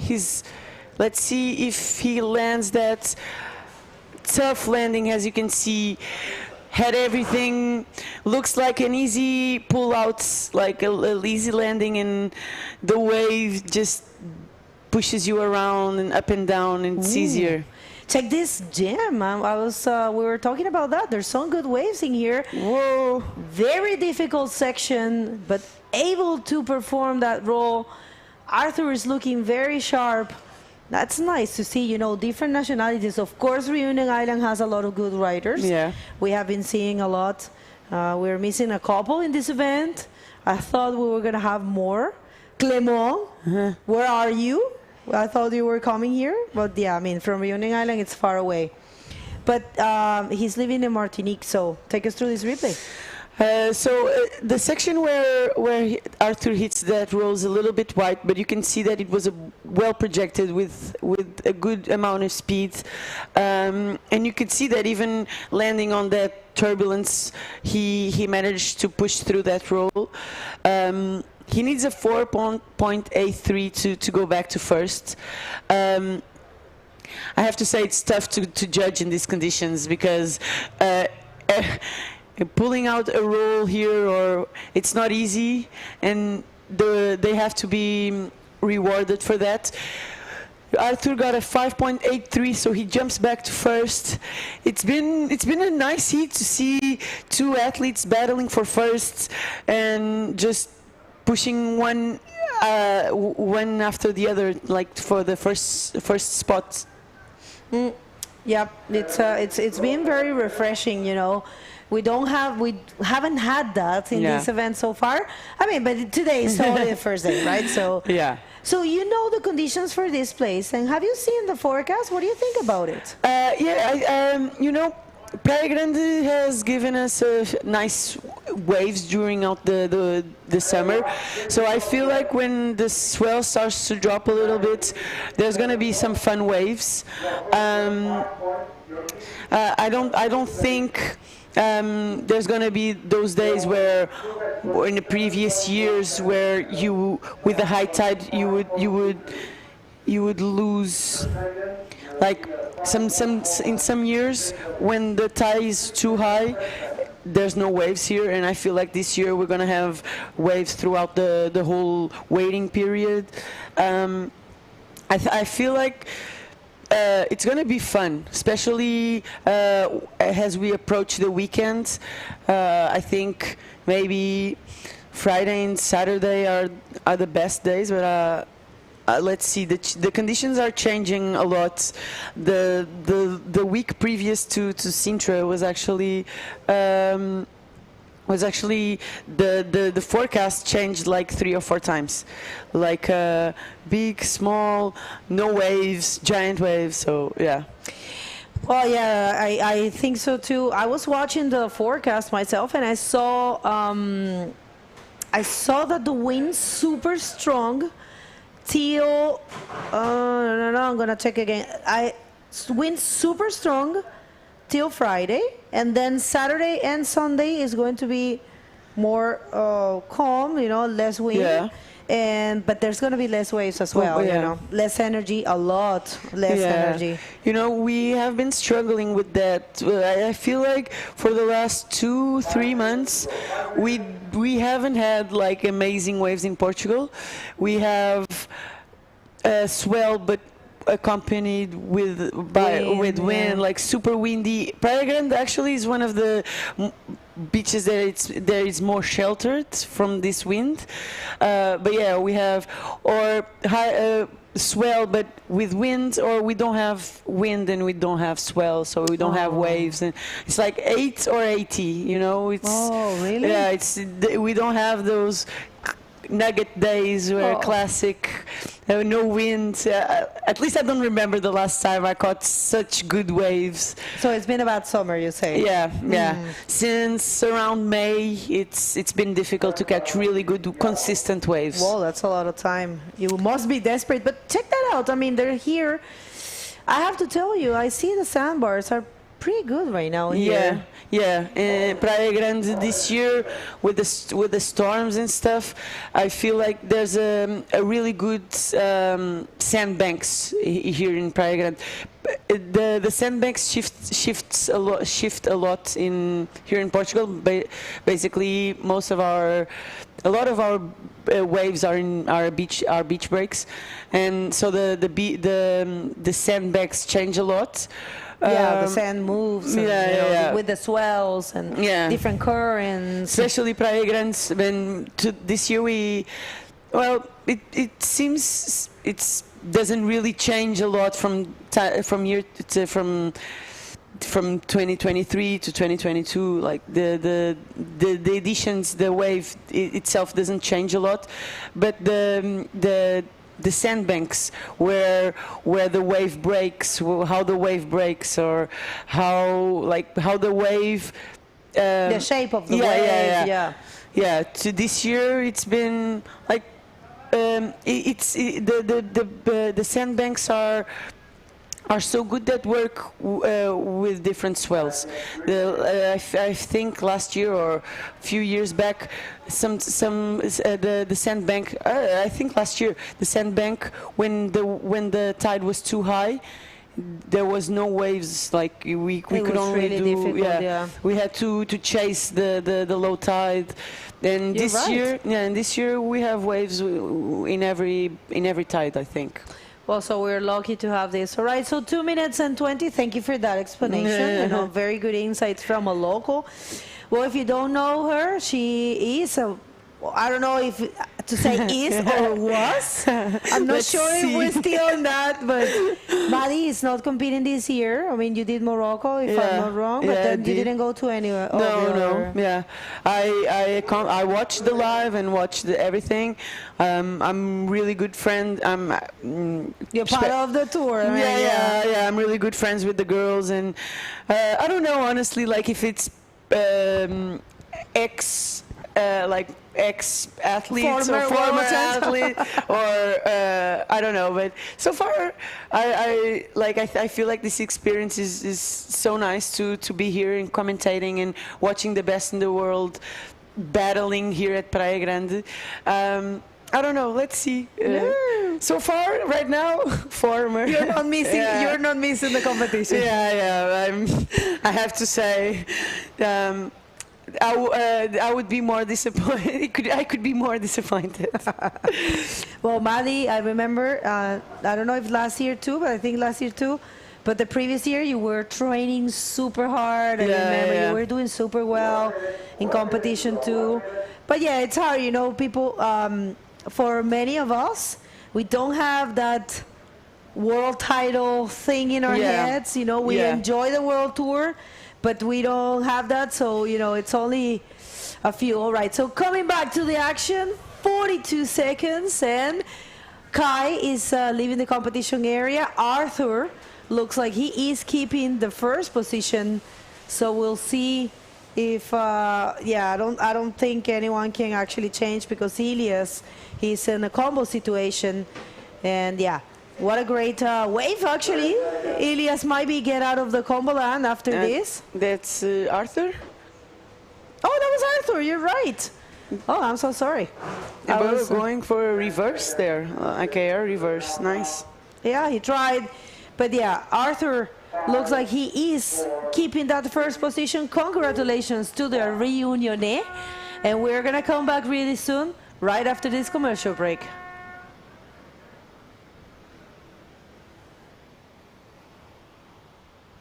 24 quilómetros de linha de costa, 70.000 hectares de ar puro, 13.000 metros quadrados de história, 200 anos de inspiração, 130 milhas de descoberta, 2 horas de magia, 20 igrejas, 9 praias, 8 museus, 6 palácios, um castelo. Sintra, Reserva Nacional.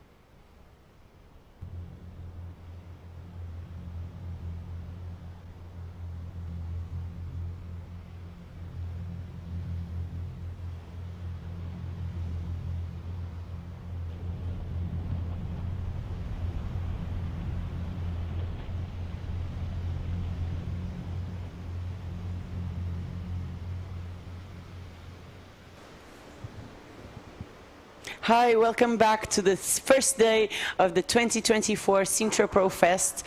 We just got into the second round of the men division. I'm back with Armin. Nice to have you back, Armin. Thank you, Maddie. What an incredible hit before. Yeah, it was a really nice heat. Changing the first athlete was always changing the leader of that heat, so pretty nice. And we now have 4 men heats, more action in the water. And we're actually in the round 2. Yeah. The first hit of the round 2 was none of the less that David Perez Miranda, who is the brother of Teresa Miranda. Yeah. And then Xavier Andrieux from France, from Lacano. Daniel Paniagua, the Spanish guy from Tenerife, that won earlier today, and Augusto from Argentina. And we got a replay of the first wave of white. Whoa! A little invert. It's nice to see some different maneuvers. For sure. It's a shame that he didn't really pop out in front of the wave, but it was a really nice, and opening up with an invert. He's opening up his heat with an invert. Pretty, encouraging. Yeah. Very courageous from him. Daniel Panigua also did a wave. Daniel Paniagua. Sorry about that, Daniel. Pronunciation. Yeah, so Daniel was the winner earlier. In the first round, exactly. Yeah, absolutely. So with a nice 4.17. So we haven't seen the wave. We haven't seen the wave yet. But that puts him in first. We have David Perez Miranda and Javier Andrieux? Xavier. Yeah, because in Portuguese the X will become a sh. But in French it's a x. Oh, wow, okay. So Xavier Andrieux. And the last X you don't pronounce. Okay. So Xavier is also has a seating just like David Perez Miranda. Let's see, because this round it's interesting, like, because you have the 2 riders that haven't surfed yet, yes, but have a seating, and you have the 2 other riders that came from the first round who already surfed here, who already have some kind of notion of what's going on, but also are a little bit tired for sure.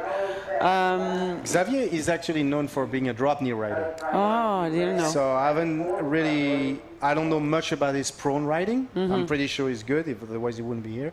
But he's known for being so we might see Xavier on the DK Wars later on. Oh, nice. Yeah, that's nice. for sure. So Xavier and David still waiting to catch a wave. Yeah.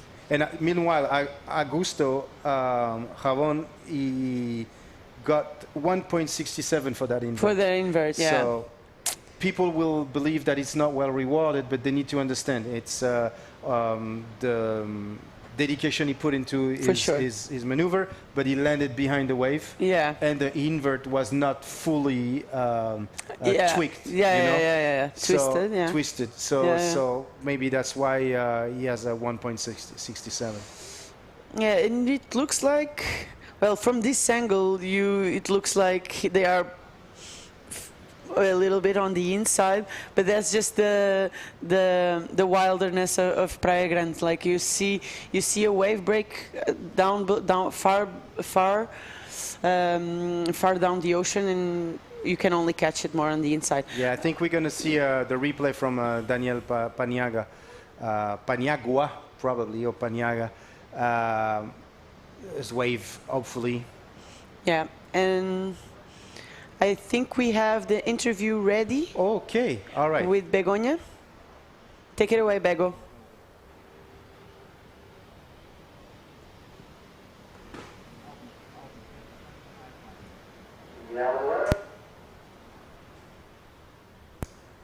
We had some technical difficulties there. We're going to try again with Bego in a few seconds. Situation remains the same. David and Javier still waiting to catch a wave. 24 minutes to go. We are into the round 2. We see the seated riders, the ones that are okay. So Javier did catch a wave. We didn't see it, but he did post a score there and placed him in second position. Yes. And to recap a little bit in Spanish, tenemos 3 surfistas en el agua, 2 riders de España que son David Pérez Miranda y Daniel Paniaga, y también de Argentina, Augusto Rabón. Et un Français également, Xavier Andrieux, qui est plutôt connu pour faire du drop knee, mais qui est là parmi nous en prône aujourd'hui. On va tout de suite, let's get back right away to the interview with Begonia and the winner of the previous heat. Bego, it's up to you. Thank you so much, guys. Well, Arthur Bogger from Reunion Island, but currently living in Martinique.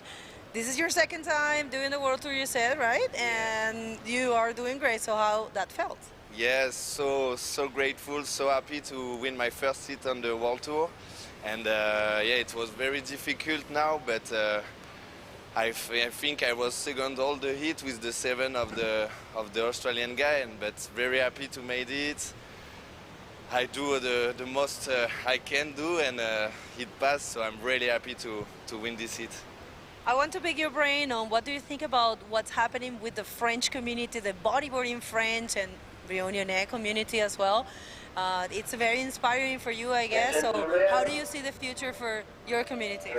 For sure, the French boogie crew and all the guys in France and in the Réunion Island and in Martinique too are very, very strong now, and I think we have a big community in France, so it's so good to surf with the guys, to live the experience here with the guys, to serve this kind of competition, so very happy to be with the team now, and very try to do my best to the team and to the rest of the competition.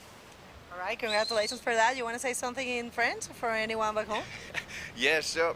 Ben, merci à tous ceux qui regardent la compète depuis la France, depuis la Martinique. Gros big up aux gars de Martinique. Gros big up à la Réunion. Et nous largue pas, nous les là. Et tiens bon, largue pas. Yes. La Réunion les là, they say, right? La Réunion les là.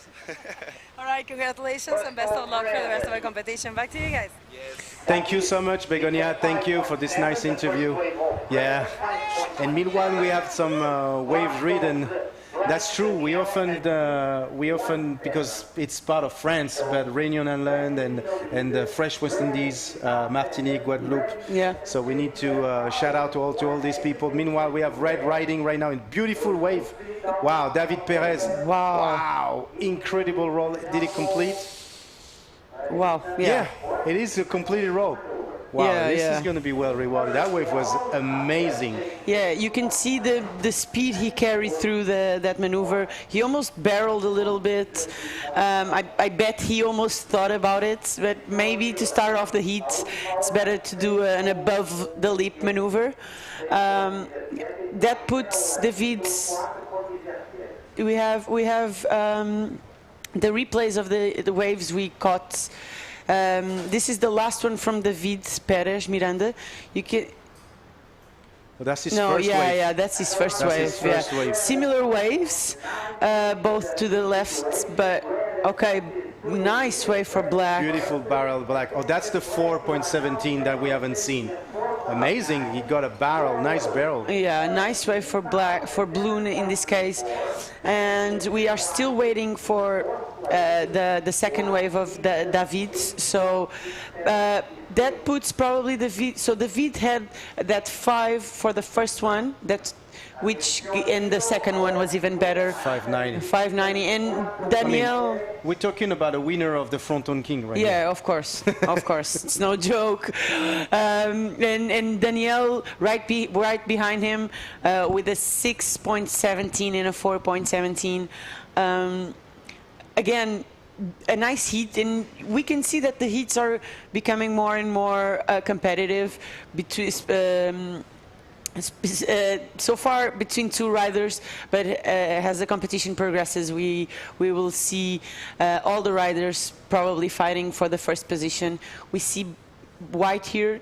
Augusto trying to paddle and probably losing his priority right now. But what an incredible! The last two heats were like pretty impressive. Yeah. Like the score between the Australian and the French Reunion Island, Arthur was very good. And then now we were seeing that same similar situation with a very decent score for David Perez Miranda with the 11.07, and Daniel Paniagua with a 10.34. So this is like, and Daniel got the high score because he has a 6.17. Yeah, yeah. So technically, he's in need of a 4.90 to take the lead. It's the battle between the Spaniards. I don't know if Daniel is also from Canary Islands.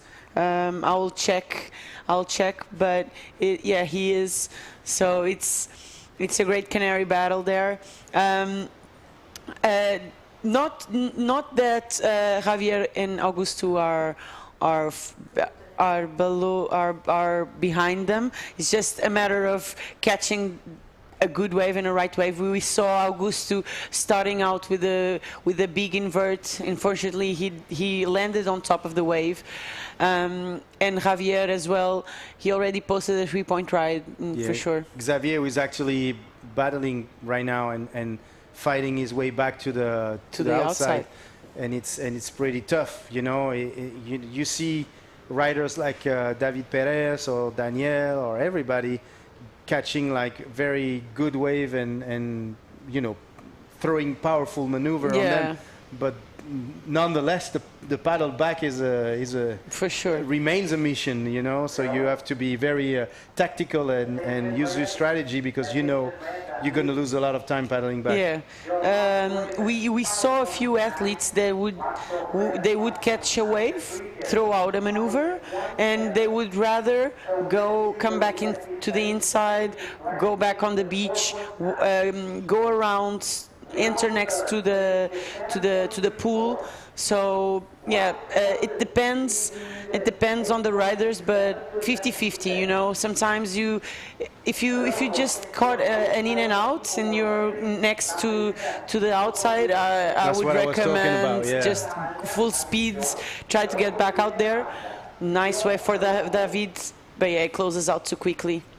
So David has choose to surf the left side, which is not necessarily the easiest here in Praia Grande. Yeah, for sure. So Praia Grande is mostly a right-hander, but you definitely has left. Yeah. Now that I think about it, I think some of the biggest and heaviest waves we had in Praia Grande were lefts. Yeah, absolutely. Yeah. Last year for the European Championship, it was mostly a left. Yeah, I'm now remembering Filipe Brueiro landing a roll, like a big roll to the left.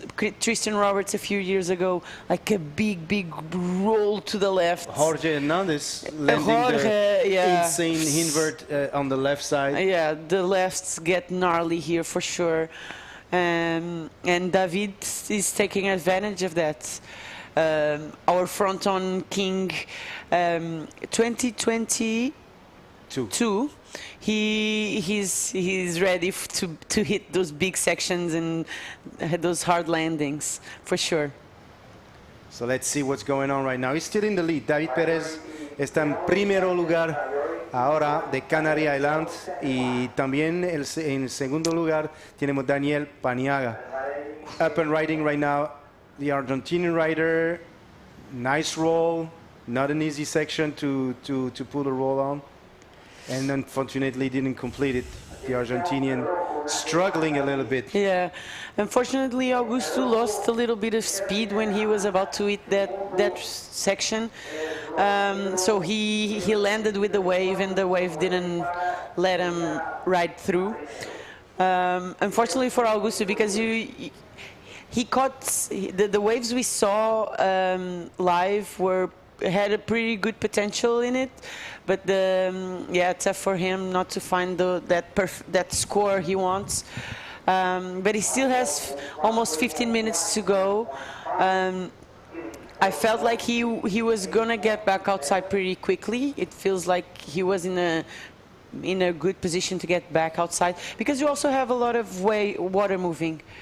we almost saw. I don't know if. Yeah, I think David Perez was catching a wave. We're gonna see. We're definitely gonna see the replay of that. But Augusto is paddling back. It seems that the paddling back for some reason seems to be a little easier than it was earlier today. Yeah, yeah. I feel like there's more water pushing out now, and it will take you with you. Yeah, and honestly, like this might seem a little basic, but try not, when you're paddling outside, try not to paddle against the currents.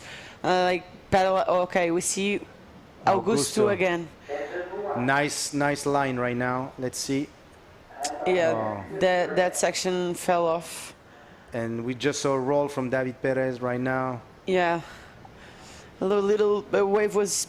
He got out of the wave, as you can see. It was a little bit white now, and that's ideally you would want a bluish wave, but here in Praia Grande sometimes you might catch a wave that gets all white, so covered in foam and sand, and even if you might get the biggest roll ever.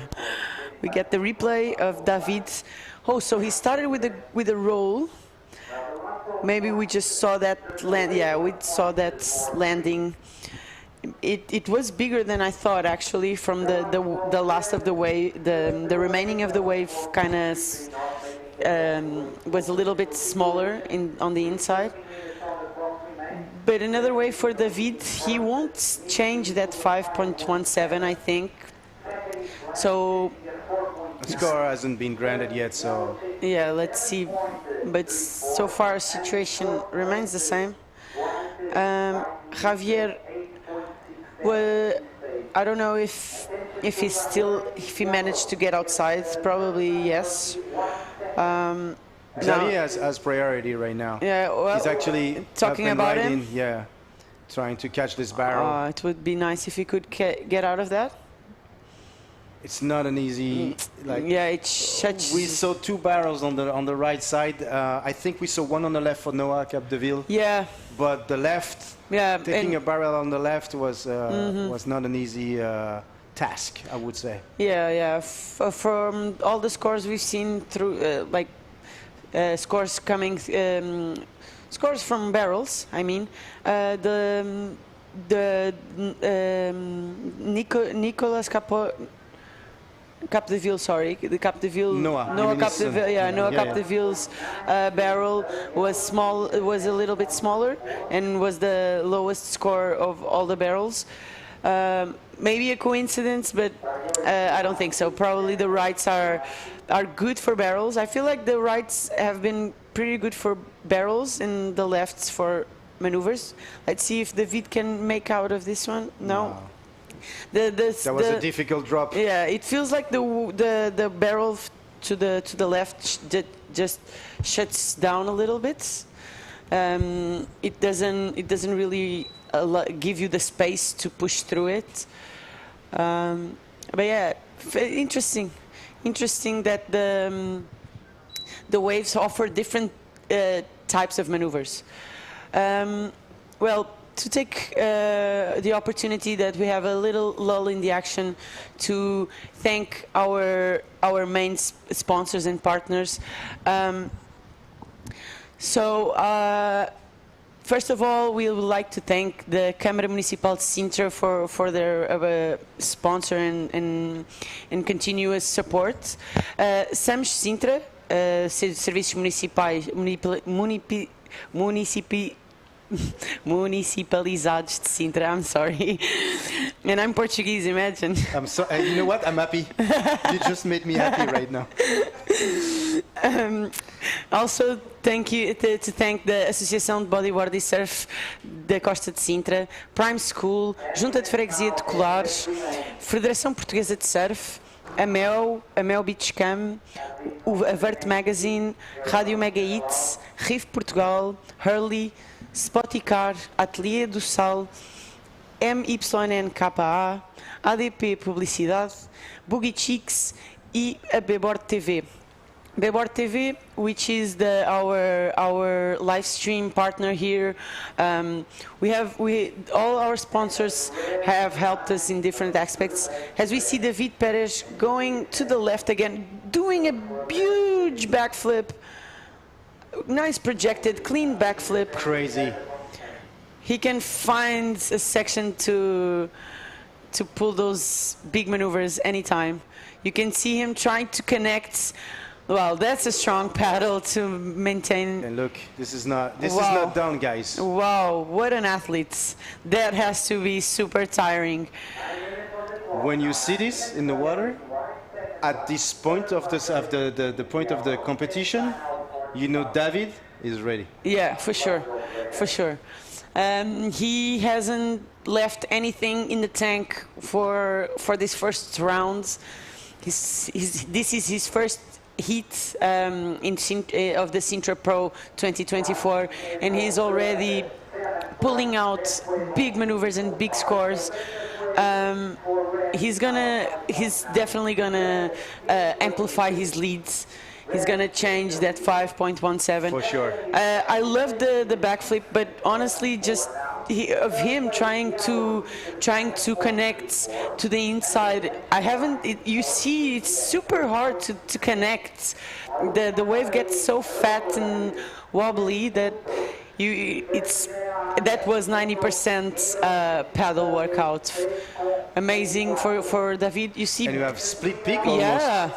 Between Xavier and Augusto. I think Augusto got the best of it, but regardless couldn't concede any maneuver on it. But that backflip, I would love to see it again if I could, director, have the replay. Thank you so much. Here we go. David Perez Miranda on a perfect journey in this heat. Wow, that was a good backflip for sure. And trying to milk the wave as much as he could.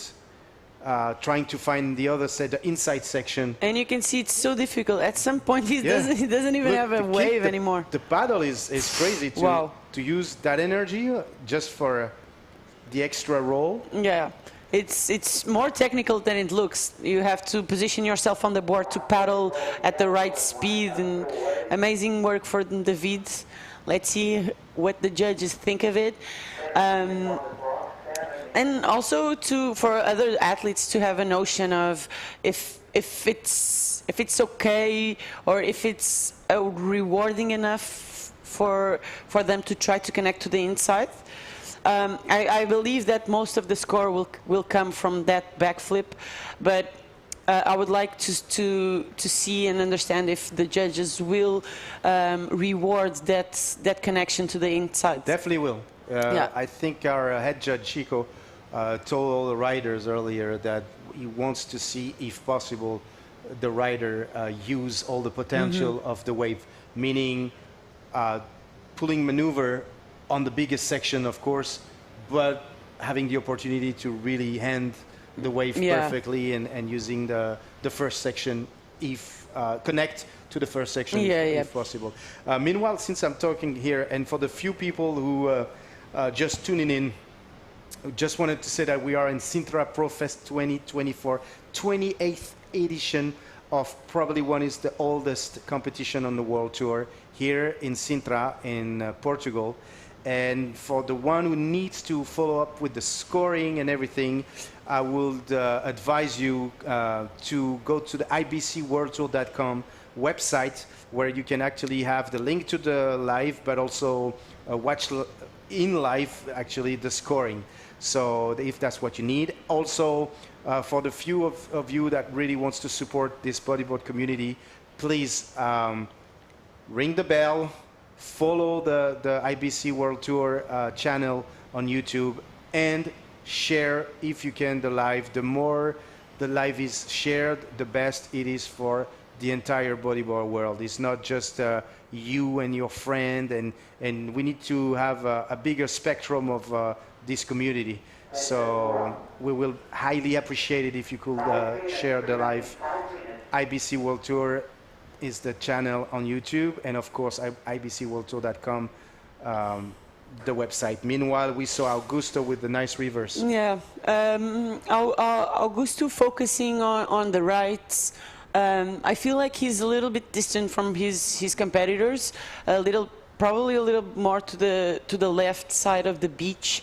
But yeah, unfortunately, the waves he's catching, or the place where the waves are breaking, doesn't really hasn't been standing up as the others. Has the other waves, but I also feel like the best waves of this heat have been lefts. So Augusto still has time. Maybe check out the lefts. Always good to see where your competitors are making the best scores. Yeah, absolutely. But yeah, I feel like Augusto has really a nice line. He carries out his speed well, but the wave just is not really standing up for like the first wave he caught, we had a nice section to hit, which he did or tried to do an invert. Just tough, like I said many times, you also have to have a little bit of luck here. Of course, you can always build your own luck, but here in Sintra, and especially with Mother Nature, you never know, and you just have to keep trying and see. In this case, I would say just try to see and replicate what your competitors that are passing the heat are doing. Almost at the end of the heat. Yeah, absolutely. It's 2 minutes and 54 seconds left in this heat. Priority remains to the French Xavier Andrieux, who hasn't really got a good backup score since, but is in third position. Yeah. I feel like the scores have not been because the backflip from David didn't come in. Yes. So absolutely. I think maybe the scores are we might be having updated. Yeah, we might be having on the scoring, of course. But I don't think it's going to change the situation. To be honest, at this point of the competition, I think David Also, I feel like it's the same. The winner of. I would have loved to see the score, of course. We would have loved. To see the score, of course. But I think we can, without taking any risk, saying that David Perez will remain and probably will win this heat. Sorry, and Daniel might be on the second position and keep that second position. Yeah, for sure. We can see that a lot of waves approaching right now. You see White there, not taking a beating, but duck diving a lot for sure. Struggling. Yeah. In here, you don't need to have a really big set closing in front of you to go back a few meters when you're duck diving. Just too much water moving when you duck dive. It doesn't really have to be that bomb that breaks in front of you. Yeah. We saw Yellow trying to catch one, trying to see what this wave could offer. It's tough it's getting more and more difficult for Javier and Augusto, especially because they also need quite big scores.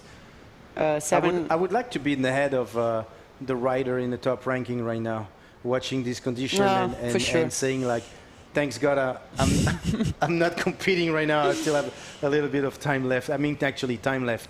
44 seconds left of this heat, so it's pretty much almost down. We can easily say that David Perez Miranda is the winner of this heat. Yeah, for sure. You're going to have the chance to interview David. To interview you, David, yeah, for sure. Not only a front-on winner, but previous winner, but also a Sintra Pro in the juniors. Absolutely. So always interesting. And I bet he feels comfortable, very comfortable here in Praia Grande. Well, you can never be too comfortable here, but I feel like at least a confidence boost knowing that he already won. So the heat is now over. David Perez Miranda just took out this one. We're going to take this opportunity to do a quick commercial break. Stay with us and we'll get back soon.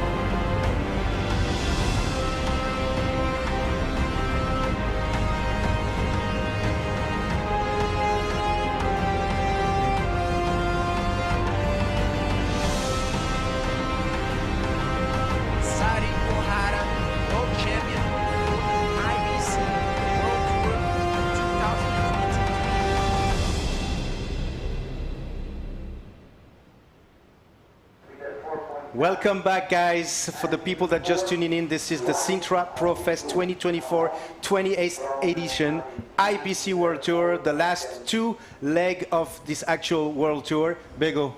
How are you? Let's hit the water. We don't want to miss any of the action, and it's important to go straight to the water. There you go. Thank you so much. All right, so heat number two of the round two. The round number two. That we have in the water. Oh yeah, that's not. I'm gonna tell you that right now. Yeah, that's not heat number two. I was looking at that. That's why I got confused. All right, they're fixing the leaderboard, and it's gonna come back super soon. But we have it right here. I'm gonna tell you in 1 second. You can do the same thing as we do. You can go to the IBC World Tour and check. It's Gustavo Neira from Chile in red, Leo Jordan from France in yellow. We have Josh De League from Australia in blue, and we have Salvador Rosa from Portugal in white. That's what we have in the water. They're fixing the leaderboard, and I was just having a very good lunch. Thank you so much, the organization, because food here in Portugal is not a secret. It's really good, and it was really, really nice that, you know, they're cooking for us. It's homemade meal. I love it, homemade. Do you want to say that because I haven't eaten yet? Yeah, your food's waiting for you there. Now you're going to eat after this heat.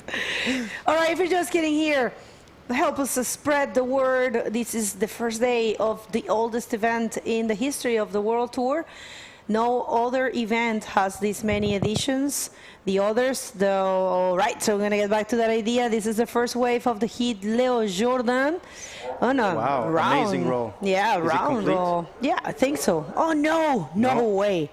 See, this is the thing here. You can never, you know, think that some maneuver or any maneuver is completed. You have to wait all the way till the end. So Leo Jordan was from the French Basque country, actually from Biarritz as well, and competing here in the men division. We've seen Leo plenty of times in Sintra already.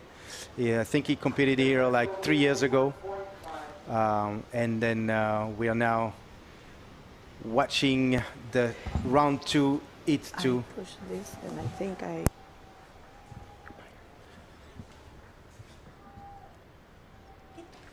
Yeah, so this is round two of the heat two of the round two of the men division. So here and now, there's no action yet. We're still waiting for the board to announce all the riders, but yeah. All right. Sorry, little technical things here, like getting word that scoring system is getting fixed. But yeah, so we were just saying that if you're just getting here, remember you want to follow the scores and everything related to the IBC World Tour. You can go to the IBC World Tour official website, ibcworldtour.com, and yeah, we'll see what happens here. We have Gustavo Neira. You know, a very cool thing that happened this year with the three of the Chileans that we have. We also have Joaquin Soto and Juanito Fischer present in this event. But there's 3 people from Antofagasta, and they're coming from winning the regional circuit there. Okay. And they got this as a prize. So Club Budeo, which is the organizers of the event there, the Antofagasta Bodyboard Festival, they also organized the regional circuit there, and they gave Daniceli Vallejos in the women division free ticket to come here. Also to Constanza Budeo, she was the winner for the junior women division. Absolutely, yeah. And Gustavo Neira, who is surfing right here, it's also, you know, he got that pricing, and that's also part of the program that they have. And one of the big sponsors for the event, for the Antofagasta Bodyboard Festival, is R&R mining, and they are also covering that. So thank you so much, everyone, for making this possible, and especially them, you know. See, talking about nice initiatives. Yes. It's important to have the support of the government, or if not, those type of initiatives are like much needed, especially for like country like South America. I think it's beautiful, and it open the doors to and give chance to riders that, you know, not necessarily have the funds to be able to travel. Once again, participating to a world tour require a budget, you know, and not everybody can afford to follow the tour. So we have to be conscious of this type of things, and it's amazing to having Gustavo in the water right now with us, alongside Leo Jourdain, Josh the Lake, and Salvatore Rosa from Portugal. Un saludo a toda la gente de Chile que está sintonizando. Tenemos el primer chileno que entra al agua en este evento, es Gustavo Neira, que se ganó este ticket para venir para acá, así como Constanza Soto y Daniceli Vallejos, por haber sido los campeones en sus categorías en el circuito regional de Antofagasta. Hay una iniciativa increíble del Club Budeo, que siempre ha estado empujando el bodyboard y que por supuesto son los organizadores del Antofagasta Bodyboard Festival, nuestro evento que tiene 12 ediciones. Ya tuvimos la 12ª edición ahora este año. Así que, bueno, vamos a ver cómo le ha gustado. Son un poquito complicadas las condiciones, pero hay olas buenas y todo se puede lograr. We have the interview ready with Maddie and the winner of the last heat, so take it away. David, amazing start to the contest in this last year. What was the strategy? Honestly, like, it feels like it's too much time, too much current. Do you get nervous? Do you know what you're looking for, or do you know when you catch it? Sí, pues la verdad que las condiciones están un poquito complicadas hoy, sobre todo por la corriente. Para entrar al line-up hay que hacer muchos patitos y gastar mucha energía, por lo que pensé que la mejor opción era elegir olas, o sea, coger poquitas olas, pero asegurar unas notas buenas al principio, sobre todo para ya estar en la manga un poquito más cómodo, yo creo. Yeah, so he was saying that it's a lot of effort. You duck dive a lot. You spend a lot of time spending energy. So yeah, his strategy was just to catch the best one and wait for the best one. And what are your objectives for the future in bodyboarding? You already won fronton, which is like one of the best waves in the world. You also won here in the juniors, right? So two different waves, but difficult. You have the level to perform. Where are your objectives for the bodyboarding as well? Hombre, pues como toda la juventud, como todos los chicos, yo creo que tengo el objetivo de algún día luchar por ser campeón del mundo, lógicamente. Ahora tengo a mi amigo Armide luchando por ello. Entonces se ve que es posible, que si entrenas, si tienes constancia, si luchas por tus objetivos, todo es posible. Así que lógicamente eso, quedar campeón del mundo algún día. Great to hear. And do you want to send a message back home or to the loved ones? Sí, por supuesto, agradecer a toda la gente que está aquí en la playa apoyando, que la verdad es que se ayuda mucho, y a la gente de Canarias, mi familia, que lógicamente sin ellos aquí no podría estar, la verdad. Great, thank you, David. Congratulations. See you next round. Back to you guys. Thank you so much, Maddie, and a very nice interview with David Perez Miranda, the winner of the previous heat. So for the one who just tuned in and wanted to know who's in the water right now, we have Gustavo Neira from Chile, we have Léo Jourdain de France, du Pays Basque, de Biarritz et de ses alentours, we have Josh the Lake from Australia, and we have Salvador Rosa from Portugal in the water right now. We have a quick... All right, yeah. Replay. Let's watch the replay from the last heat. Wow, white. Actually, Salvador Rosa from Portugal with a nice executed roll. All right, yeah, so super I think good. it's his first wave, if I'm not mistaken. Yeah, people, we are getting the scoring system fixed. We know perfectly. We don't have the scores, and they're not active neither on the website. So we're sorry about that. It's only the first day, so we're facing a few challenges. But don't worry, the judges are taking good care of everything, and they are going to have all that fixed really soon. Meanwhile, paddling yellow, Léo Jourdain, probably losing his priority on this one, unfortunately. But yeah. So condition seems to be a little bit smaller than it was earlier this morning, but nonetheless the current remained the same.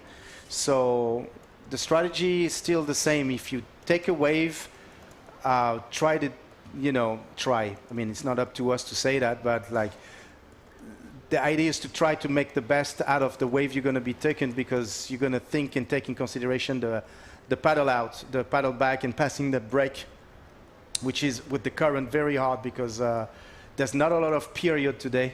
So that means that you may be eaten by the series that's going to come right into your head. We've seen that earlier, and it's not an easy thing because it takes a lot of your energy, adding to the stress and pressure that you can have from just competing. That's one of the aspects of Sintra. And talking about Sintra, we haven't talked about the touristic aspect of it. Ooh, juicy one. Yeah, no, but Sintra is just like a beautiful thing because it's what you see is Praia Grande. Praia Grande is situated on the lower, what I would say, west part of the huge hill that is Sintra, and that is surrounded by amazing palacios, would be translated as mansion or eventually castle in English. You have Palacio da Peña to name the most famous one, and you have the Castelo de Mutos, the Quinta da Regalera, Palacio de Monserrate, and Palacio de Cetais, Cabo de Roca. Other very amazing sightseeing is the natural wave pool. Natural pool. I'm so obsessed by wave pool lately. So the natural pool that is As Unias de Mar. Beautiful restaurant there as well. And then, if you're visiting Portugal, I recommend you to go to all these palacios and mansions and have a sightseeing in Sintra. Sintra is a very particular town. You look like you could almost be in Disneyland when you see all those beautiful houses and mansions and castle. It's amazing to just wander, and parks. You have beautiful natural parks in Sintra. It's super beautiful. Yeah, so highly recommended. Yeah. No, and I mean, like Madi was saying, this is one of the places that this is one of the most consistent places here in Portugal, at least in the coast that is close to Lisbon, and it is protected, and it's a good choice for running a contest. That's why they have been doing 28 editions. No wonder why. 1996, guys. That's a long time. All right. So coming back to the action, sorry that we don't have the scores. It's getting fixed, but yeah. Sí, disculpen que están. Ay, ahí está. Muchas gracias. Ya volvió. Sí, en la situación como la ven en pantalla, Gustavo no tiene todavía ninguna ola. Él está de rojo. Leo de Francia en amarillo está tercero, y luego está ganando Josh Delig con Salvador Rosa de segundo. Pero estos hits son de 30 minutos, porque está difícil la condición. Léo Jourdain taking his second wave right now. He completed the roll, hit the section correctly. It's not necessarily the biggest roll, but it's definitely going to add into his backup story. It's not finished yet. That's a good one. That second roll was much better, and it's not done. He's going to try to get probably another maneuver. Let's see. But that's definitely going to be a very good backup score for Leo, and he's probably going to change the situation probably in the second position. Let's see. I don't know yet. I'm not a judge. Yeah, no, we wait for that, of course. But yeah, good heats. I think the riders are getting used to this place, and they're, this is the second round that we have seen, so they're, looking better. So last wave, la última de Gustavo Neira. Esta lástima no logra concretar nada en esa ola, pero está, digamos, abriendo su campaña. Todavía queda bastante tiempo. Vamos a ver qué pasa para él. Es su primera vez que viene para acá, entonces bueno, también toma un poquito de tiempo acostumbrarse, ¿no? Yeah, it's unfortunate because that was actually a very good wave. Yeah. Y ¿sabes qué? Ellos están un paso de la ronda de no eliminación. La ronda de no eliminación es la que viene, la número 3. Y es muy bueno porque ahí tienen la posibilidad de que aunque no pasen, aunque pierdan, pueden seguir en competencia, van a repechaje. Entonces, este evento, como no tenemos tantos inscritos como en otros eventos, tiene más posibilidades. Up and riding, white Salvador Rosa from Portugal. Very beautiful roll. Let's see if he can do something else. No, but that was a good one. He needed a backup score, and to his 5.33. And yes, so like Bego was saying, right now we are like a round away from the non-elimination round. So it's going to be very good for all these riders because they're going to have the opportunity to, the one that passes the first two heats, the first two rounds, sorry, to continue on this competition. And there's also, money from there. We'll see. Well, wait a minute. There's just a replay of the last wave of Salvador Rosa. That was a very good and well-executed roll for him. That's what you need to do, just go for those sections and try to perform the maneuvers and try to get those points, and that's what gave him. Actually, we're waiting for that second score to drop, but yeah, it will be something that's gonna actually put him on the first position. It's a 5.07, so he gets the first position, and now Josh is looking for a 5.90, which is quite a high score for today. 5.90. We've seen a lot of high score, but 5.90. It's not impossible, but it's a high score for the condition today. But regardless, he's still in the second position.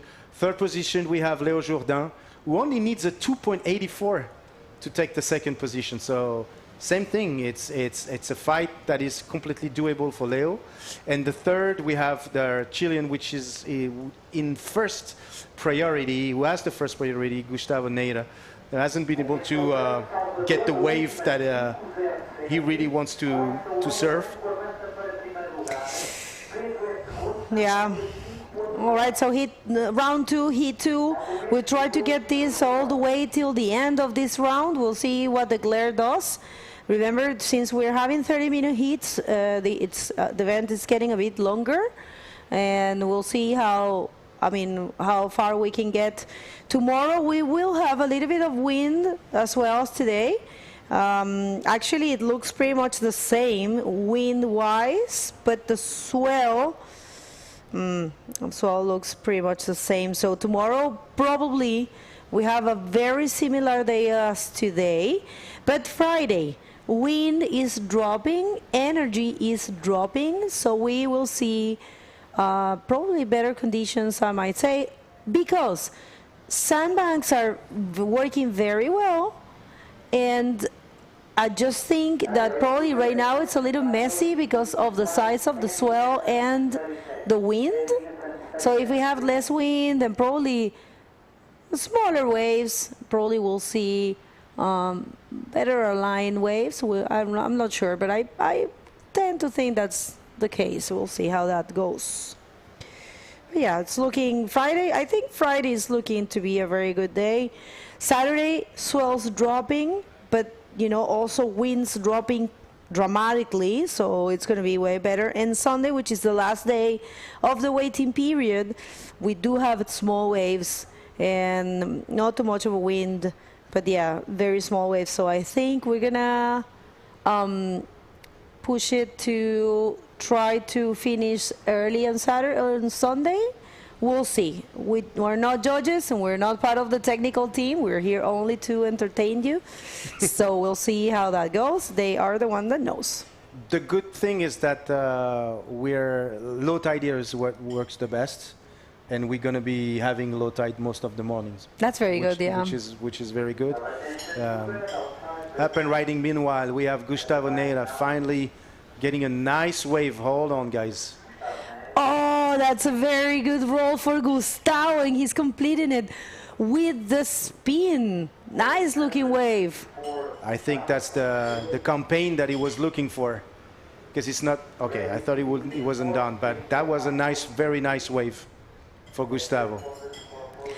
All right, we'll see. Bueno, última ola de Gustavo, la primera ola de valor que va a tener él hasta ahora. Vamos a ver cuánto le dan, pero sí, es definitivamente su mejor ola hasta ahora. Habrá que ver qué piensan los jueces. Él está buscando por un 5.16 para poder continuar en competencia, recordando que solamente primero y segundo son quienes van a avanzar. Así que veamos qué pasa ahí. Meanwhile, we still have in first position Salvador Rosa from Portugal. We have Josh the Leg. So how do you pronounce his last name? The League. The League. Like if it was League. The League. Right.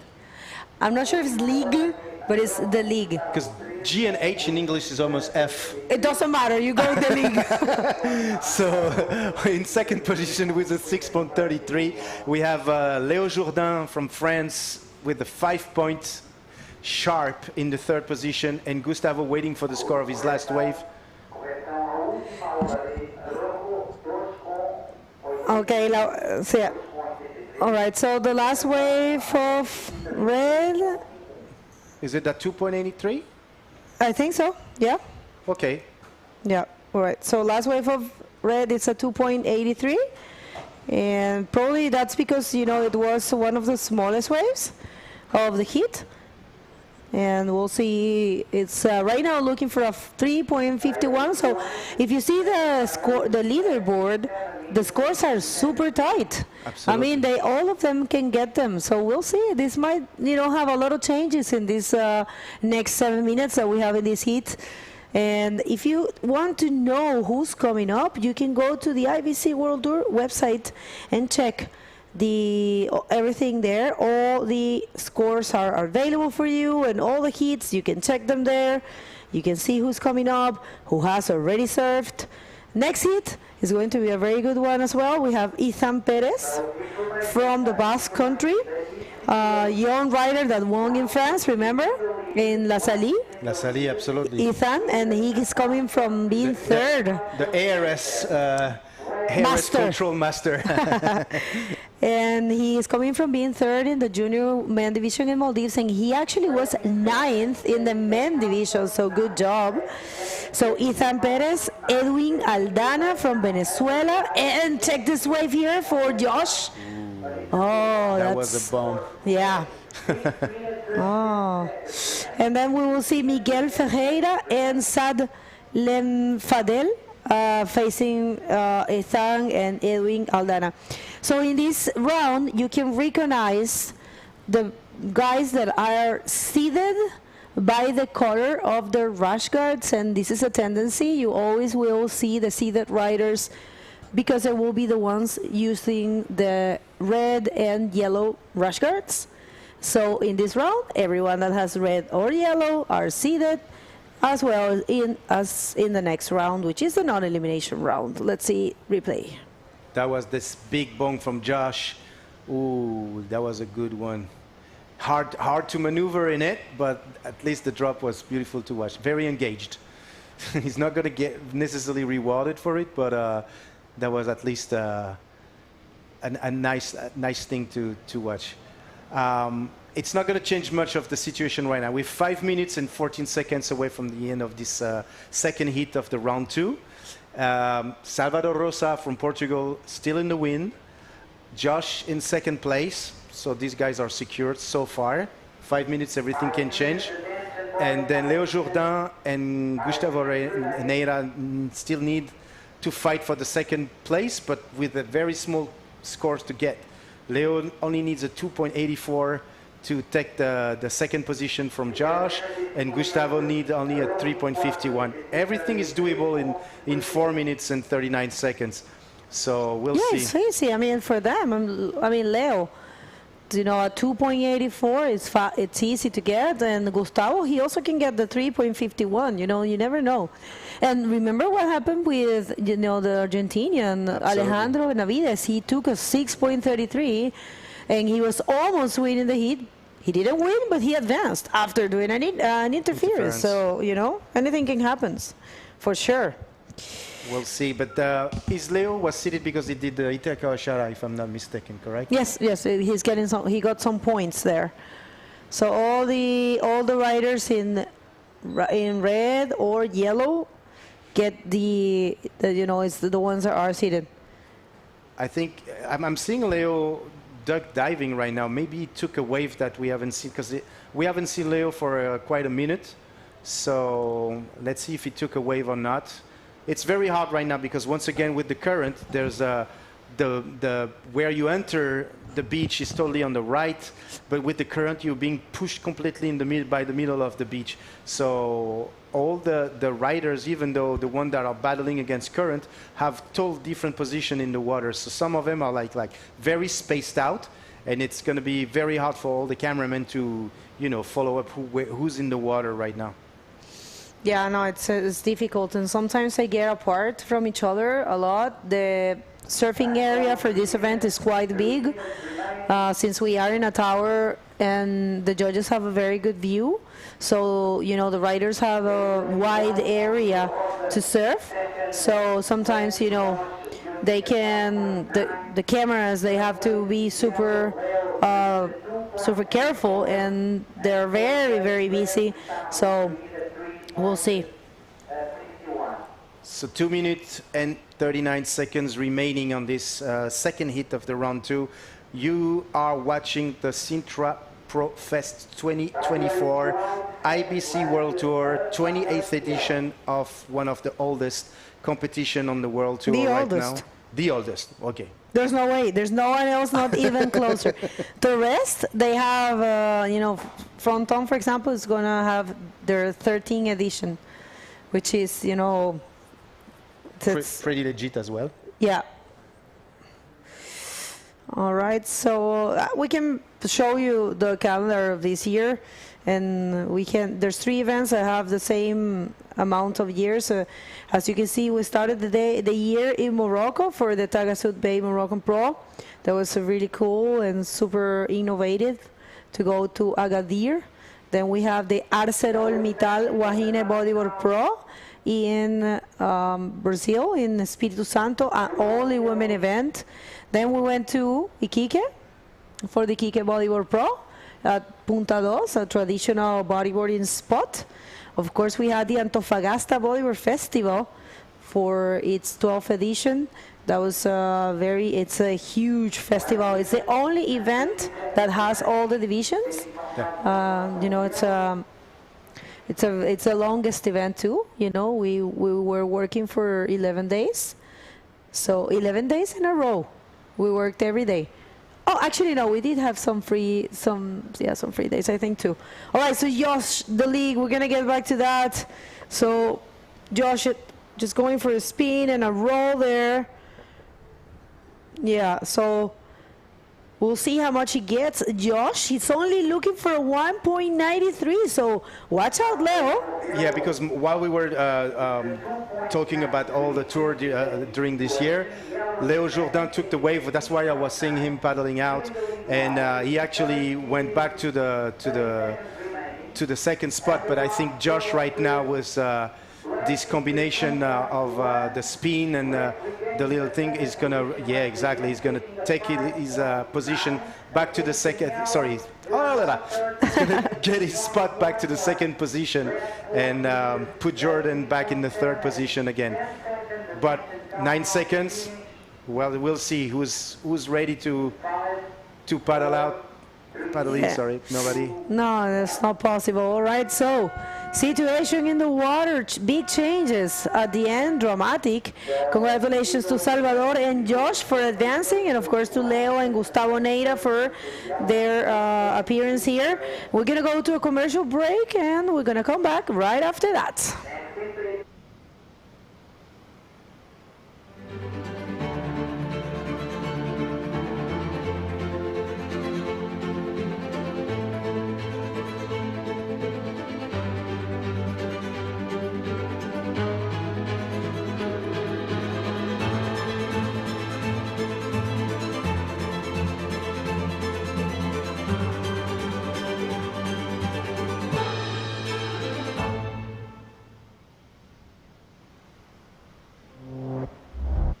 Para arrancar o ano letivo em Grande, convidei uma família ainda maior. Pequeno almoço em tamanho familiar. 8 filhos e os pais. Corajosos. Panquecas, Excel, croissants, Outlook, sumo de laranja, Teams e Word quentinho. Não querem adotar? Esta reentrée é em tamanho familiar. Recebe um ano do Microsoft 365 familiar na adesão à fibra do Mel. Mel, humaniza-te. Microphones off! Welcome back, everyone. Microphones off. Live action, of course.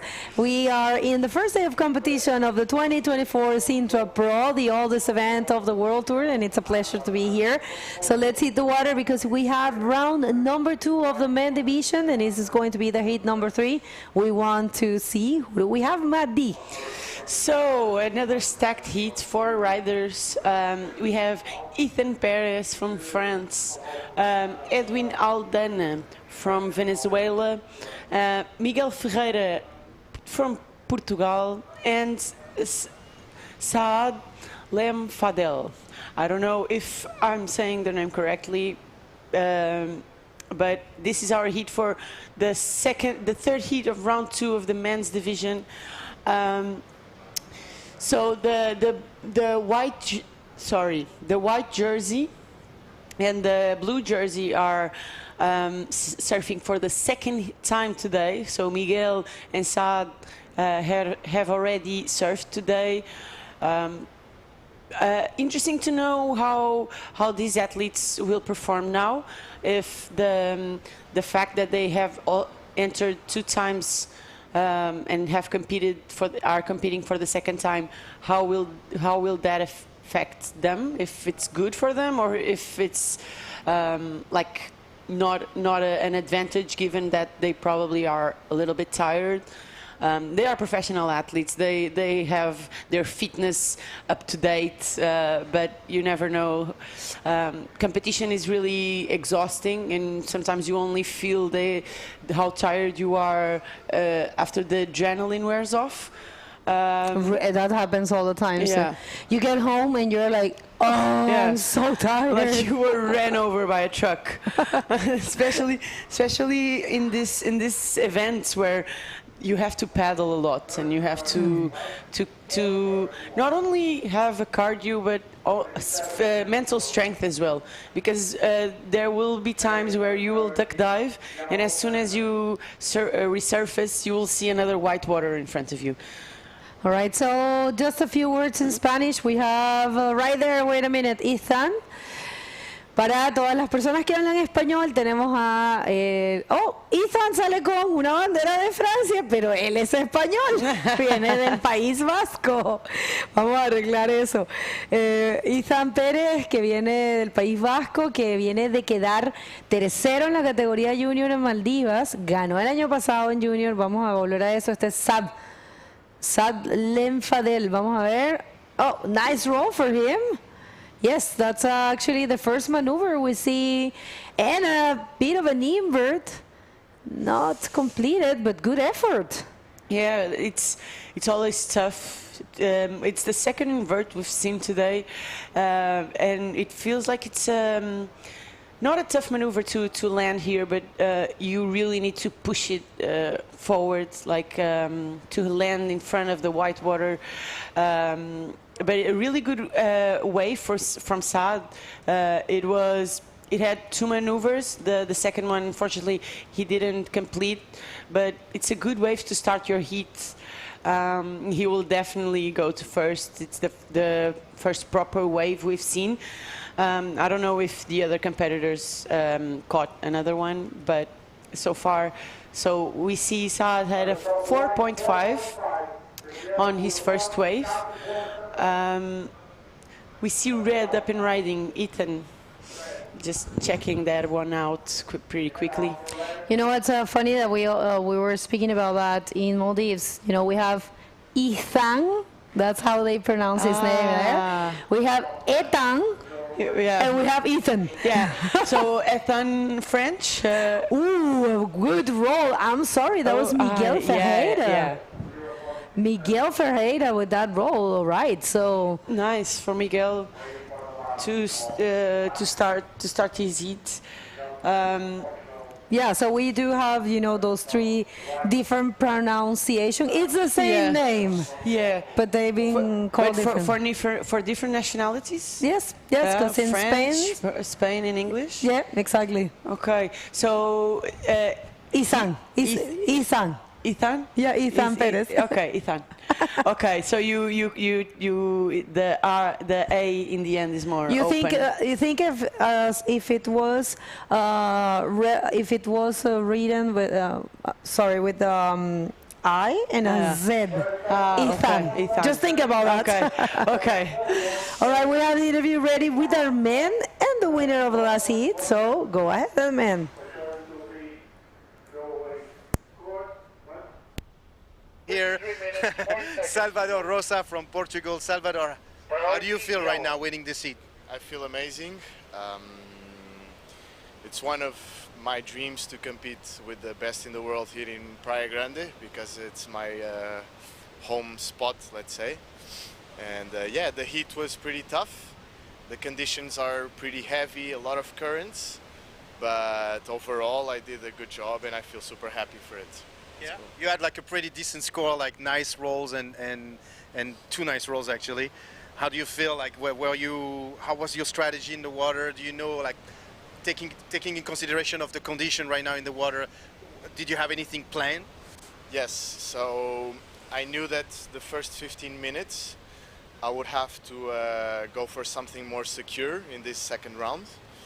And depending on the other people's scores and if I got two good waves, I would start going for more risky moves.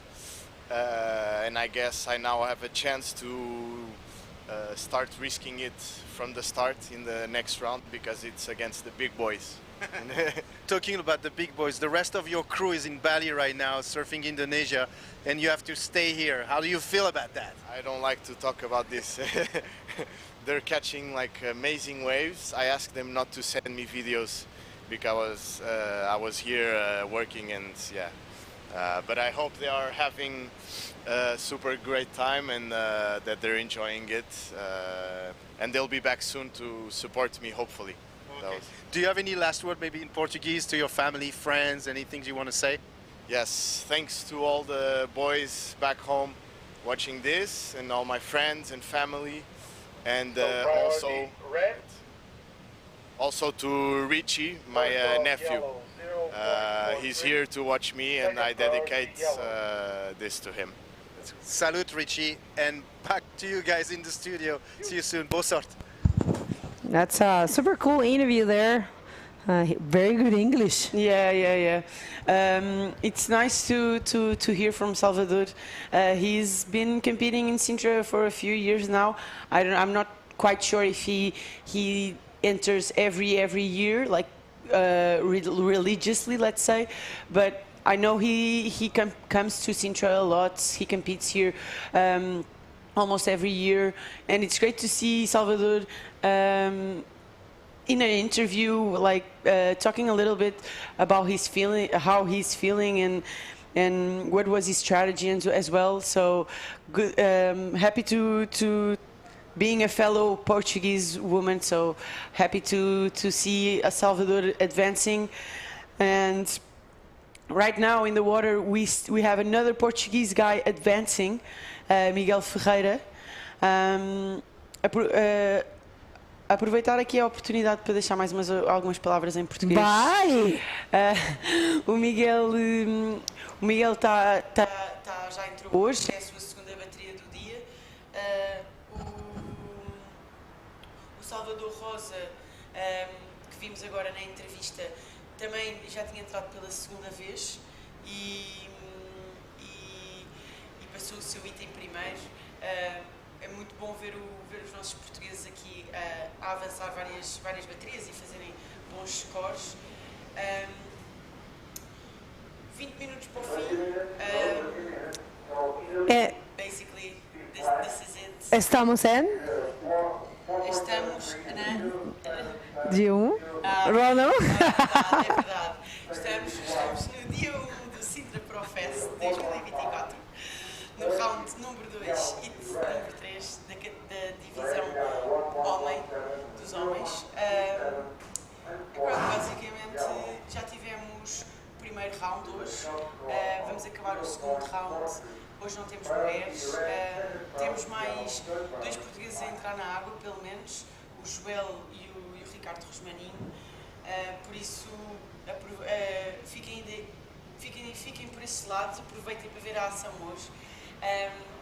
Ainda temos mais umas horinhas de campeonato, por isso, repleto de ação, de certeza. That's right. Thank you so much, Maddie. It's a pleasure to hear you speaking Portuguese, your native language, and of course the beautiful country of Portugal language. So yeah, Miguel Ferreira doing amazing for what it can be done, of course, out there, which is difficult, but I think they will see more of him. But Ethan Pérez, él viene en esta hora, vamos a ver un rolo que no es fácil de concretar y sin embargo lo hizo ver bastante fácil. Y aquí viene Edwin Aldana, el único venezolano que hay en este campeonato con otro súper buen rolo, buen intercambio de olas entre estos dos competidores. Wow, I really love both those waves. Ethan has a really beautiful line. He had a ton of speed. The roll, when he was about to hit the roll, the wave jumped a little bit. It didn't really offered him a lot. It didn't really offer him a section where he could hit it cleanly. I mean, it was still a great wave. We will see the replay of Ethan now. You see the line I was talking about, ton of speed, and the wave just wobbles a little bit when he's about to hit it, but a really good maneuver. And now the Venezuelan, the Venezuelan, with a really good roll, super projected. It looked like a pretty easy landing. Honestly, let's see what the judges think, but I cannot say who's going to take the better of that exchange. All right, we'll see how that unfolds, but yeah, definitely good exchange between those two. And Ethan, he gets a 5 and he gets the first position, but we are not seeing the wave, the last wave of Edwin. So we'll see if Edwin is looking for a 4.97. So Edwin might take that second position after that. It was a very good wave exchange, and it has been actually a very good hit so far here. Yeah, for sure. Actually, a ton of action for the first half of the heat. The heats are having more and more waves and more action, so it's building up to be. It's building up to be a great event with the conditions improving. Ethan here trying to get a backup score to change that 1.17. So as I said before, I didn't really know who would get the better of that exchange, and you would see Ethan had a 5 and Edwin had a 4.80, so pretty close, the scores. So yeah, everything, like this heat is still very wide open.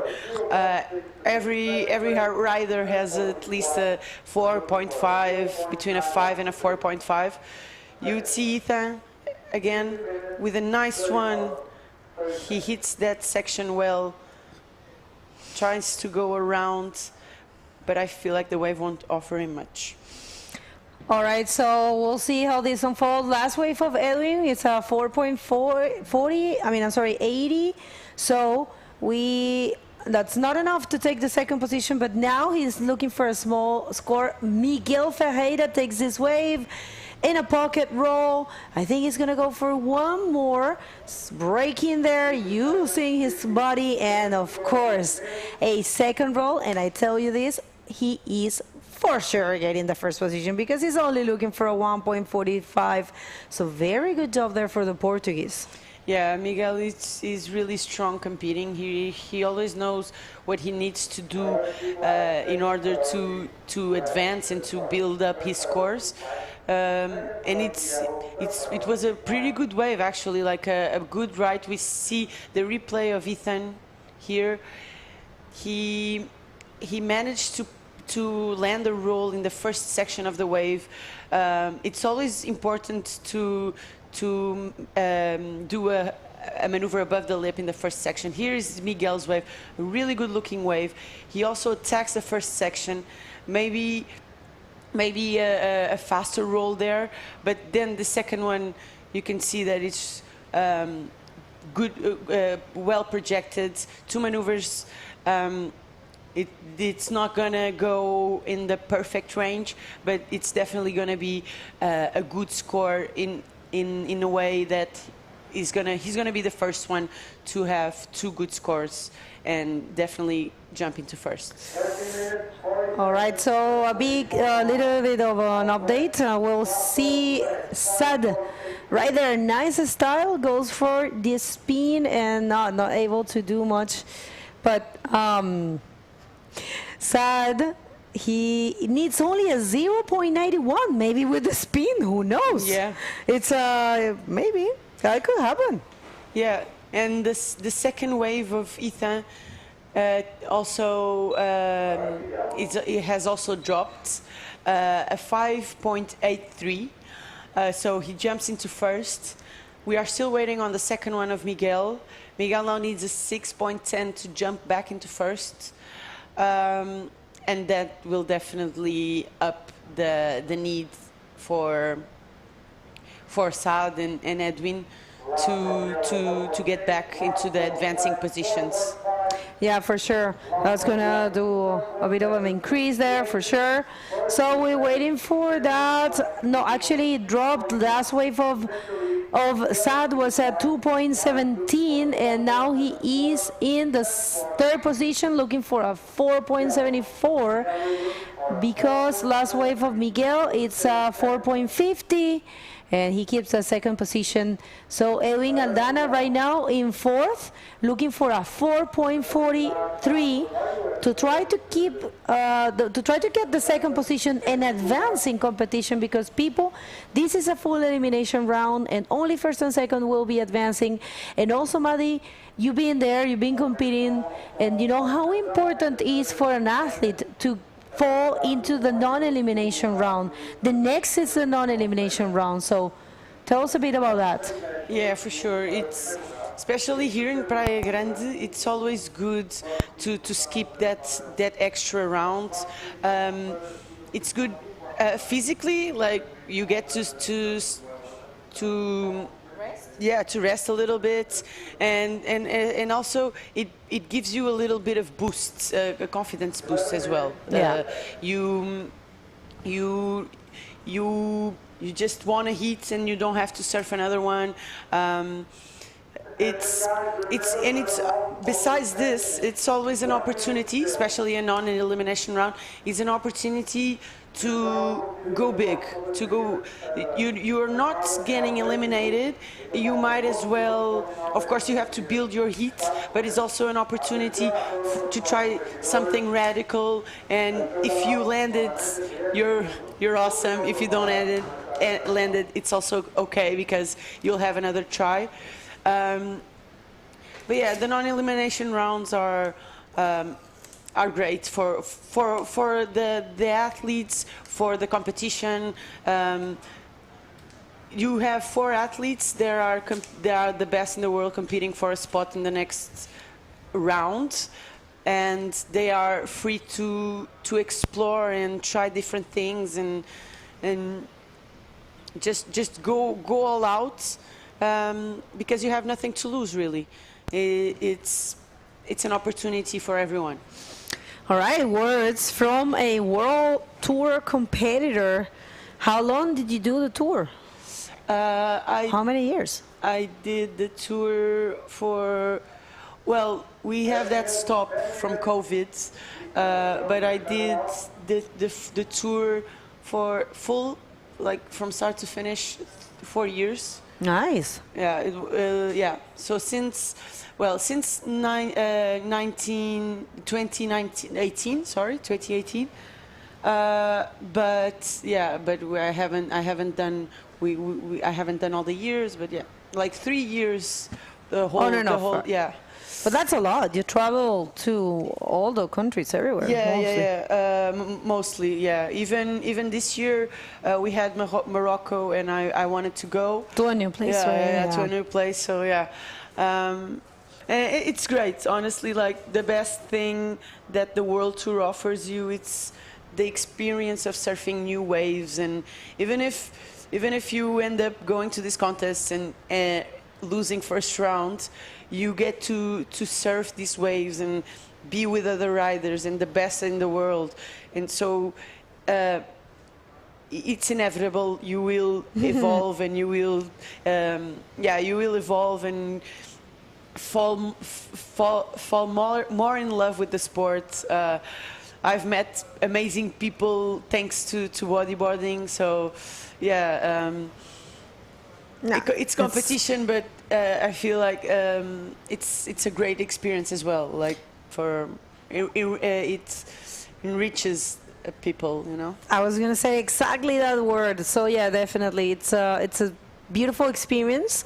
It's also so nice to meet people from all around the world that shares that passion that you have, you know, that love this sport, that loves, that do whatever for this sport, that have this, you know, crave of surf every day and want to be in the water, and they just, you know, share the section. I think the free surfing sessions are so cool. For sure. You are, you know, see everyone, and then you're sharing with the best of the world, you know. Yeah. And sometimes if you do a good maneuver, they're clapping you and stuff, and you're like, oh my God, a world champion is cheering for me in the free surf, you know. So yeah, for sure. The best surf sessions are like the first ones when everyone is arriving at the spots.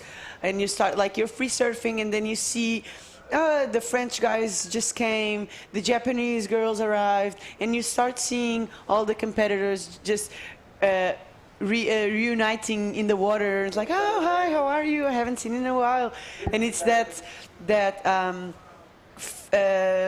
friendly environment that you get when the competition is starting and you're getting familiar with the wave.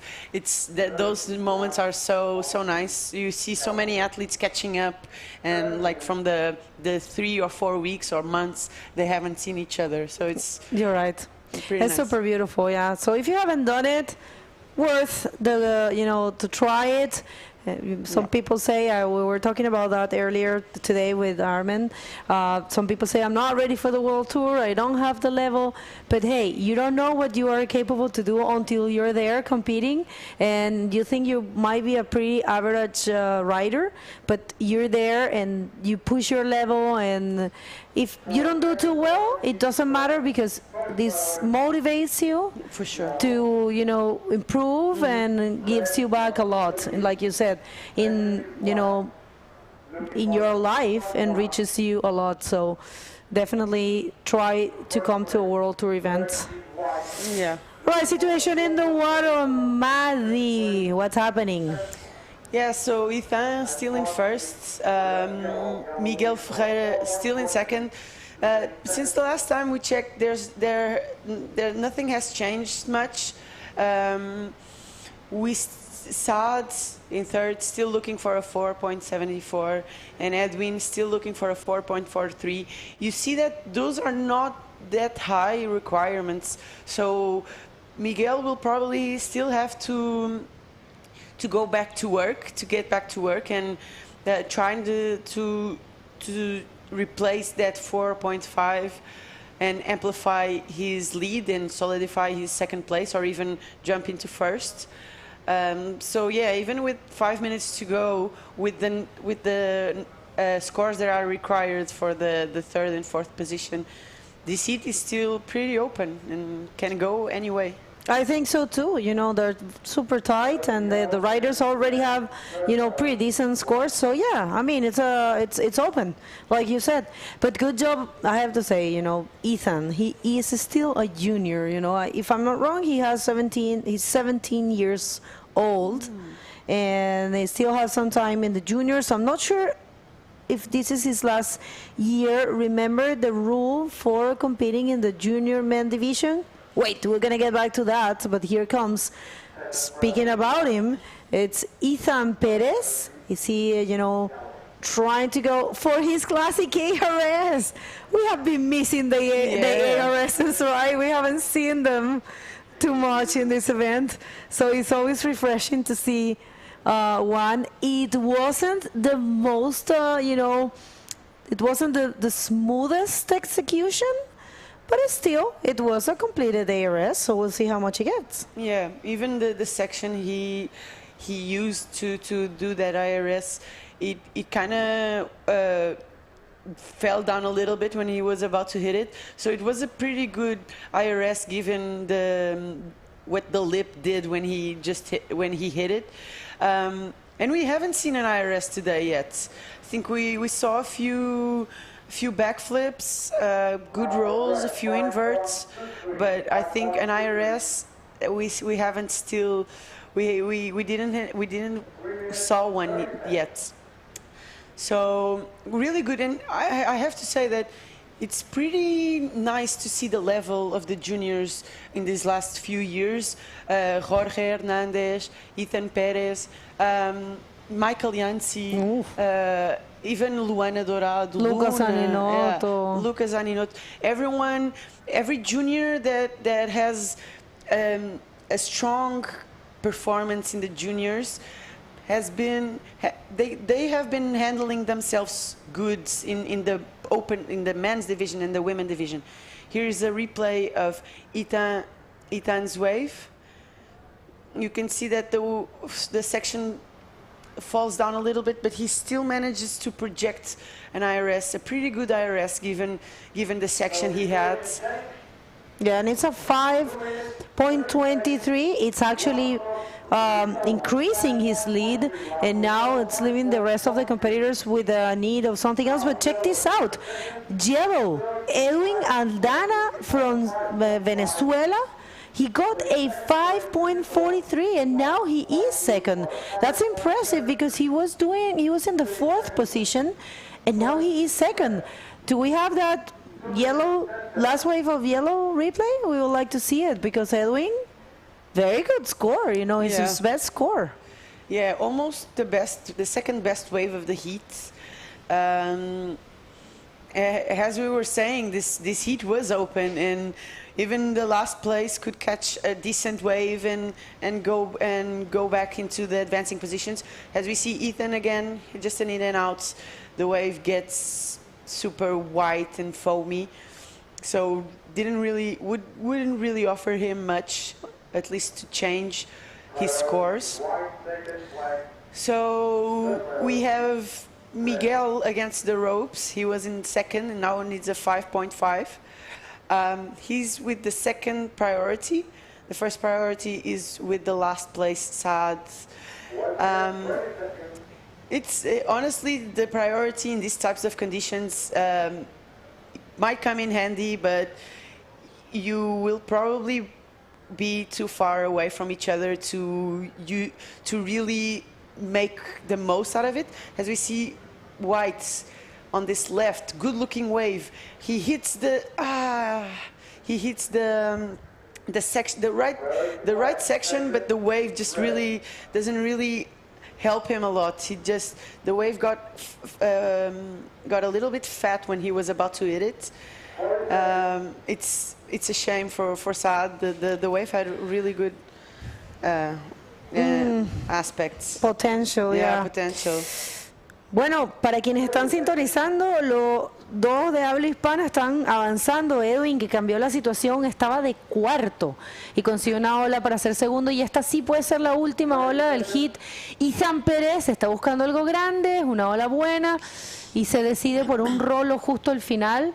Ethan Pérez Qué buen performance de este chico tan joven y que viene haciendo tan buen trabajo, pero te diría lo mismo de Edwin, que logró de cuarto posicionarse en el segundo lugar. Este hit se acaba, esos son los resultados, no se muevan. ¡Oh, Edwin Aldana! ¡Oh, atentos, porque esta ola sí cuenta de Edwin Aldana! 5.64 es lo que está buscando. Atención, ya va por 2 maniobras en esta ola.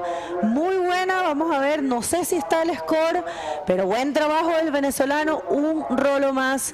All right, so that wave is counting. Yeah, and what a wave from Edwin. Such a clean flow, speed. I really loved it. It made the wave look so easy to ride. Let's see. He only needs a 5.64. This time, let's pay attention just to see if Edwin doesn't steal the show. Oh, take us through that one. What do you think? Whoa, nice roll to open up, really loose and clean. That was the first maneuver we saw. Then he does a really cool 360, and then he ends up with the roll. It was a wave full of action, and now we're gonna take a little break. And we're gonna come back with those results, so don't go anywhere.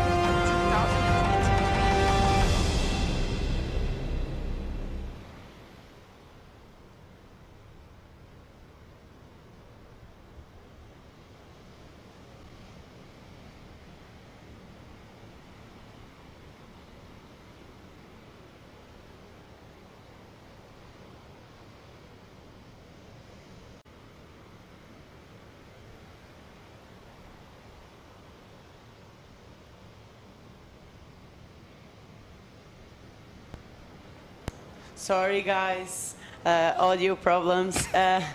Welcome back to the first day of the Sintra Pro Fest. We are in the water with the round number 2, heat number 4 of the men's division. I'm here with Armin. Sorry, the results from the previous heats got submitted. So. Let's get to the action. Yeah. Let's get to the action because, guys, we are heat number 4. We have our seating, and this is the first wave of the heat so far. What a roll from Francisco. That is crazy. I think that's going to be a beautiful score right now. We have 2 Portuguese in the water so far. I think I've seen Joel Rodriguez. I've seen Francisco Ferreira, who just got an amazing roll with a 6-point. Alex Sebastian también from Spain. And we have our wild card, Anas Adar, a.k.a. the Moroccan Playboy. Yeah, a stacked heat. We have a lot of great names and great riders in the water right now. And Francisco Ferreira opening up with that big roll.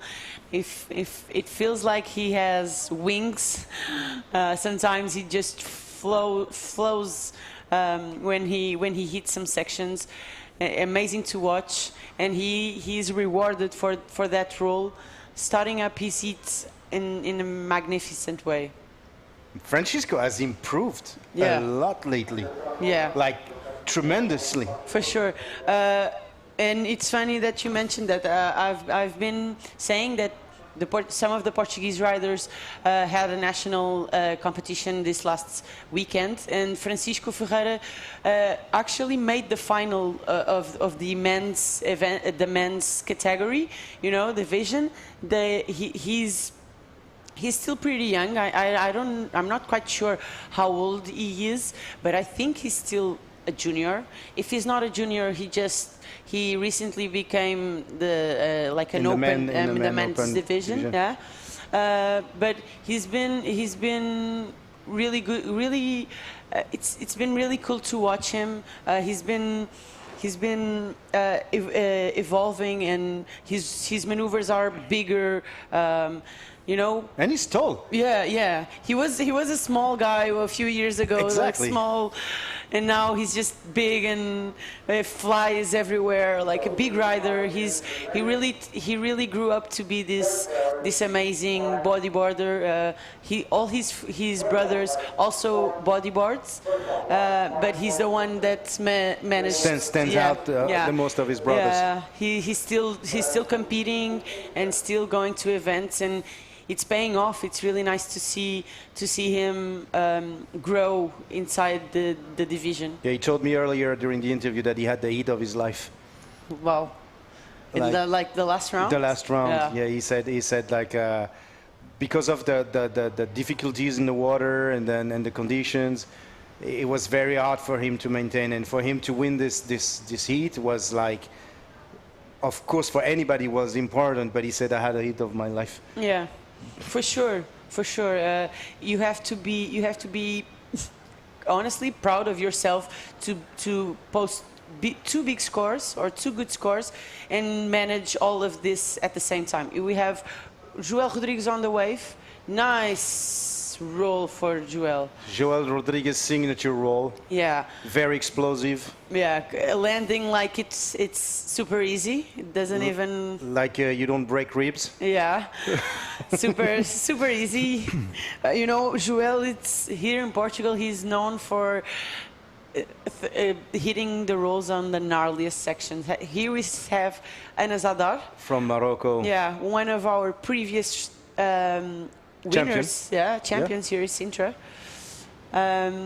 Anas is known, you know, for throwing backflips on 20 centimeters wave, which is less than a foot. Yeah, nothing's impossible for him to throw a backflip at. And you see them... There's a couple rider like that, actually. Yeah. And you know who's going to become one of them? I think Armide. I was going to say Armide as well. But Eder Luciano does that. Yeah. Yuri Valadao does that. They have like the ability of flying off a very small wave and nailed it, you know. Yeah. But Anas that's his signature. Honestly, I'd love to see. I hope he's going to do one of those here. I mean, even though the waves are pretty big today, but this is the perfect spot to find one of the big. Okay, wow, a great score for Joel. Joel opens up with a 7.17.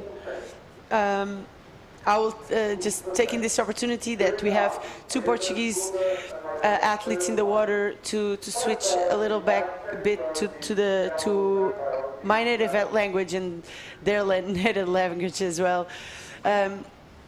O Joel e o Francisco estão aqui no quarto hit do round número 2 da categoria dos homens. O Joel abriu logo com uma grande nota, um rolo seco para a esquerda. O Francisco também com um grande rolo para a direita. Os nossos portugueses a irem em sentidos distintos, mas a começarem muito bem os seus hits. O Alex Sebastián é a segunda vez que entra hoje, juntamente com o Francisco Ferreira.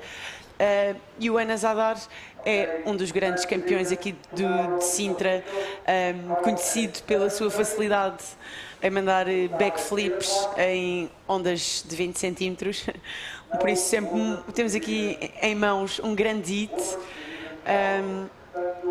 com condições um pouco difíceis, como é possível perceber, mas os nossos portugueses a saírem-se muito bem aqui neste hit. Yeah, so Everything you said is true. And I'm not joking, I understood. Okay, of course. You understand, Armin knows every language here, like No. French, Spanish. And a little bit of Portuguese. I'm struggling with Portuguese, actually. Yeah, Portuguese, it's difficult, right? It's not that it's difficult, it's just that it's getting in conflict with my Spanish. Yeah. And also because of your pronunciation. Yeah.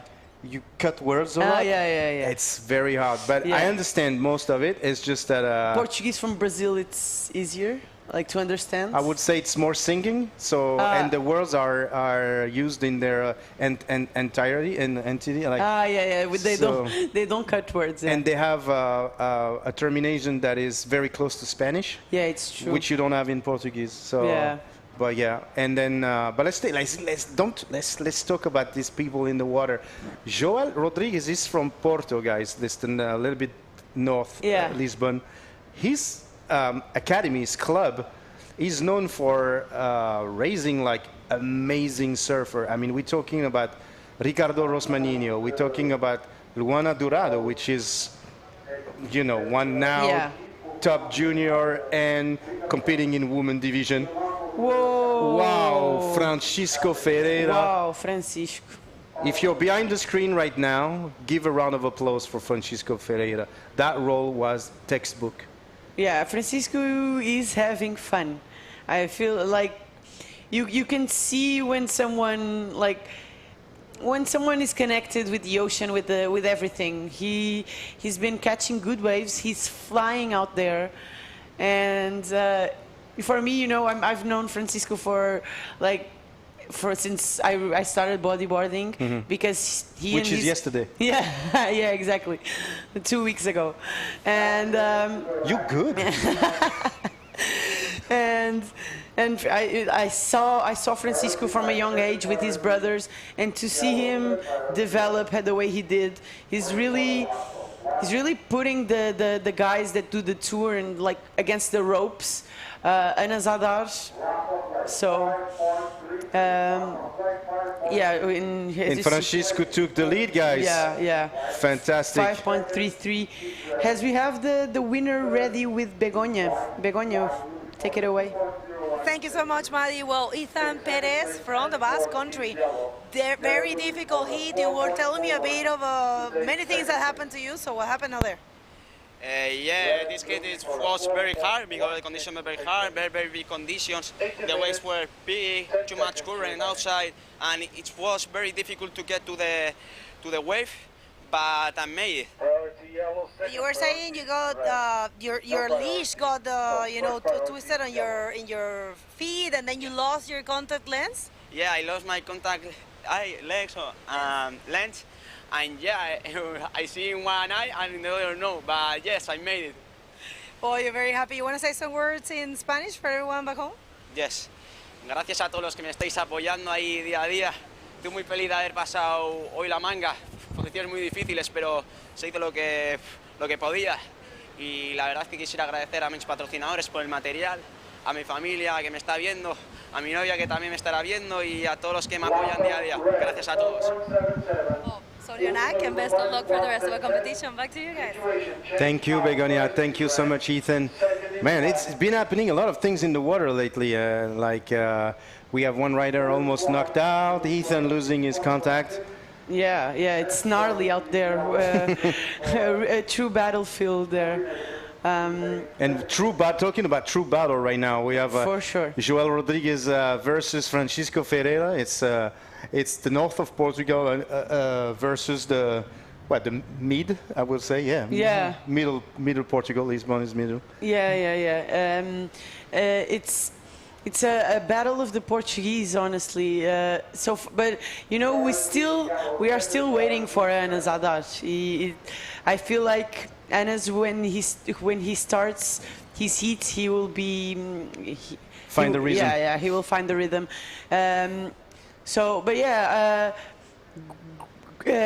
Big rolls. We see white on the corner of our screen. He's probably going inside to go back outside next to the pool area. That's the the only explanation why they are catching waves more to the inside, because there's not much potential there, only if you want to go back out. But yeah, the Portuguese, Francisco, 3 waves, 2 good scores, and Joel, I think 100% accuracy, like 2 waves, 2 scores, I think.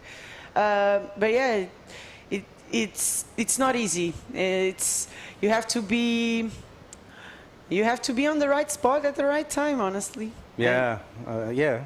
And people may think that because we're in Portugal, it is easier for people like Joel Rodriguez or Francisco. Yeah. But it's not easy. Talking about Joel right now, he's up and riding. Is he going to get out of this barrel? So he got a little bit of a cover up right now. Let's see how the judge going to consider that wave for. I don't think it's going to change that 477. I don't know, but I don't think so. But yeah, what I was saying is, like, people may think that because these 2 guys are Portuguese and in the water, they're made used to the spot and to the wave, but I don't think it's the case at all. I tried to speak about it with Francisco earlier today. Francisco is known for surfing Carcavelos the most. Yeah. Which is only 30 minutes away from here, not even. But it's a total different spot. It's a total different break. And with the condition we have in the water today, it's not frequent to surf Praia Grande like with this condition. Yeah, for sure. I can you can see that even though you have some good waves, probably most of us that come from Carcavelos to come to Praia Grande today to surf or to train would probably a quick train or a few waves. Probably check out Praia da Draga, which is close, or Ericeira, but yeah. There's tons of waves, but Sintra is also like always the most consistent. You know, it sometimes can be a good practice, a good physical practice. You get cardio and stuff, but it's the most consistent one. You have waves the whole day. Would it be fair to say that if you and I went to Praia Grande, we would have the luxury to say we won't enter? Do you understand what I'm saying about the luxury to say? Yeah, I understand. Probably not. No. Whoa. Okay, nice. Joel pulling a backflip there. It's not an easy section to put the board beneath his body, but he managed it, and let's see if he can exchange that 4.77. But yeah, you know, sometimes you feel like Praia Grande can surprise you in many ways. You can think, oh, okay, I'm just gonna see how the waves are. It looks a little bit tricky, but I'll check. Here it's the replay of Joel. The wave kind of played on him a little bit. He was tricked by it because the section fell a little bit earlier than it looked like. But nevertheless, a good backflip. Let's see if he can exchange that score.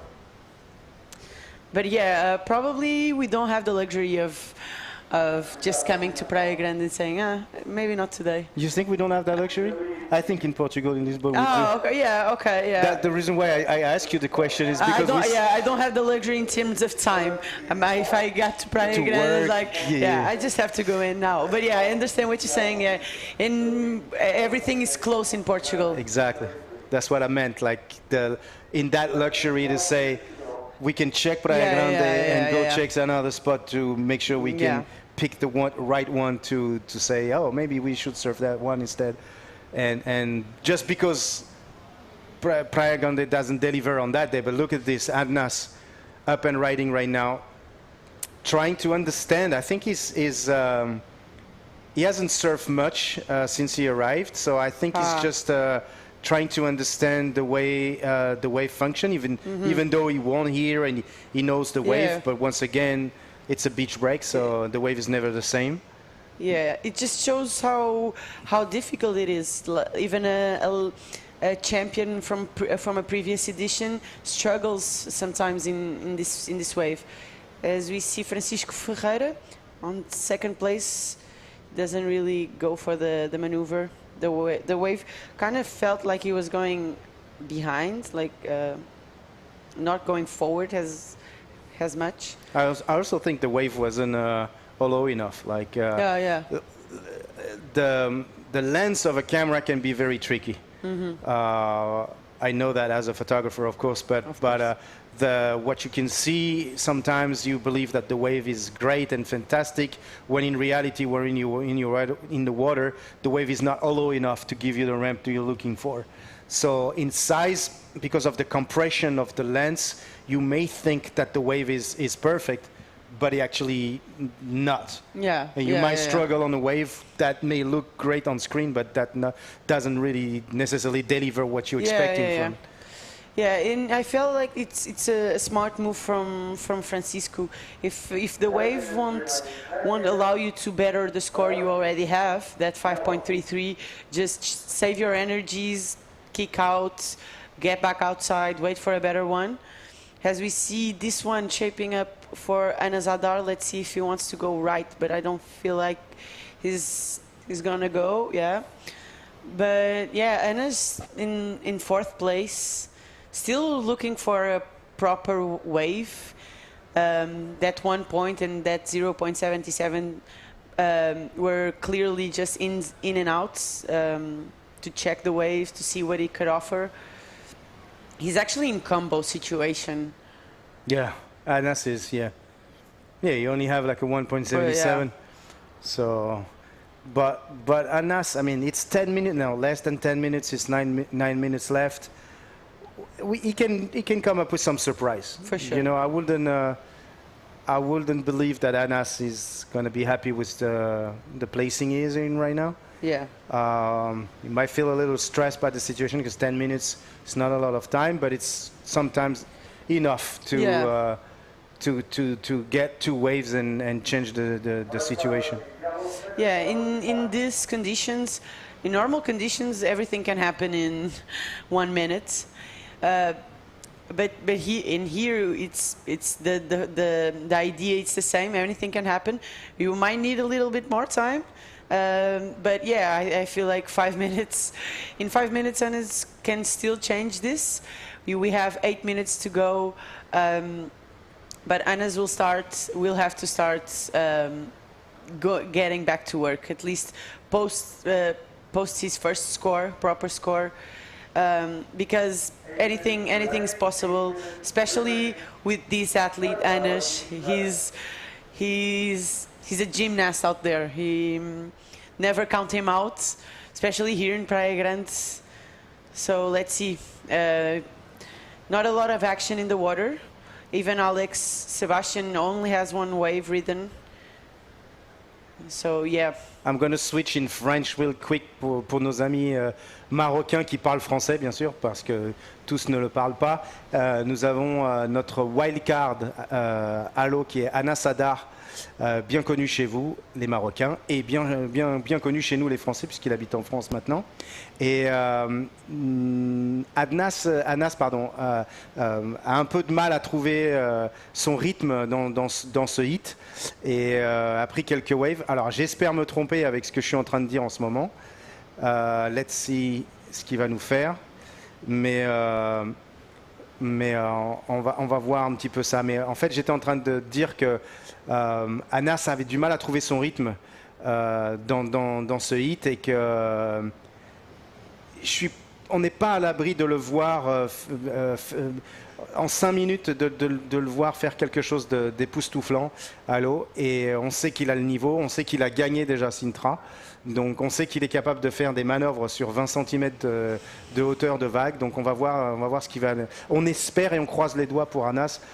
Espérons qu'il va nous donner et nous démontrer toutes ses capacités à l'eau dans ce hit. Voilà.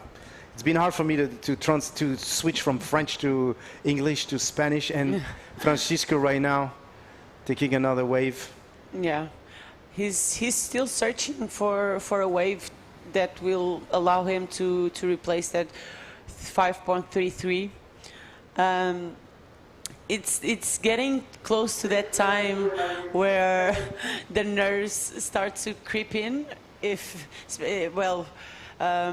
Considering your situation in the heat, the nerves might have kicked in a little bit earlier. You see Francisco, yeah, you can see the little bit of frustration there. He's trying.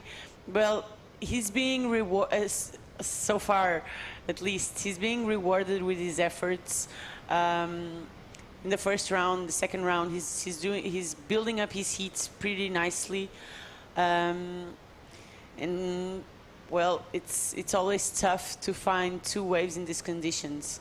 The heats are getting more and more competitive with more and more waves being ridden, but still, it's all thanks to the competitors' efforts, and because it's not easy to catch two good waves, as we see Ana Zadar, a previous champion, struggling.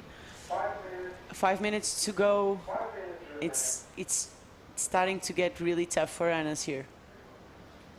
Nos amis du Maroc, c'est le moment ou jamais d'envoyer les drapeaux marocains en support à votre collègue et à votre frère Anas, parce que je pense qu'il a besoin de se sentir épaulé là. 5 minutes, c'est pas beaucoup de temps pour essayer de revenir au score. C'est même pas beaucoup de temps du tout, mais on va voir ce qu'il va nous donner.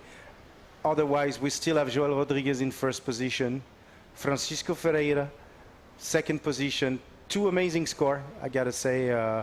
They gave us a nice, they delivered a nice show on this heat.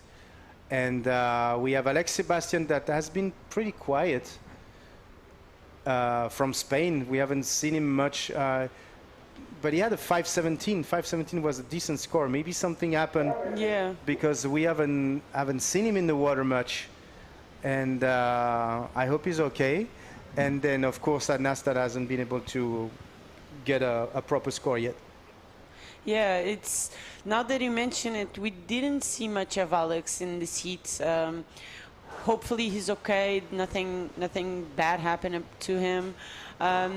It could have been just losing his board and trying to get back outside, but it's weird because it's a 30-minute heat, and I don't remember if, the 5.17, but yeah, it's tough because he's in a great position.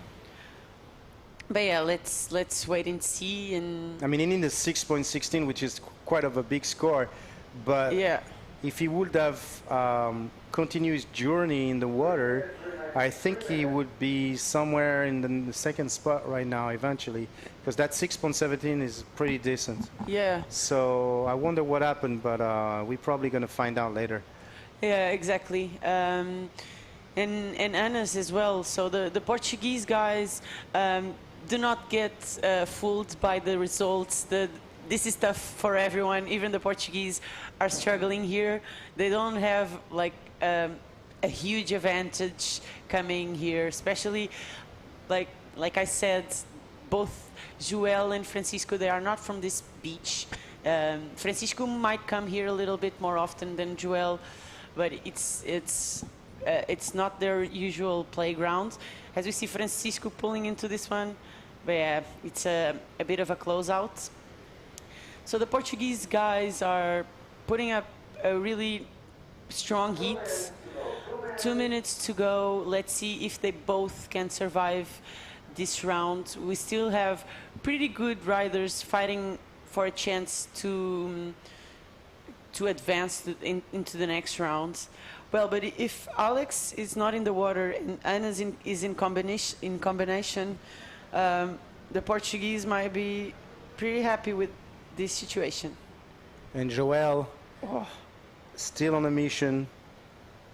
Pretty comfortable position, but you know, when you're a good rider, you always want to improve and always want to, you know, take advantage of any situation, even though you're in a comfortable position right now. I mean, we're talking about 11 points, almost 12 points. Yeah. You know, we are in round 2 of the competition, so it's kind of a high scoring, especially at that level of the competition. For sure, for sure. And you can see actually when the previous angle we had, it seems easier to get back outside now. Like it's not super easy, but easier than it was a few heats ago. Because we're becoming high tide right now, so it's not necessarily easy in terms of I don't think the current situation has changed much, but I think it's easier to reach the peak and to reach to get back out. Oh, we had like a hey, Alex. Alex.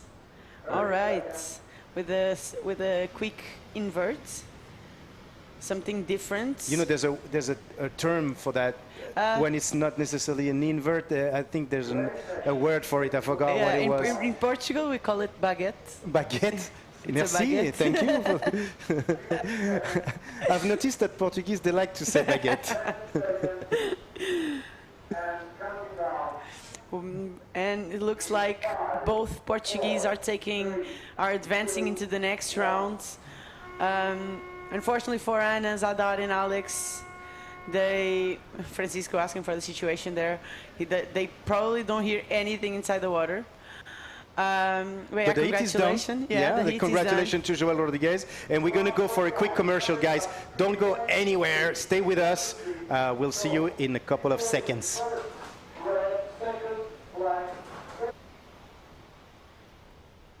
...24 quilómetros de linha de costa, 70.000 hectares de ar puro, 13.000 metros quadrados de história, 200 anos de inspiração, 130 milhas de descoberta, 2 horas de magia, 20 igrejas, 9 praias, 8 museus, 6 palácios, um castelo. Sintra, Reserva Nacional.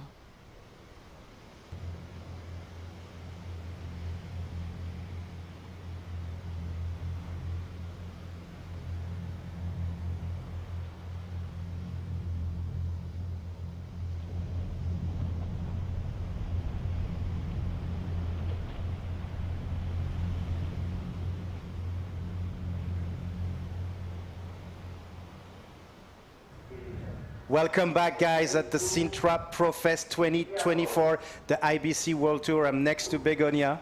How are you? Let's hit the water.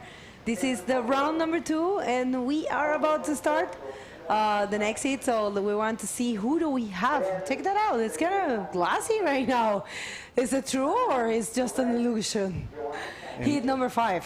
And the man in action was red, which is Isaias Ravik from Brazil, but he's a Portuguese resident right now for a couple of years already. And we have our event wildcard, Steph Cocorelis, in the water as well. The man who has been spending almost 2 years in Australia. He's been deserting his own country. More like learning and, you know, having a good time. And also we have Johan Canivet, a.k.a. Chicken, in the water right now, and Ricardo Rosmanino. Guys, this heat is going to be fire. I'm telling you right away. I've seen Isaias, look, 4.50 for that roll. Stefanos Kokorelis, we've seen it. Stefanos was like killing it 2 years ago. Unfortunately got injured and torn his ACL during the competition against on the heat against Tristan. Oh no. All right, so check this out. This is the first wave of the what? No, my God. We don't want to see that. Oh, that was actually the man that you were speaking about. Oh, well, I mean, yeah. I hope he's okay, honestly. No, he is okay. But yeah, so he had like an incredible hit against Tristan 2 years ago. I don't even remember that. And he torn his ACL during the heat. Oh, I think I do. You're right. Oh my, that's on a roll. And he's such a good rider. He's an incredible rider. But you know who is very impressive too, that did great this year? Is Isaias in Itaguachara. I was so impressed. I mean, he has always been super stylish. He comes from the same place as Isabela Sousa and many other good riders from Ceará. And, he has been living for a number of years here, and I believe that actually pushed his level a lot. The fact of living here in Portugal, there's so many good waves. And I also have to say that Johan surfed really good.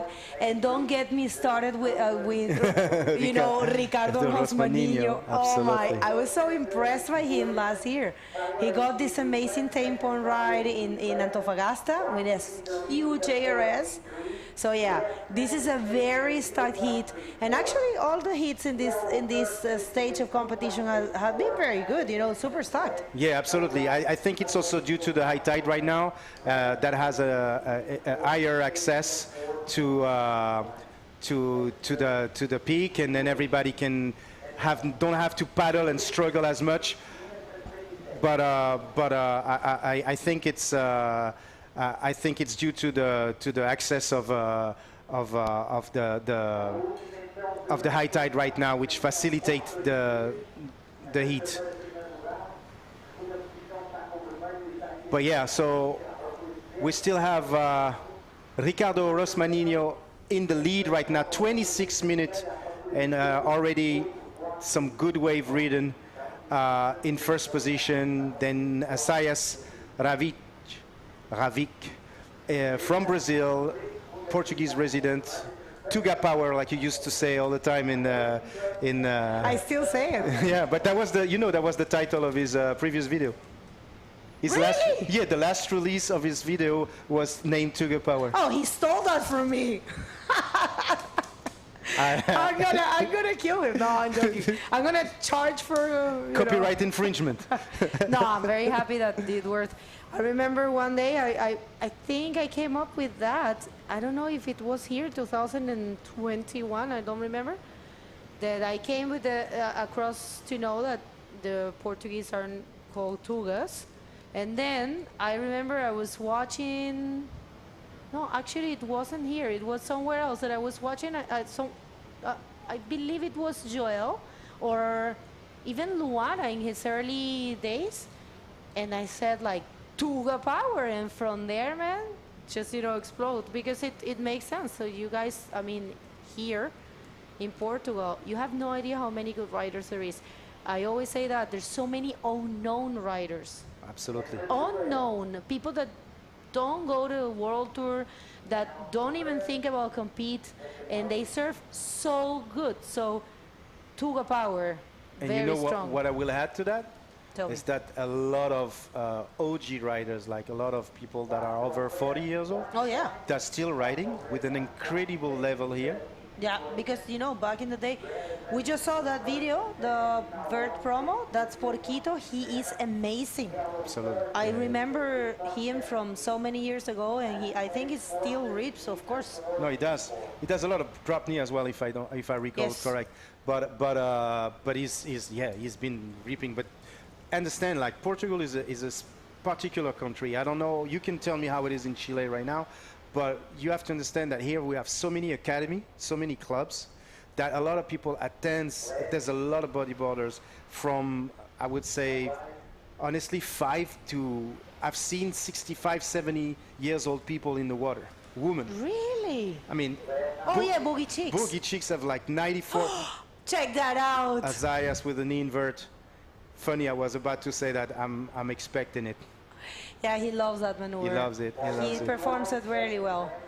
So good wave there. That's going to be more than the backup score. That's actually going to be his main score. And he's going to be first, I believe, for a long time. We'll see. Where is Steph? I want to know how Steph is doing. Yeah, I hope he didn't hurt himself. Me too. On the landing of that roll. Yeah, no, I mean, he has to be good. He has to be fine. Please. Yeah. But yeah, one of our main partners here is Boogie Chicks. They have 84 women. I mean, amazing. Nowadays you don't say girls, you don't say misses, you do ladies or women.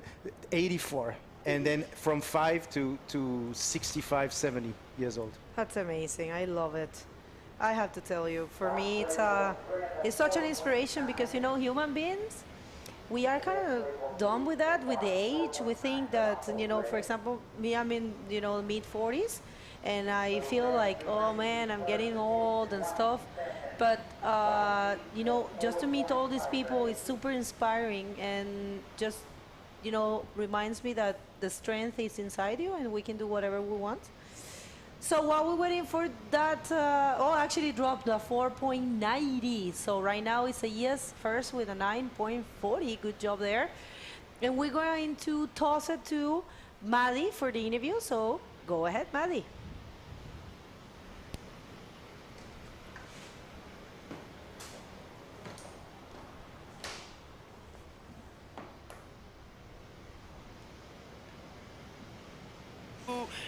More physical cardio work?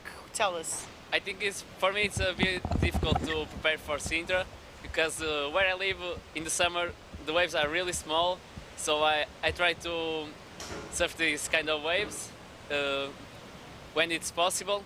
But I train a lot to this kind of like running and other stuff, so I think it helps in this kind of conditions. And you've had you've been having a great year. You've been doing the tour. What's the main idea? Like you know you want to keep going, and of course the goal is always to become a world champion. But do you intend to keep doing the tour? You have other Portuguese guys doing it. Like, tell us a little bit about what you want from this.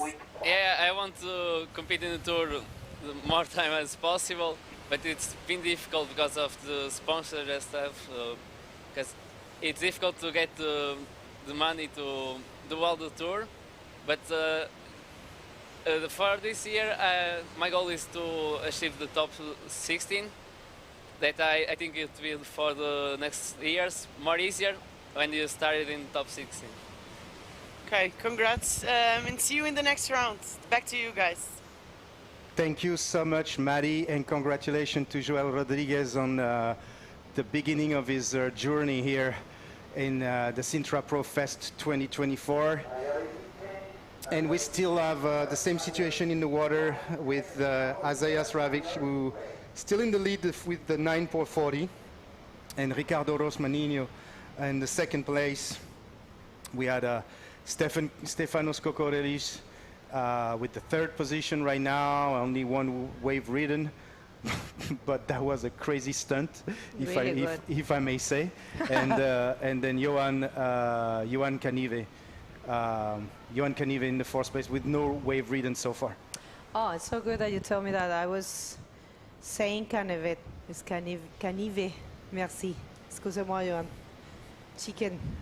Excusez-moi. Alors, yeah, that's right. I don't see Stefan getting a little bit worried. Well, hopefully he is doing well. I think he might be. Oh, he's right there. There you go. He's okay. If he was not doing well, he wouldn't leave the. He would leave the competition area, I think. So, if you're just getting here, we have the heat number 5 of round number 2, and that's a wave there for Johan Canive. Johan Canve. Canve. Yeah. Ah. If you have to pronounce it in proper French, that's the way you will say. Bien sûr. Alors, excusez-moi les Français. Je suis en train d'apprendre. No, je parle. But you speak too many languages, Begonia. Honestly, it's hard to keep up with you. Like you're too much of a competition. No. You're only missing Arabic, and then we're done. And no, you have a little bit of Japanese, don't you? No, just a few words. Oh, okay, good. So I feel safer now, right now. Just a few words, Habibi. I do know a little bit.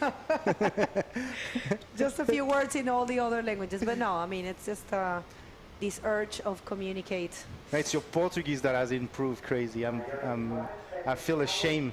Nah, don't say that. But yeah, so hold on. Up riding yellow Stefanos in the water. Let's see what Steph is going to give us. Nothing for now. I think he's trying to get back in the rhythm. All right, so yes, a lot to go still. 17 minutes and 30 seconds in this heat number 5. And yes, the official call is that we will continue. We will finish the round number 2. 2, okay. All right, because we didn't know, at the beginning of the day if we will continue or not. But yes, remember we are still in summer here, so it gets dark around 8. Yeah, 8, no, 8:30. a little bit more. Yeah, 8:30. Sunset is at 8 o'clock. Yeah, I was having dinner last night, and it was 8:30, and it was already. I mean, it was not dark yet. So, yeah, we have a long day, but the problem is that here in Sintra you have the glare, and that's not possible. It's not possible to continue with competition. I think that starts from 4 p.m. more or less. So yeah, we're going to finish the round, and we're gonna come back tomorrow. The official call is going to be posted in the official website, official social media for Sintra Pro and for the IBC World Tour. So make sure you subscribe to this YouTube channel, you activate the little bell, you activate the notifications so you know when we are live here at the YouTube. And make sure to follow us at the social media. We're gonna give you the QR code for the link tree so you can access with your phone here. So the QR code is going to be showing in your screen in a little bit. But yeah, connect with us, link with us. It's important to have you with us. I mean, it's the only way that we can prove that we are big, and it's easy. So if you have a tablet, if you have a phone, if you have anything that can scan a QR code, I think it's the time right now for you to actually take a nice scan the QR code with your tool and get to the IBC World Tour Paradise. En français? En français, bien sûr. Alors attendez, on a Steph qui prend une vague. Mais si vous avez une tablette, un téléphone, tout ce qui peut vous servir à scanner un QR code, parce qu'on dit la même chose en français, c'est le moment ou jamais de rentrer dans le monde de l'IBC. Vous aurez accès, bien sûr, pas uniquement qu'au site internet, mais au score. Vous avez accès surtout aux livres, aux lois, aux rules de l'IBC, ce qui vous permet de savoir un peu plus comment sont jugées les vagues, quelle est l'attitude à avoir en tant qu'athlète au sein de l'IBC. Des petits détails qui des fois vous échappent complètement, comme le fait à quel moment il est bon de venir s'enregistrer pour les compétitions, et puis surtout de manière générale ce qu'on appelle la table des matières des lois de l'IBC, à savoir comme on dirait en anglais, the rules of the IBC, it's on the website. Ah, j'adore ça, la table de matière. Oui, je vais apprendre ça. Hein? Je vais apprendre ça. Alors, I'm sorry, right. So, Isaias doing a great job holding that first position from the very beginning of the heat with a total of 9.40. Steph Cocorellis, our event wildcard, is still on second position, and Ricardo Hosmanino looking for a nothing mainly, 0.84, but you know what he has in his mind? He wants to do a big score so he can get the first position. That's a possibility. And for Johan, there's also a chance, you know, the scores are very tight. So I believe any of them can advance in this heat. There's still 30 minutes and a half. 30 minutes and a half is still a lot of time, knowing that we don't have a long period here, so that means that there's a lot of wave ridden. I mean, a lot of waves that can be surfed. Oh yeah, for sure. And I believe in conditions like that, up and riding Steph right now with a nice spin, and I think he's going to connect, maybe. No. But he's going to change that 1.67. Ooh, something happened. I heard, we hear screaming. Ah, it's horrible. Ricardo Osmanino just took a wave. We're probably going to have the replay of that wave in a minute. He was only in the need of a 0.84. Let's see what Ricardo did actually. And then we have Chicken in the water right now. Nice invert. Wow, that was a pretty twisted invert. Very nice. So Chicken's probably everything's going to be changing, guys. And then we have as I asked, giving the answer, the exchange now, like even make the cameraman dizzy. And us. We're gonna have to wait for all the replays, guys, because there was a lot of action going on right now for the from our 4 athletes in the water right now. All right, and I have official communication. So tomorrow, check-in, it's at 7:30, and we will look into a possible 8 a.m. start. And what's probably going to happen, it's another Monday. And check this out. We have Ricardo Rosmaninho with the huge roll. And I knew this was going to happen because he is very strong and super dangerous. And last wave of Steph, stylish spin there. And I believe that was it for him. And a big score, it's about to drop for Ricardo. And that's the screaming that we heard because he has a big fan club. You know, there you have it. It's actually nothing else than a 6.5. And remember, I was telling you that he was looking for that. Steph. Yes, Steph Kokorelis riding on the right now. I think he's gonna go at least for a roll. That's for sure. Let's see if he's gonna do some more. If there is anything else to do, I think they might. With a nice forward spin. I love, you know, when you see Steph usually do those forward spin at the takeoff and enter the barrel. It's always like a pleasure to watch. But yes, I don't think it's gonna change much of the situation for Steph right now. But Ricardo Rosmaninho took the lead with a 6.5 on that roll and is now in the lead with a 11.33. Azayas is still second position, followed up by Steph Kokorelis, who needs a 6.73. That's quite of a, it's completely doable for Steph, but it's a big score right now. What a great job, I have to say. I would like to take back what I was saying. I knew Ricardo, he was looking for a 0.84, but I knew his head was, I'm going to do something big, so there's no doubt that I'm going to take the first position and no one is going to take it from me. I mean, it's a little early to say that he's going to stay in that first position. Yeah. Because you see the scores, you know, for Johan, it's a bit difficult. For Steph, also a bit difficult, not impossible. But for Isaias, it's a very doable task to get the 5.51. So very good heat we have in our hands here, super active. And yeah, well, Johan, we haven't seen much, but it's there's time. There's still some time. There's still some time, and then, like you said, but look, if you really look like the minimum score, I mean, the highest score for Steph is a 4. But if you look at the minimum score for Azayas and Ricardo, it's also a 4. I mean, it's a 4.90, very close to a 5 for Azayas, and a 4.83. But if you consider Steph being able to do a big maneuver, then everything could change again. So that 6.73 is not undoable for Steph as well. So the battle is still on, and then 8 minutes 55 seconds. The water seems to be a little bit more clement right now. So let's see what these guys can do. But I'm pretty sure all of them right now are waiting to. I think it's something big is about to happen from any of these 3. I mean, any of these 4. Sorry, my bad. Because Chicken.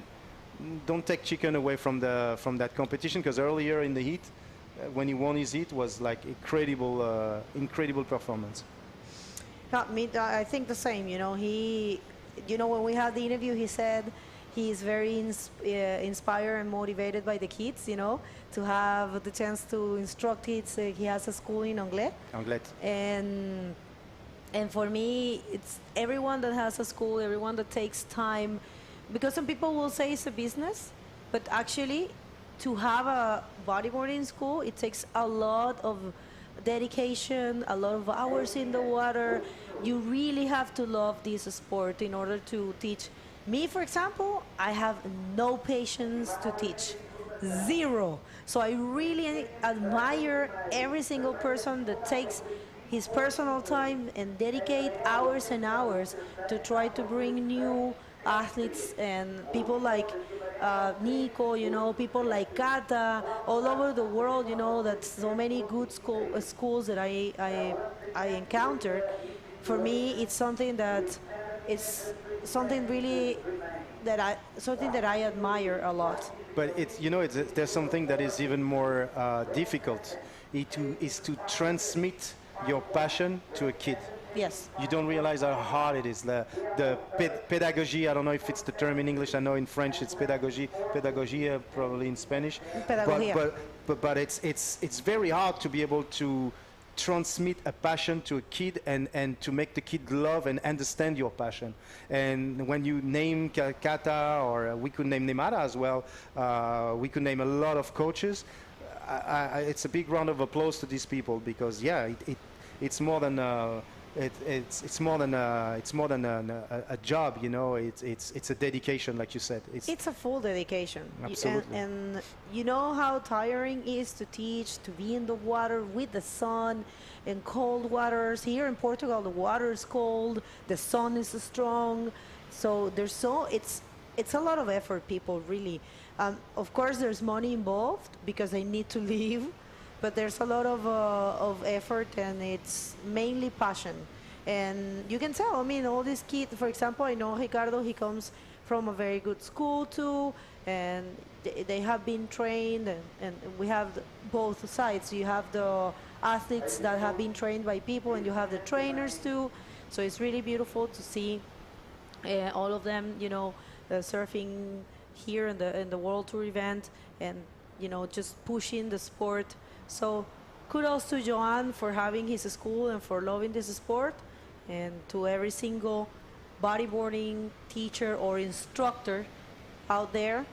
And believe me, your work, it's noticed. Yeah, and up and riding right now, Steph, trying to really find this score and get back to at least the second position. And we have as well Johan. I think Johan would have improved a little bit more, but it seems that he remains in the fourth position right now with a 6. So Johan needs a 7.23 to take the second position. 5 minutes left. It's becoming tougher, I would say. I see Isaias paddling back, so maybe there was a wave ridden from Isaias. Not sure, but see, we're waiting for score right now. And then Ricardo Rosmaninho, I won't say, oh yes, here you go, the replay from Isaias' last wave. Oh, nice.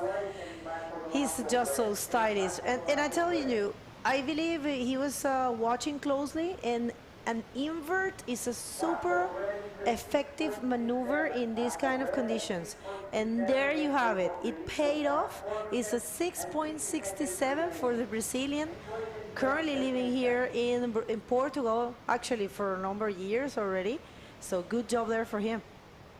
I think he comes again. Yeah, up and riding Isaias again. I think Isaias wanna show all the palette of his tricks, and I think he's going to be able to do that tomorrow as well. And as you say, to remind to the people, so tomorrow we're going to have a men only, apparently, right? Men only day tomorrow. I mean, I got a call from the official, from our technical director, and yes, I mean, wait a minute, here comes Steph Cocorelli, said, oh no, it's a wave. Yeah. Check that out. It's not that Isaias needs to block him, but he knows how dangerous Steph is. So he used his priority. But it's actually Chicken that uses priority. Oh, it was Chicken, I'm sorry. Smart. Smart, very smart. And then good for Steph to actually saw it. Because where you engage like that on a wave, it's not necessarily easy to see who's in front or behind you.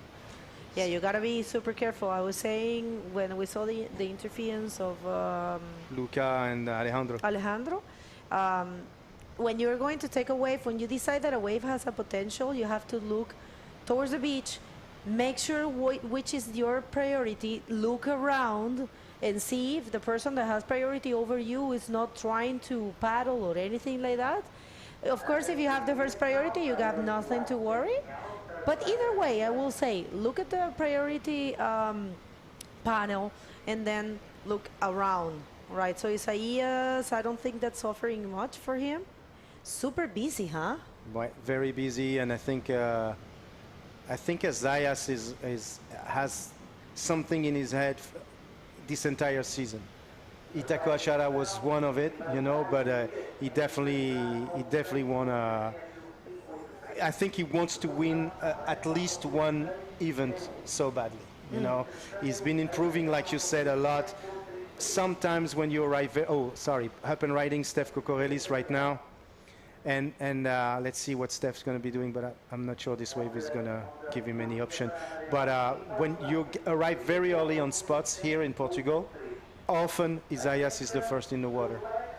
Yeah, really? Yeah, and usually when you see somebody like blowing up, like pulling a crazy tricks, you arrive on spot, that's Isaias. You can be sure it's Isaias, whether it's Carcavelos or here. That's often. Nice.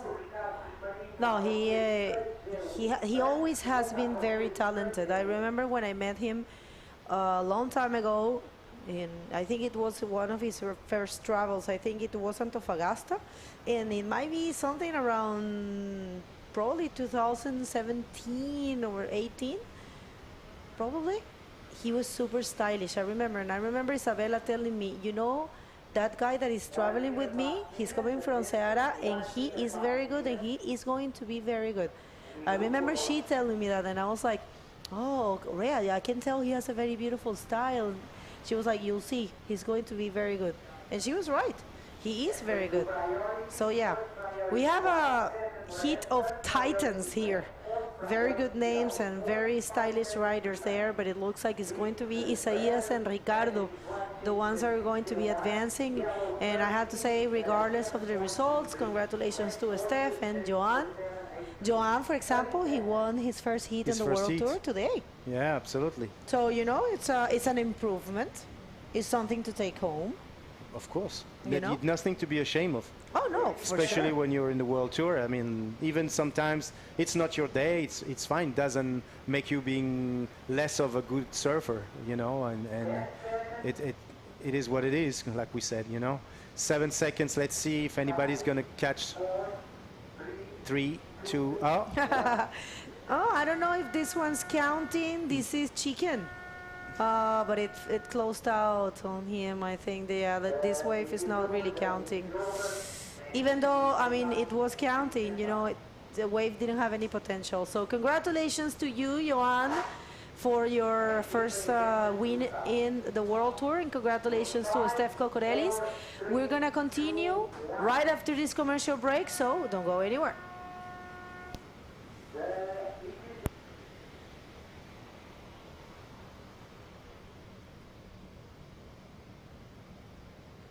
...24 quilómetros de linha de costa, 70.000 hectares de ar puro, 13.000 metros quadrados de história, 200 anos de inspiração, 130 milhas de descoberta, 2 horas de magia, 20 igrejas, 9 praias, 8 museus, 6 palácios, um castelo. Sintra, Reserva Nacional.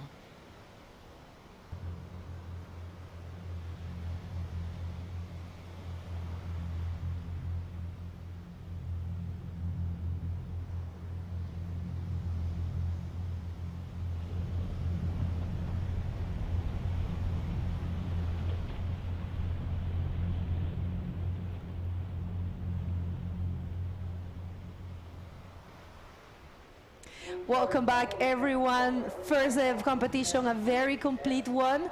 We are in round number 2, heat number 6 for the men division, and we're gonna hit the water because it's another stacked heat. We're coming from a very good heat, so let's check it out. Welcome back, Matti. Welcome. Thank you for having me again. We start right up with Chomin, just an in and out. And another stacked heat full of different nationalities. Italy, France, Spain, South African. Ginesio Ludovici, he's been doing a few stops. I know this is at least the 3rd year he's been coming to Sintra. Chomin, well, he's from the Basque country. There's the Spanish flag there. I think there was already once a French flag as well, so maybe the Basque one would be more accurate. No, because he has I think his mother is from the Spanish Basque country and his father is from the French Basque country, something like that. But I know for a fact one of his parents comes from he is from the Basque country, but one of his parents is from Andaya and the other one I think is from Bayonne. I'm not really sure, but yeah. So in the water, Genesio Ludovisi from Italy. He is the only Italian rider that we have in this event. We have Brendan Greenaway from South Africa. He just did a great job in the previous round. We have Chomin Lopez from the Basque country. Now it's a French Basque country. And we have Noah Capdeville, who's coming from having the highest score so far of the competition. So, very stacked. Yeah. It's a great heat to start this heat number 6. It's stacked. And already the priorities have been established. So we didn't really get to understand who was on the wave. I think Noah Capdeville was the rider on that wave. The 6th heat, so only 2 more to come. The day is passing by super quickly. Tomorrow there's going to be more action, of course. Sadly, in the last heat, we lost 2 amazing riders as well. It starts now. We start to have a lot of heats with a lot of good riders where you don't want anyone to lose, and we see Brendan Greenaway pulling in this right-hander, but it didn't really offer much. The tide is filling in, and you can see that the wave, if you ride it for too long, when you get to the inside, it gets fatter. It doesn't really have much strength in it. Only that doesn't stand up as it did in the beginning. A nice roll for yellow. Chomin opening up his heat. Chomin Lopez, he has, he has improved a lot. He has always been good, stylish, but he's part of this French generation that it's pushing each other so much. Young Aymar, Etienne Capdeville, Jan Salon, many excellent riders that are traveling together, part of the French boogie crew. So it's good to have him back. I think he didn't go to the South American leg this year, so to see him again, and probably I'm pretty sure he's gonna go to Fronton. He loves Fronton too. Yeah. So yeah. Yeah, I remember now that I think about Chomin, we can see his progress because he always surfed good along with the other French riders that are part of this generation, like Yon and Ethan Capdeville. Especially Chomin, I've seen him become more and more aware of what he needs to do in a heat. He's been super consistent, like he builds up his heats more easily, and that's because it's the most difficult thing. It's having the mental aspect of competing. For sure. Like you know a lot of good riders that just don't do well in competitions. You see Brendan Greenaway trying to push a roll there, but the wave didn't really stand up for him. But yeah, how I was just saying, we have the example for me as a Portuguese rider of Steph Cocorellis. Steph has a ton of waves on Instagram, live, YouTube, amazing clips and videos of him surfing, and sometimes when you're competing you cannot fully show your abilities. Wait a minute, we have a wave here for Genesio Ludovisi, goes for the roll. Genesio from Rome, actually. Wow. Yeah, he has also a bodyboard school, and he is super enthusiastic about bodyboarding. He has been already doing the tour for, he has been going to a couple of events last year as well, and the previous year. Since we started the IBC, we have seen him a bit. So yeah, good job there for Genesio. 1 second, we have a taker, and then we're going to throw it to an interview. Yeah, Noah pulling into this right one. He's been loving these right-handers. He found a good section, throw out a clean roll. We see yellow right behind him. Charming, nice roll. Second, putting a backup score right out there. So good exchange between these two riders, between the Frenchmen, and we will take advantage of this lull to throw it back to Armin for the interview with the last heat's winner. Take it back, Armin. Hey guys, thank you so much, Maddie. I'm with the winner of the previous heat, nonetheless, than Isaias Ravic. Isaias, what a battle in the water. Like between you and Ricardo, it was crazy. We didn't know first, second, and then you went back to first. Very active in the water. Please tell us a little bit about the heat. Bom, estou muito feliz de ter avançado a bateria. Eu entrei nela com o pensamento de fazer 2 ondas, bem rápidas assim, porque eu sabia que uma estava difícil. Para entrar eu levei tipo 10 a 12 minutos só para chegar lá no outside. Então eu falei, tenho que pegar 2 ondas rápido e depois assim eu vou tentar aumentar o meu high score. E consegui. With your signature, which is the invert, right? Yeah, so he says that right away he was ready to understand how the rhythm of the heat was going, and he needed to take a lot of wave, and he tried to make the best out of it, and then doing this crazy invert and everything. Isaias, you've been doing very well on the tour. Like we saw you at Itacoachara, maybe a little bit upset about the result, but regardless, the world saw you performing at your best. Would you agree with this? Sim, estou me sentindo muito bem esse ano. Na verdade, esse ano minha expectativa não era correr o Tour Mundial, era simplesmente fazer free surf. Só que consegui fazer um resultado, digamos que mais ou menos em Marrocos, depois fui para o Chile, e Itacoatiara consegui fazer um bom resultado nas 2 etapas do Sul da América, e assim consegui ficar bem colocado no ranking, e agora estou próximo dos top 16 do mundo, e meu objetivo esse ano é ficar entre os 16. E essa etapa vai ser muito importante para mim, quero chegar o mais longe possível, se possível ganhar a etapa. E Fronton é o próximo objetivo. Oh, so you're going to Fronton. All right, we have a news. We will see Isaias in Fronton. Any last word, anything that you would like to say, family and friends on the other side of the Atlantic up to the Pacific and everywhere?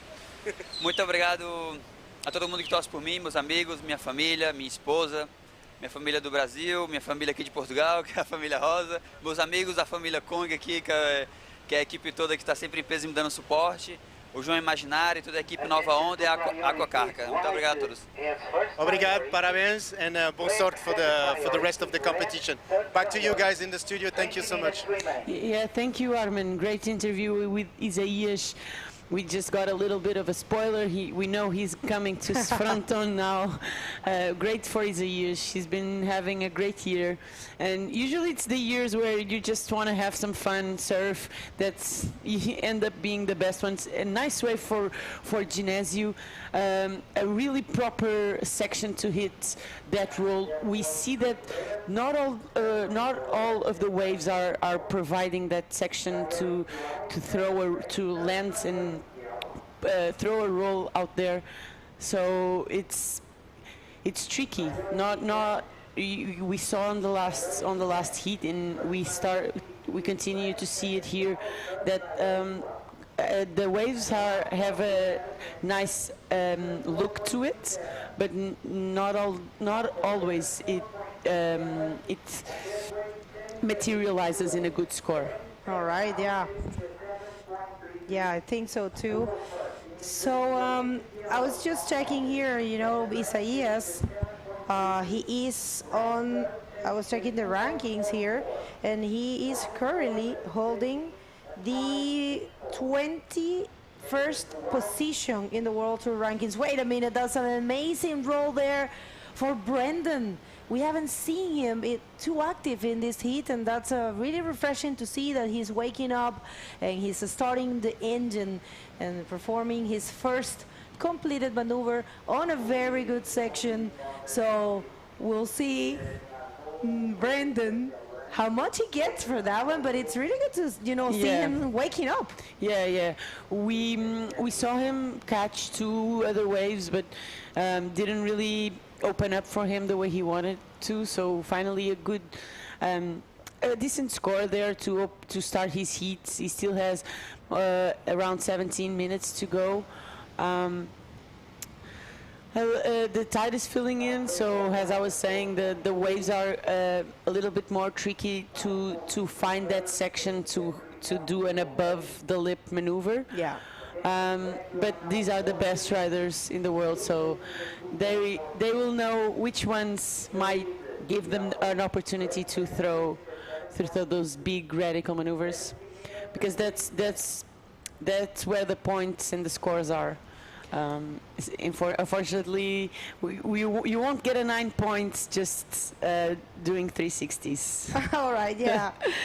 Not at this point, right? Because in the morning it was a bit slow, and I believe it's because when the competition starts, especially on a wave that is very different from the waves that you have been surfing, it takes a little while for all the riders to get used to what's happening in the water, and they, to be the first heat of the first day of competition is really difficult because you don't really know what's happening out there. You have no references. So, as the day unfolds, you watch, and you know what can be done, you know where the currents are, what the riders are doing.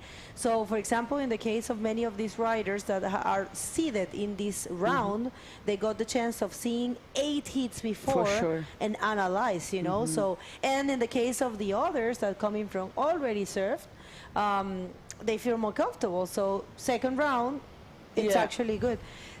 You maybe can tell, you probably can tell me this insight better than me, because you competed more than me.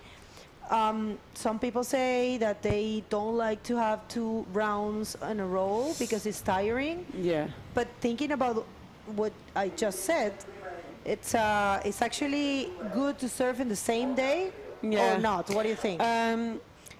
Honestly, I feel like to surf 2 times in the same day, usually the conditions are not exactly the same. They're never the same. Yeah, it's good it's good that you already went in and you already have the rhythm. But as far as if it was like a semi-final and a final where you have like half an hour, 1 hour difference between the waves.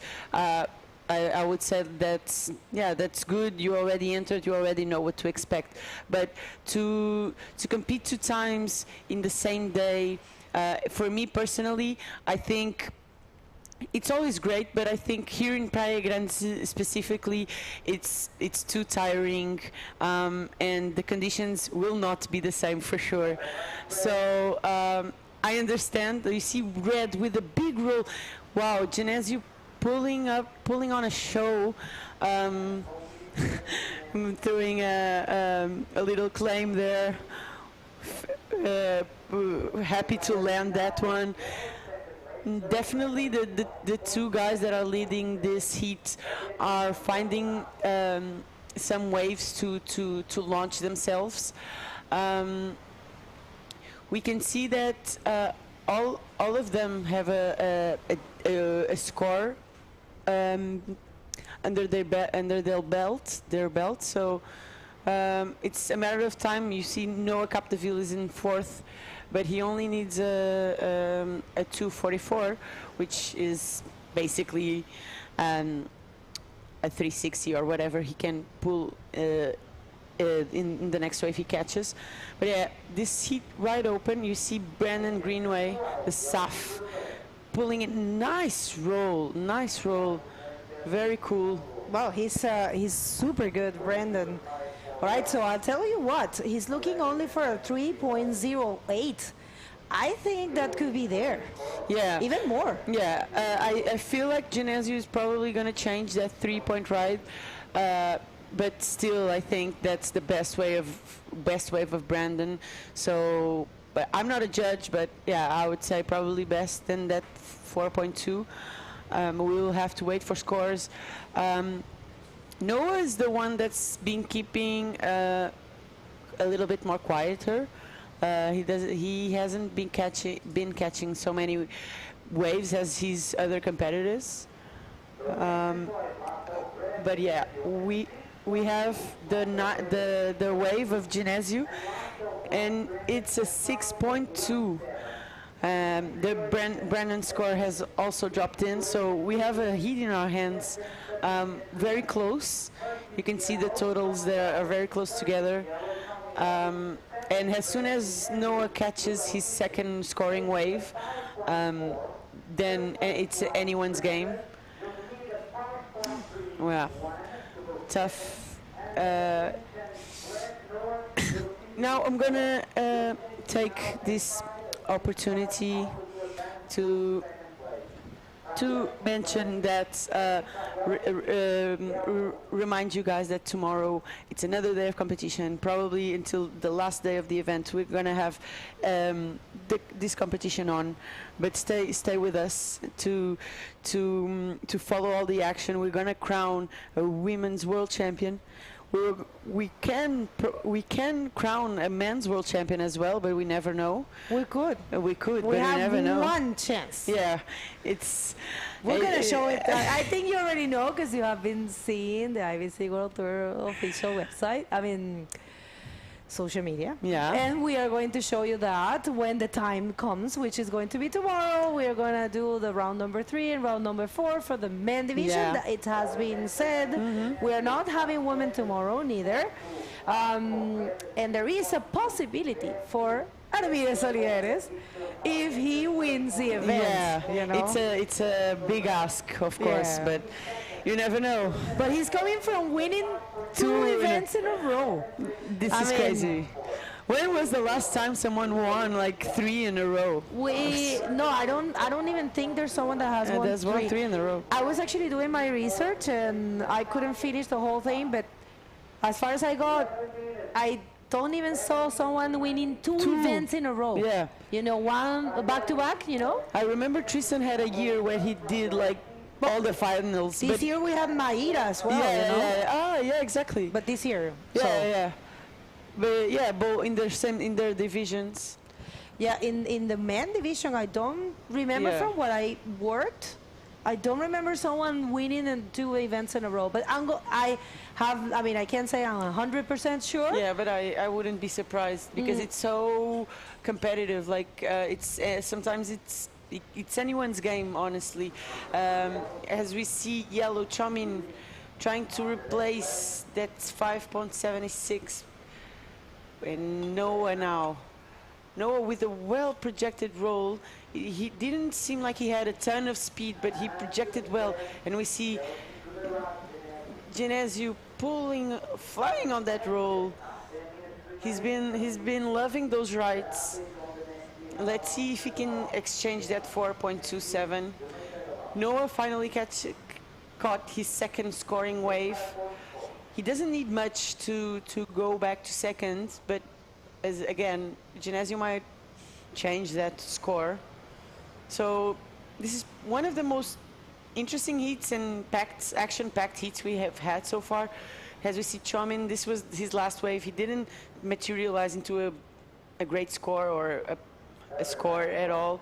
Then we see the rider in black, Noah Capdeville, throwing a big roll, well projected. Finally, because Noah got super good scores in the previous heat, and we haven't seen the best of him in this heat.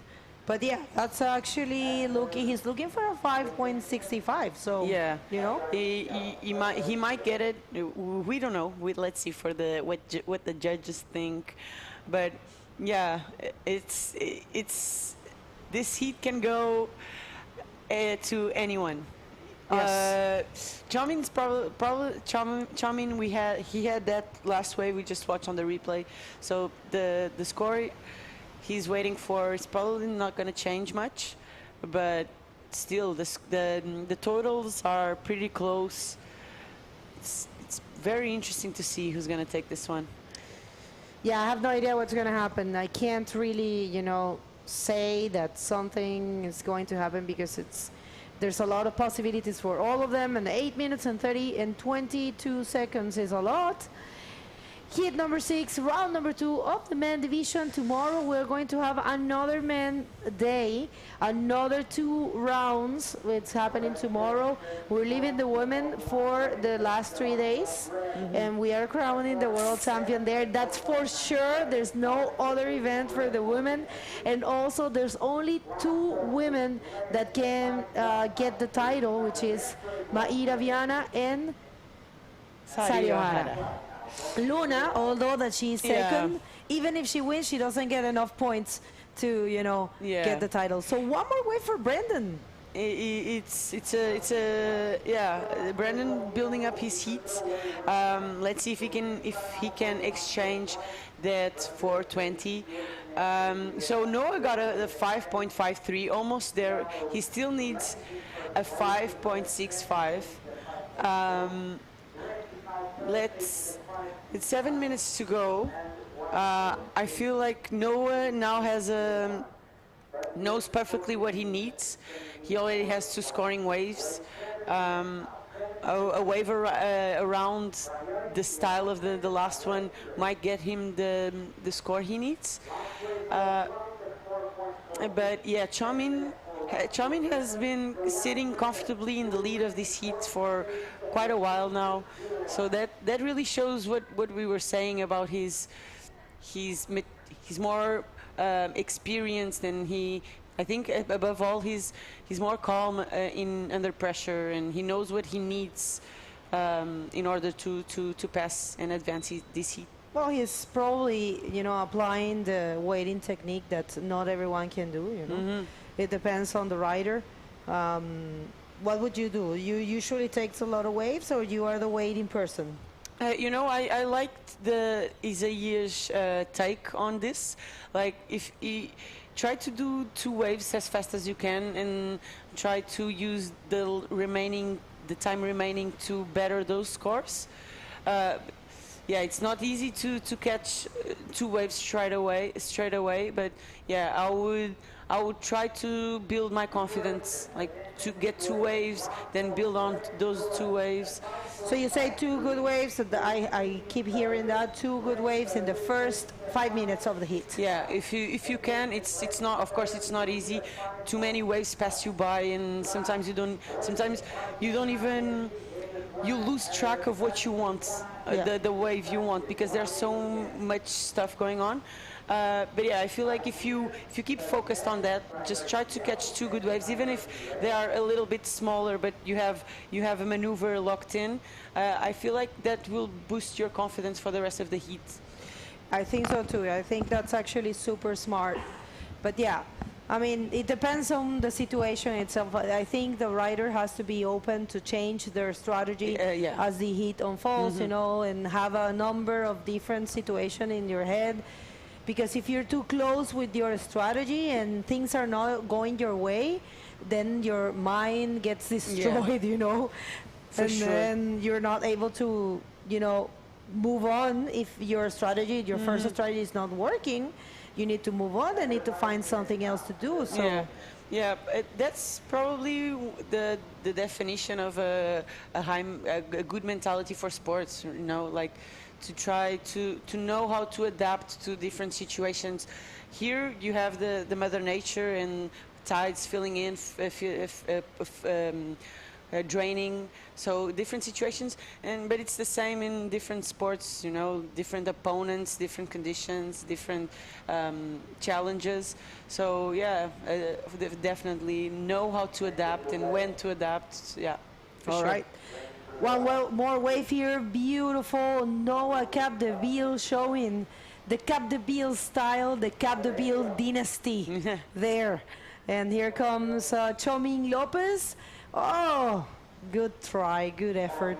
You know, it's been a classic, pretty much basic day. We haven't seen many, you know, variety of maneuvers. And here comes Genesio.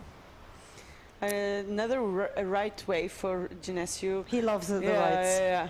But he's been being able to catch really nice right-handers. He's been flying out there. Let's see the replay of Noah. he did find a nice section to hit, but unfortunately the wave just didn't offer much more than that. Let's see if that's the 5.65 he needs. This is Chomin's wave, the air reverse that he didn't really manage to land it. But this is textbook hits strategy for Chomin. Catch 2 good waves, wait for the wave that's gonna allow you to exchange your 5.67, which is his worst wave. So yeah, perfect strategy.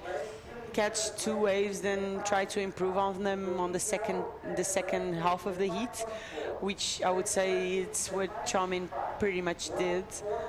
And yeah, Noah also changed his second wave. Oh, check that out. Oh no. Yeah, the wave kind of felt he was going behind, like not straight forward, you know. Well, Maddie, one thing that I like to do is to check the rankings and see, the points that the riders are getting. Although this event is only offering 2,750 points for the men, still there's some good points, there's some important points. So many of the riders are not thinking about, of course their chances to become a world champ are already gone, because there's only 4 possibilities as of now. Yeah. And things might change after this event. But yeah, how important is for the rider to try to get the best amount, the much amount of points in order to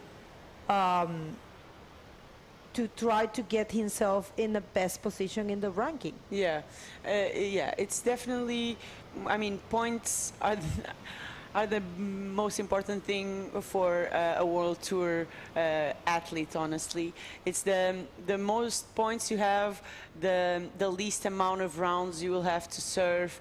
If you get into if you get into those advancing positions, non-elimination rounds. Yeah. So it's pretty important. We see Brandon going on the right, but the right didn't really offer much. But yeah, hopefully you can do the most events possible.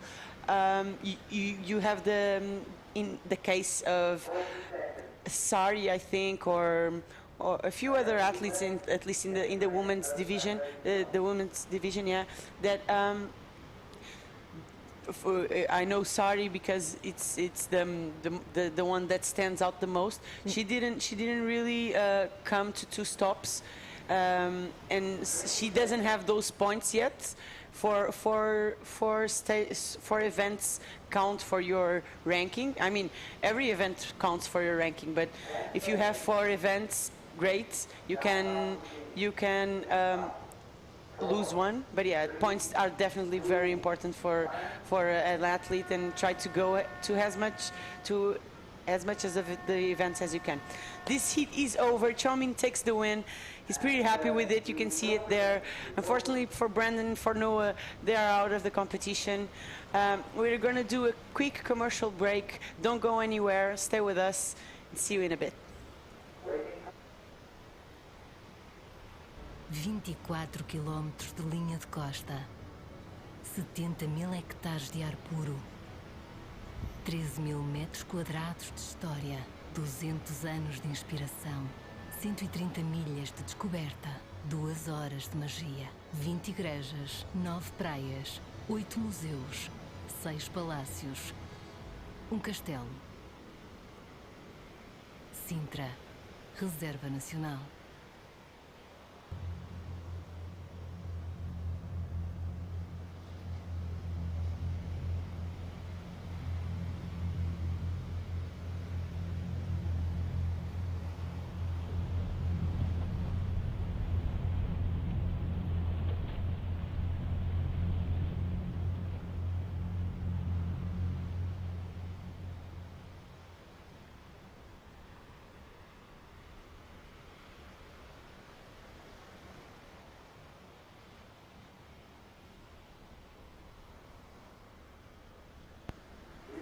Hello guys, welcome back for the first day of the competition of the 2024 Sintra Pro. We are back with Armin here in the booth. We are ready to hit the water with the for the seventh heat of the round number 2. Another packed heat full of action, 4 riders in the water. We are still having a technical issue with the scores there, but another packed heat for the second to last, I think, or the penultimate heat of the day for the men's division. We have a lot of French, a lot. 2 French in the water right now. We have Jérémy Arnoux, the legacy man. We have Frederico Castelo Branco from Portugal. We have Luca Zaninotto, our earlier winner, and we have Kai de League from Australia in the water as well. Yeah, a super international heat. Super international. But yeah, so we already saw 2 of these athletes today, Luca Zaninotto and Kai de League. We already saw them today. We see Francisco Castelo Branco pulling into this way. Wow. Big roll. Frederico is actually our under 18 national champion. So how old is he? I think he's 18 or 17. He got the wild card for this event, and he started beautifully with that roll. He just flew on that maneuver. We also have Jérémy Arnoux, which is a legend here. Luca Zaninotto, a legend here in France. Yeah, a legend. Yeah, here in the seat, but yeah, he's a legend in France. And let's see, Francisco already posting 5.67 to start off his heat. He has to be pretty happy with that. Not an easy wave to catch straight away a good score. But yeah. Yeah, that first roll was pretty impressive, to say the least. And let's see, we have 28 minutes now, so we still have the 10 minutes paddle, correct? Yeah, they're still counting that. We're probably gonna have it tomorrow as well, from my understanding. Yeah. Knowing that the conditions are gonna remain pretty similar to today. So not easy condition, but we couldn't have anything. We have pumping wave, pumping conditions, and we have a tremendous show right now. Yeah, we see Luca Zaninotto. Yeah. And just checking that one. Yeah, the best strategy here, I would say, is just try to catch the best waves in the first 10 minutes of the heat, and after that, of course, try to better your scores. But in those first minutes, I would say just catch everything you like, you know. Oh, you can. Yeah, and you see, like, okay, this is a good opportunity. We see White, Kai de League. Yeah, he managed to put a roll there. The wave didn't really offer much, and he kicks out, but a good way to start his heat. One of the twins, one of the Australian twins that are here in this event. Yes, and then I think it's so good to see Australian in the competition again. Sure. I mean, it's stupid, we've been saying that so many times, but now it's okay. We can definitely say that Australians are back on the tour, because unfortunately, due to different circumstances, we haven't got the chance to have like what I would say a good representation of the world bodyboarding, but now it's totally is. We have like a lot of South African, especially here in Portugal at the Sintra Pro Fest 2024. We have Australians. We even have one American from California, Joey, who I had the chance to talk to earlier today. He was totally stoked to be here. It's just unfortunate that he came alone. Oh. Usually he get along with the Hawaiians and then they all come together, but this year they couldn't come, so he came alone. But yeah, no, I mean, we have like a huge French contingent, huge Spanish contingent. Yeah. We have like, and of course Portuguese. That makes sense. Yeah, but now that you mention it, yeah, the Hawaiians, we are missing the Hawaiians at this event, especially the DKs. But yeah, we see Jeremy Arnaud with a forward spin, yeah, incomplete. Yeah, the wave started well, but then changed the shape. It's funny, the waves have changed now. I think the high tide has completely changed the way the waves are breaking, and it's it's almost a total different competition now. Yeah, I feel like if you want to do an above the lip maneuver, either you have to catch the set, or you have to hit it in the first sections of the wave. If you try to hit it down the line, I think the wave will get you won't stand up for you to hit the roll. So I think we have our interview ready with the winner from the last heats. Bego, take it away. Thank you so much, Maddie. Well, Chomin Lopez coming from the French Basque Country. You did an amazing job out there. It's so good to keep the first position from the very beginning. So how are you feeling? Yeah, I'm very happy to pass my heat. I catch the two best waves at the beginning of the heat, but it was stressful because they were close to me from the scores, and Noah lost, my friend Noah lost, so I'm happy to pass my heat. What happened to you this year? You're not doing the tour as you did the previous year, so now you're here. What happened in the rest of the year? I did the first step in Morocco, but then I am still finishing my studies in the university, and working in the summer to win money. So I'm doing the European steps next fronton. So we're gonna see you in fronton for sure. Right, you want to say some words in French? Basque. Mushondu adeneri mileshke khainitsita shidu gulu garachte. Right, Sorionak, and best of luck for the rest of the competition. Back to you guys. Great interview there with Chomin. Congratulations. We will see him in the next round tomorrow. Yeah, so we had the French flag next to Chomin's name. He's from the Basque country. French Basque country. French Basque but everybody country. speaks French there, of course. Biarritz, Hendaye, and Anglette, everybody. I'm shouting out to all the people over there, and all my friends that I know. And yes, of course, it's a French Basque country, so they speak actually even Spanish there. Yeah, I know they have their own language, dialects. That's what Chomin just now. did. Yeah, I see when we start to get to the Basque country, coming from Spain, you see like you stop recognizing the letters and the words, their own language and dialect. I think language is the right term for it, not dialect, but yeah. So back in the water, we have Federico still leading. Everyone still has basically one wave. Jeremy caught two waves, but didn't really materialize in a score.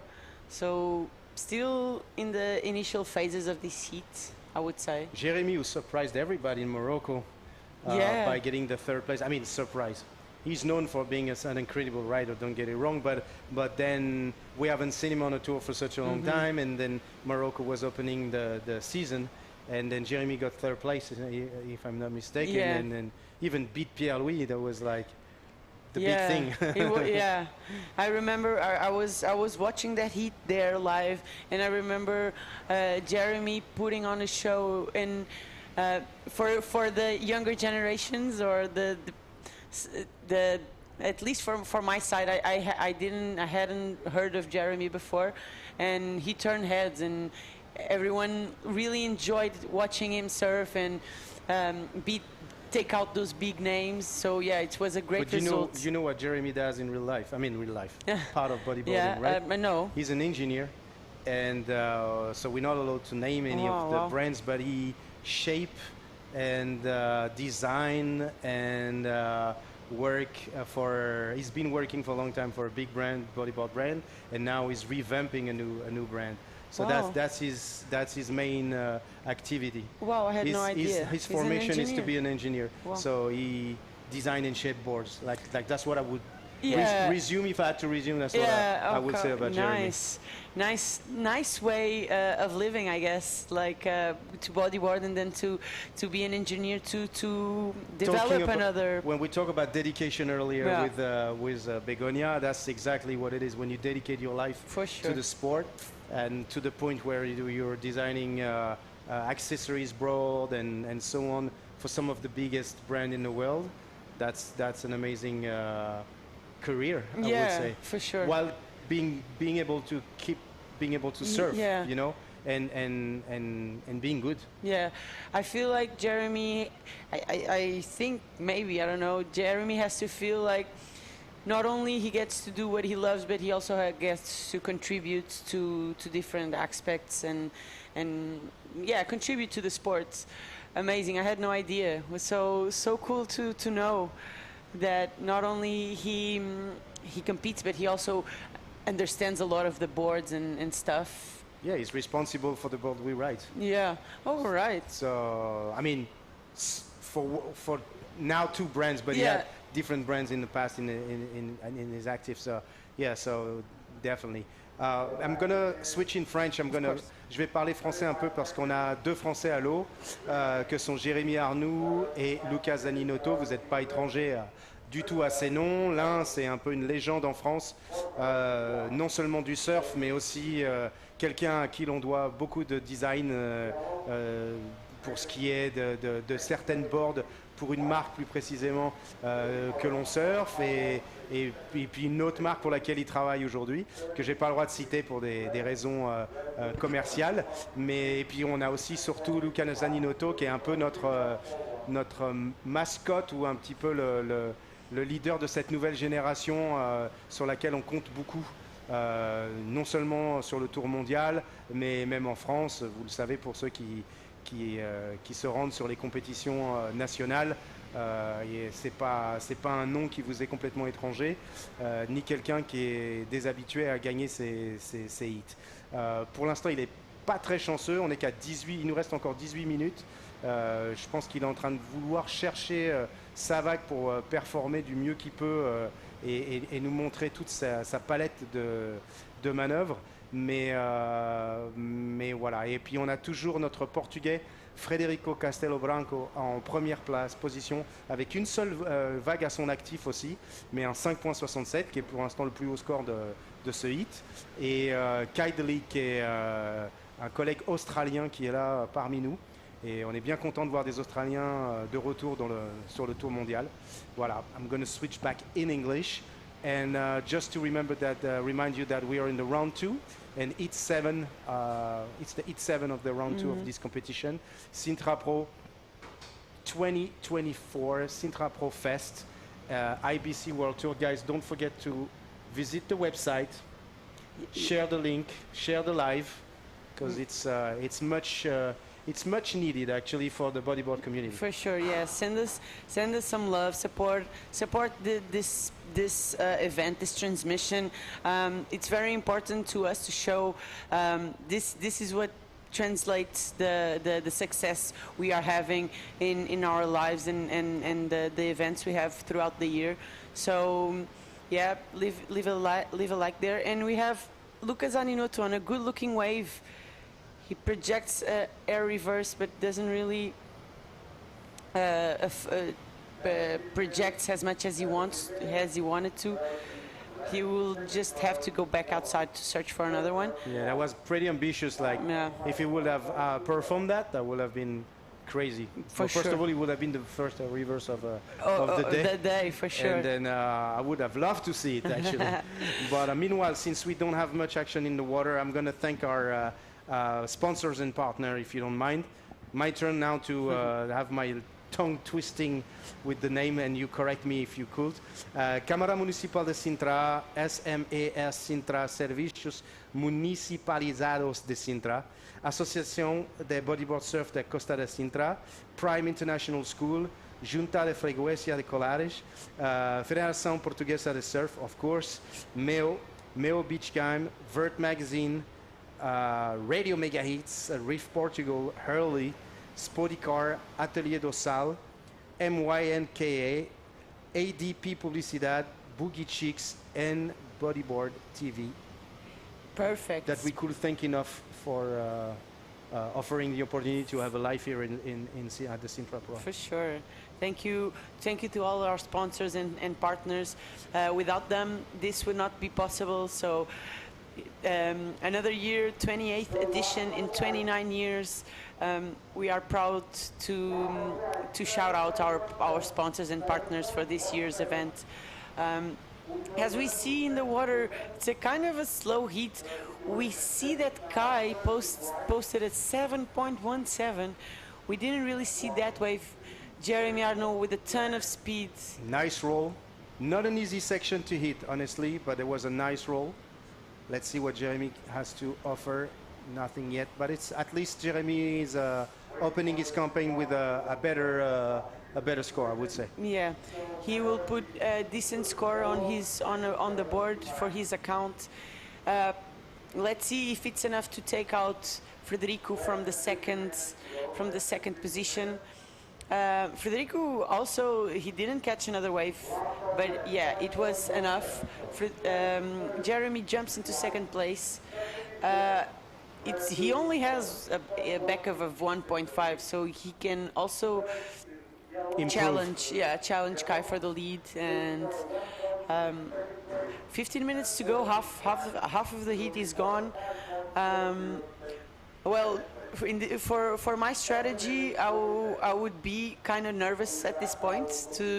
If I didn't have two waves, well, not kind of nervous, but I would definitely have to adapt my strategy and change, because we said in the last heat, the riders that are able to change and to adapt to these conditions, the better, and the strategy, the situation, the better, will be the ones that will manage to keep advancing. Yeah, absolutely. But you know, sometimes 15 minutes is usually when some riders, I don't say all the riders, start, you know, pulling like the turbo. Yeah. So we will see how it's going to play for the riders. But Federico Castello only needs a 1 point to get back to his second position. So basically, he takes a wave, even if it's an in and out, he got the point. He probably will get it. I don't think that's what he wants, but that's what he can do, worst case scenario. Jeremy, on the other hand, needs a 6.18 to be in the league, which is a different score to get. And Luca is in need of a 5.40, which he can totally get if he's putting himself. I think he has a hard time to put himself in the rhythm. Let's see what this wave's going to do. Yeah, it's been hard for Luca now. I don't know if the earlier heat has affected him mentally, because like we were saying, like that interference is not just an interference.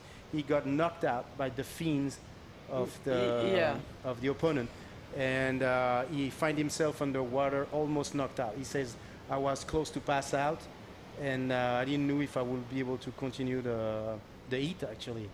He hesitated twice because he couldn't find his breath. He was totally dizzy in the water. So kudos to him for continuing the competition. But this type of situation can definitely affect you mental. For sure. For sure. I saw him entering the water very focused, but regardless, you know, once you're in the water, you know, it's like when you have it's stupid to compare that to, but when you have a car accident, even when the accident is past, you keep on visualizing, memorizing the thing. I hope it's not that for him, because he's still very young. Yeah, I remember hearing about that situation in the water with Luca, and we had no idea here in the booth. So scary that a fin can, when hit with the right amount of, when you're on a wave or when you're paddling, you cannot even imagine how much it hurts to get hit with your own fin or with another person's fin. It's more painful than it looks. I don't know if you recall, but that happened to Maxime Castillo as well this year. There was an interference called on Sasha Damianic, And Ah, basically, yeah. Sasha was paddling back, Maxime was surfing the water, and Sasha put his fin into Maxime's face. That's brutal, you know. Yeah. When things like that happen, it's very hard to, you know, to stay conscious, and Yeah. it's a knockout, whether Yeah. you're in the water or not, you know. It definitely turns you off your game. Kai, we just saw Kai jumping out of a wave, trying to get to better a 4.17. Kai's in the lead, pretty comfortably in the leads. Kai had his brother already entered this round. We see Lucas Zaninoto throwing a big roll. Let's see if well, he only needs a 5.4. Frederico here for his second wave. And we see a lot of action. Kai for another wave. So we just got back-to-back waves. It was a good action. Only Luca really materialized in a maneuver. Frederico will have to get back out there pretty fast to get another wave under his belt. Especially because he's going to be losing priority, and now only Jérémy Arnoux has first priority.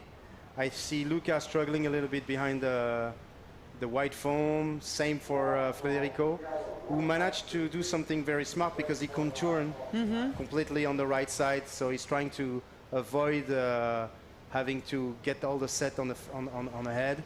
Yeah. But I think it's fine. Like Luca passed it.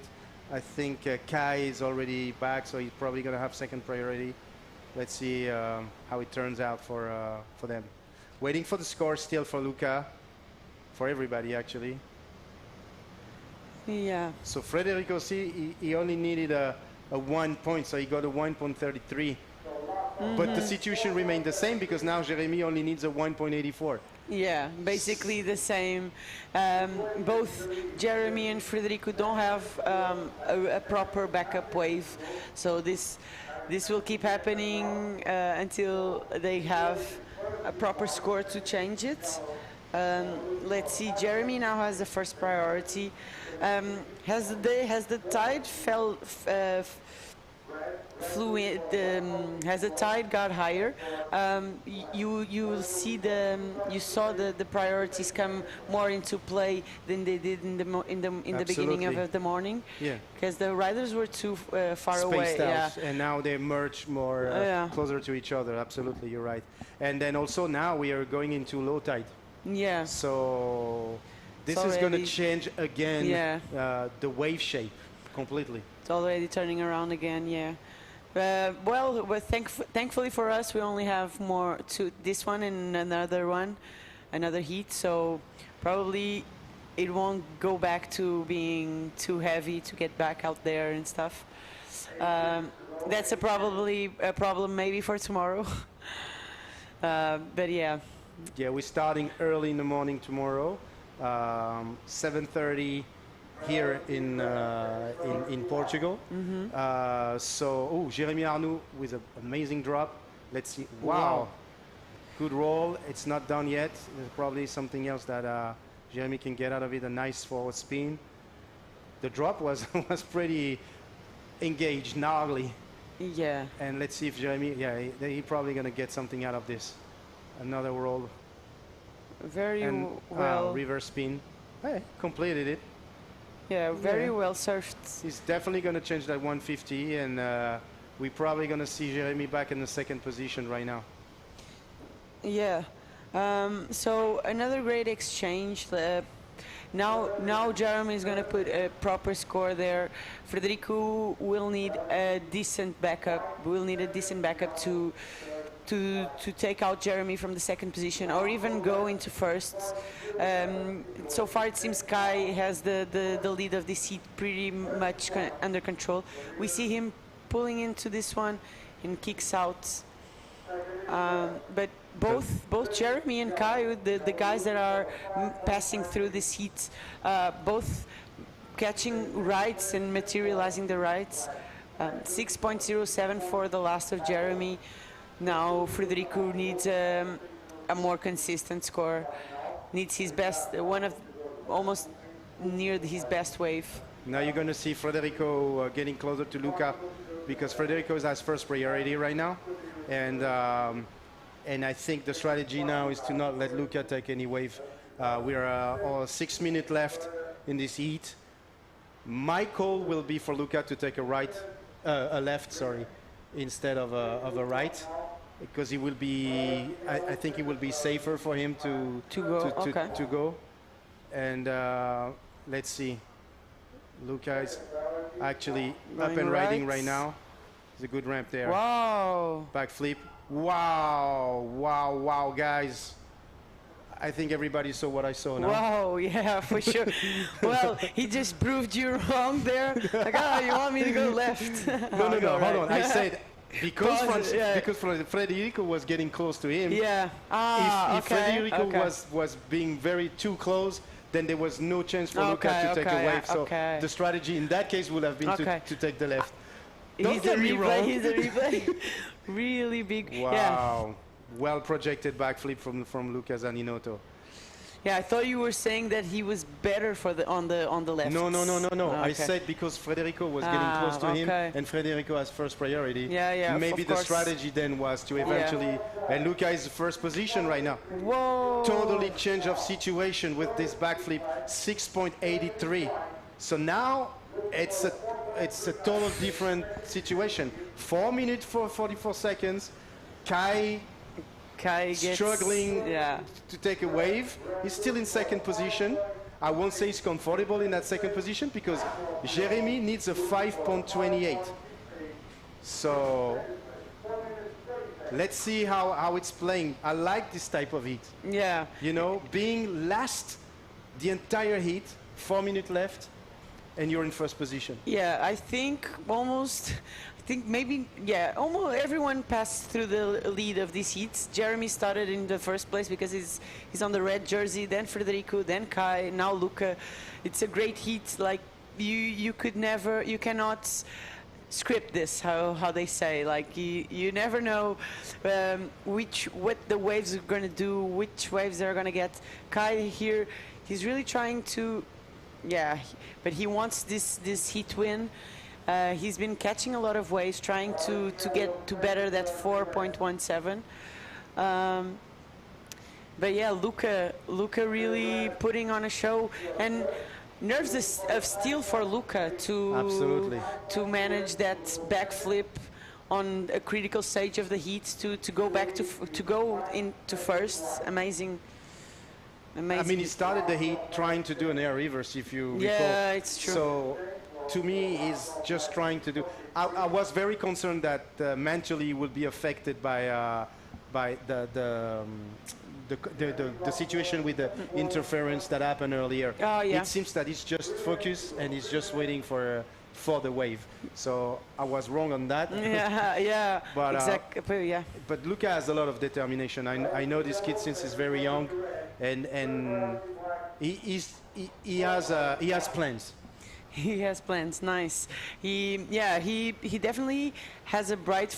From what we've seen so far, definitely has a bright future ahead of him. We hope to see him more and more on the world tour. We saw him in Morocco. We saw him here in Sintra. I don't know if he did more stops this year. No, he didn't because he's as many he's doing his studying and it's not easy for him to follow the tour, even though he would love to. But up and riding, wow. Whoa, Kai? Is that Kai? Yeah, with a complete roll. Yeah, it's a complete roll. I don't know if that's gonna change. Yeah, it's probably gonna change that 417 because that was he's probably pretty gonna engaged. Trying to bring this to the inside. Another roll. So let's see. Maybe something is gonna happen there because don't forget that Kai has a 7.17, which is the highest score right now.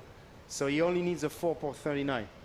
Yeah, it's not a big score, but depends on the heats. We see Federico trying to catch his second wave, scoring wave. The wave, it's a bit flat here on the inside. He will try to push a roll. Let's see if the wave allows him to go. Yeah, it's unfortunately not complete, but I would love to see the first maneuver because maybe this might change again. Yeah, we didn't really see the beginning of that wave. Of the wave. So, and all the points are outside and the maneuvers outside. So it might even be the best wave of Frederico. So 1 minute to go. We are still waiting for Kai. 3.17. Kai is back to the first to the lead with a 5.67. Yeah. So Luca is in need of a 6 point right now if he wants to regain the first place. But regardless, he's in second position, which is totally fine for him, I guess. And then Jeremy Arnoux is in third position. He's in need of a 5.50. And Federico still in fourth place with but this is the replay of Kai first roll. Yeah, big roll at the beginning. Not an easy section to hit, huh? Yeah, and then he connects with the inside, which is, well, it's not a matter of difficulty, but it's sometimes the wave doesn't allow you to do what he does and continue to do more maneuvers. Yeah, Kai managed to land another roll there. I don't know if. Yeah, I think the wave didn't really offer him much, but it was enough to put him back in the lead. I believe Jeremy just took a wave as well. Let's see if Jeremy's wave was enough to get him back to second place or even first. I don't know if it's first it's enough. But we were going to use this time to do a quick commercial break. Don't go anywhere and stick with us.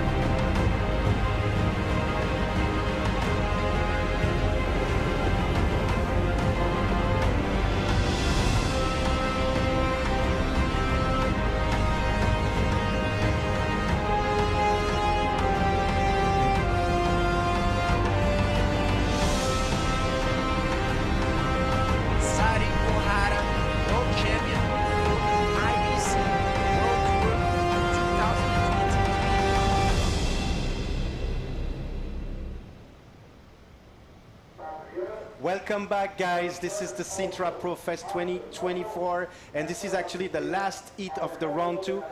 I'm next to the voice of the IBC, Begonia Martinez. Thank you so much. You're taking that from Jay. Let's hit the water, and we really want to see this heat. It's going to be amazing. We have Juan Fischer in red from Chile, from Iquique more specifically. We have Simon Andrieux from France. I think it's more of a northern area, right? It's around the Mimizan. It's like one of Ethan. Oh, that's still south. Yeah. Yeah. All right. So I thought he was actually from Britain? up north. Yeah. No. He's from. It's Mimizan as well. Landes. Oh, from the Landes. And we have Arthur Bugle. Bugle. Bogle? Yeah. Bogle. All right. So Arthur Bogle. And Alejandro Benavides, the Argentinian that has been surfing really good. So let's see. Juan Fischer, first wave. Not much. You know, I was out there during my break. I was checking how they were entering the water. Yeah. And you have no idea of the current. The 4 of them start paddling, and for some reason, Juan Fischer got a little bit behind, and I actually time more than 8 minutes for him to get out there, so it makes a lot of sense that they're giving them 10 minutes. And he was non-stop paddling, dog diving, paddling, so crazy. First wave of Arthur. Roll, wow, nice. Nice roll. Ooh, I like that. When you battle to complete that that roll, so that means that you're pretty. You want to win it. You want to get it. You know, like you don't give up. The thing, Armin, is that if you're out there, took you 5 or 7 minutes to get out there, so you know how hard it is to come back. So if you're gonna take a wave, you say, I'm gonna milk this because I don't know when am I gonna find another one. So definitely I have to use this opportunity, use it in full, and try to get the best out of it, because I don't know when I'm gonna get another chance. Right, so Juan, in this one, let's see if he can find something. It looks nice for him. it's a roll. Yeah, not too, I would say, safe. yeah. But, yeah, keep going, sorry. No, you go, you go. No, but it's good. I mean, the previous heat has shown us that the more active you are, regardless, because there's one thing with the current. Where they enter right now is probably where the current is the strongest. And once it pushes you in the middle of the beach, the current starts to be a little bit more less active. Wow. You still have current, but it's not as strong as it is. Because here, talking about rip current and everything, you have different zone for that current. All right, yeah. Some zones are stronger than others. Yeah. So we'll see, because the previous heat shown us that all the guys now, you know, this morning everybody was very spaced out. As now you're going to see the four surfers are going to be closer to each other. Yeah. So, and up and riding right now, Simon Drieux with a nice roll, very nice executed roll. Hit the right section and everything. Well, let's see if he's going to hit and be able to connect. No, but it's going to be a good opening for him. Oh, he already got a one wave, so it's definitely going to be a better backup score. And then the white in the back, Alejandro Benavides, with a nice roll and a reverse spin. So Alejandro's been surfing very good as well. I think this interference earlier was just unfortunate for him, but I think he's still in competition and is still going for it. He had the highest score of that heat earlier with one amazing roll. So let's expect him to do as good, if not better, than what he did earlier today. Yeah, Alejandro, you know, coming from Santa Teresita, we don't have too many riders in the World Tour coming from there. I mean, that area is very close from, you know, there are different points. There's Santa Teresita, it's northern from Mar del Plata, which is more known, Mar del Plata, and he's up north. Still part of Buenos Aires, I believe. But yeah, I came across the information that he's coming from Santa Teresita. Yeah, he's very stoked to be here. Like, he's talking to him, he felt like very animated, I would say. For sure. All right, so we have the interview ready with Maddie and the winner of the last heat. So go ahead, my friend. Yeah, tiring for sure. Looking for a 2.01 to take the lead. Third is white. Probably not as tired as your name. Yeah, I know. I feel like you're more tired than me for sure. I'm so happy. Sorry, we're back. Probably some communication issues. Yeah, and meanwhile, Juan Fischer is taking another wave with nice control in there, roll, forward spin, and another roll. Very good wave for Juan Fischer. He's definitely going to have a good backup score on this one. And I think the interview is now ready with Maddie and the winner of the previous heat. Maddie, when you want. The winner of the last heat, Kai, you're coming from Australia. We've been lacking Australians so far. What do you think of this wave? Do you have anything similar back at home where you can train for Sintra? Yeah, it's really similar to a wave I was a local at called Scarborough. It's like a big version of that, just with how rippy it is and how kind of punchy, but you got to time it right. It's pretty similar to that. So, and do you have a pretty big team here? You're coming with your twin brother. How does it feel to travel with a big crew coming from so far away? Yeah, it's so sick. Have my brother here, his girlfriend Ebony, Anne-Marie, Clara Lord. Shout out all the guys at home watching, NBC, all those guys. Nice, okay. And you already took a little bit of advantage of that, but you want to say something back home, send love to the loved ones? Yep, shout out Mumsy, thank you Science, thank you Gyro, this wetsuit's a bit too warm at the moment. Shout out Johnny for getting it over to me, all the NBC crew, all the boys at home, Jolie, Jakey, I'm going to forget again. I think that's it. I'll go. Yeah, I bet they won't feel negligence. But yeah, thank you, guys. Thank you in the booth. Thank you, Maddie. Thank you, Maddie. I think he wanted his shoutouts. He wanted his shoutouts. It's all right. Thank you, guys. And we have few wave ridden during the during the interview. Right now we just saw Alejandro Benavides trying to get a little bit of cover up. But yeah, so we have some score that we're waiting. Arthur Bugle from Reunion Island, like you said earlier, Begonia, living in the fresh West Indies, took a wave, so we're waiting for his score, as well as Alejandro. It's going to be a complicated hit in terms of rhythm right now. The last hit, if I'm not mistaken, of the round 2. All right, so 21 minutes and a half to go. That's a lot of time. And this is the last hit of the day, people.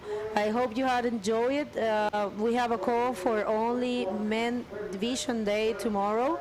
We are looking to run the non-elimination and the repecharge round.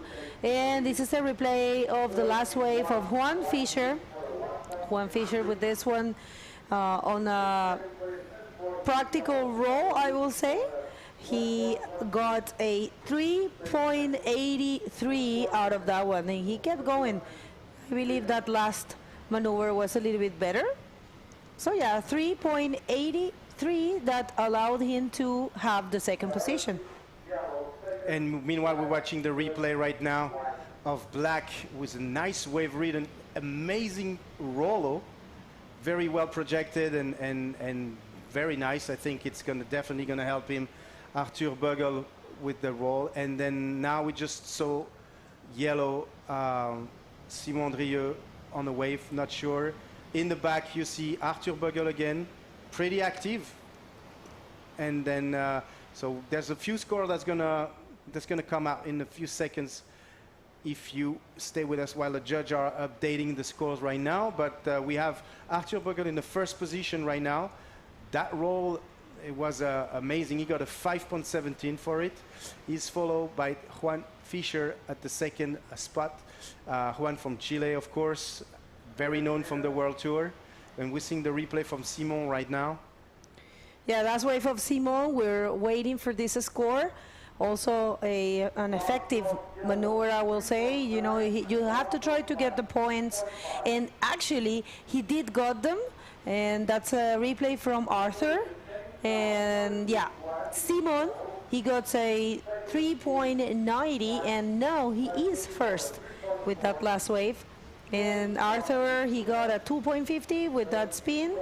So yeah, situation, as you can see, scores are very tight, very close. So we'll see how this one unfolds. There's a lot of time still. Yes, 19 minutes and 20 seconds. So it's still early in the heats, I would say. It's not even half of it. So there's a lot of possibility going on right now. The score are decent, but it's not very high yet. So I think everything is possible. And so for anybody, actually, because Arthur Bugle needs a 3.40 to take the lead. Juan Fisher needs a 4.52, which is totally doable, knowing Juan surf. And Alejandro Benavides, we saw him earlier today, and he waited the very last minute in the heat to pull an amazing roll, very huge and on a very good wave. So anything can happen right now. It's just how the waves are coming, the sets are coming, and who has priority right now. Because I think for the past 4 heats, priority has been very crucial. Priority is always crucial. I mean, in forming heats, and especially in this type of wave that it's a bit spread out. You actually mentioned something that, yeah, cameraman is struggling there to find the riders. But yeah, a little bit, now it's a little bit more concentrated in a specific peak. But in the case of this beach that you have several peaks, priority with 4 people sometimes is not a thing. But you'll see how important priority is in a man-on-man hits. It depends also, because I remember the last time I worked here, we will have one rider super far away from the other, so they will never encounter, so priority was not a thing. In point breaks, I believe priority is crucial. Absolutely. But still, you really want to have all the time, I mean, you really want to know how to use it. Meanwhile, up and riding right now, red. Juan Fisher with a nice roll. Is he gonna pull it, yes. So safe roll, but I don't know if he's probably going to change that too, we'll see. But it's still, you know, people are still trying to find the left, the right, what, I think we're in a difficult period of the tide right now. We're going into low tide, so the waves are adjusting differently. And from a heat to another, if you watch the previous heat, you might say, oh, maybe I should put myself in this position and surf the left, when the left has changed in terms of shape when you're in the water, actually in the water. So yeah, that's Sintra as well. That's Praia Grande. Yep, that's what it is. You know what you're gonna get when you come here. So yeah, let's see. No, so we still have Simon Drieux in the first position right now. I won't say he's safe because he has a 4.67 and a 3.90. He definitely needs to change that 3.90. Let's see if he's going to catch this wave or not.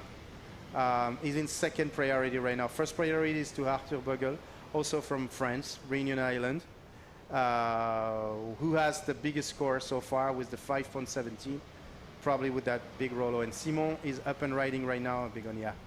All right, so nothing there for Simon.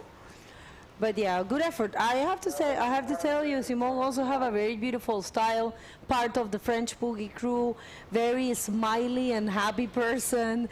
Every time I encounter with him, he's such a nice guy, and you know, very, very, like I said, very, very cheerful. So yeah, it serves really good. He was a little bit sick actually those past 2 days with nothing else than a cold, but it's still affecting your energy and everything. So I think he's okay now once in the water. He's finding the energy he needs to surf. He's doing good so far. So let's see how the heat is going. But I would say that he's doing good. Yeah, the French boogie crew is here. It's going to be here even bigger tomorrow. I know. I love it. I love the French boogie crew. And hopefully, you know, in the future, we're going to count with more riders. Nice looking wave here for Arthur. What happened there? Cameraman, I think you're tired. Nice roll as well. So Arthur looking for a 3.40. I think he might get that score, and he is going to get that first position. First position has been a battle between Arthur and Simon. Both of them has got it. Juan and Alejandro, they haven't get it so far. Juan Fisher is looking for a 4.52 and Alejandro for a 4.35. And let me just do a few words in Spanish. Tenemos a un chileno, Juan Fisher, desde Iquique, que necesita un 4.52 para tomar la segunda posición, recordando que es una ronda de eliminación. Solamente van a avanzar el primero y el segundo, y es importante tratar de avanzar porque la ronda que viene, la ronda 3, es de no eliminación, que le da a los riders una oportunidad más.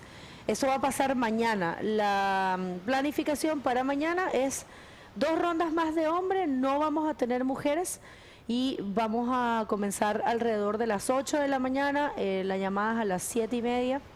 Y bueno, Alejandro Benavides, que viene a surfear muy bien el primer hit, no ha tenido tanta suerte. De todas formas, no necesita mucho, solo un 4.58, es algo bastante posible. Él hizo un 6.33 en el hit anterior y hizo también una interferencia. Yo creo que se quedó como analizando esa situación y no lo va a hacer más. Pero vamos a ver en qué termina este hit. Es posible que cualquiera de ellos puedan tomar las posiciones de clasificación porque los scores están bastante, digamos, justos, pero hay que ver, ¿no? De todas formas, a pesar de que hay 13 minutos, créanme que ese tiempo pasa rápido, sobre todo en circunstancias como las que estamos viendo, que hay bastante corriente, que las olas igual tienen tamaño y que hay 4 personas en el agua. Entonces estos chicos pues tienen que tratar de aprovechar el tiempo lo máximo. Voilà, elle a tout dit. Et je vais pouvoir enchaîner en français puisqu'on a aussi nos 2 Français, Simon Drieux et Arthur Bogle. Arthur qui a maintenant pris la lead, la première place avec un 10.10. Mais we have Alejandro Benavides surfing with a nice forward spin. Is he going to be able to connect? No.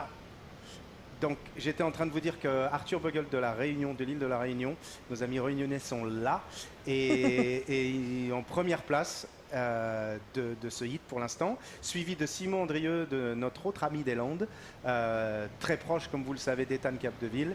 Et c'est un peu le duo inséparable. Et voilà. Ah oui, je m'en souviens. Oui, they're very close. Et on a notre ami chilien Juan Fischer en 3e position avec un 6.53. Alejandro Benavides, que l'on a vu tout à l'heure, l'Argentin, contre Luca, qui malheureusement a pas beaucoup de chance aujourd'hui, avec un 6.40. Et puis cette interférence qui lui a un petit peu coûté tout à l'heure. Mais avec un excellent rollo en fin de hit. On n'est pas à l'abri de surprises avec Alejandro Benavides. Et d'ailleurs avec tout le monde, avec Juan Fischer aussi, qu'on connaît bien, puisqu'on l'a beaucoup vu sur le tour. Et là, justement, c'est Simon qui est en train de s'engager sur une vague. Allons voir ce qu'il va pouvoir faire. Un super roll. Est-ce qu'il va pouvoir connecter? Non, mais bon, c'est très bien. Il reste safe. No, I think that roll, like you said, it's a safe move. He's trying to get that first position. They're trying to, keep the first and second position, the two Frenchmen or French-speaking men, because coming from La Réunion, living in Martinique, Arthur. So interesting. 2 Latins against 2 French.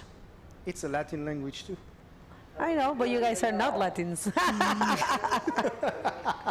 Sorry. It's Latin women's language. All right. You know, Latin was obligatory in school here. The Latin language, the roots of Latin language. But that was a long time ago. No, there's still school here that teach that teach Latin. Yeah. Oh, that's nice. It's the roots. The Veni Vini Vici and all these things.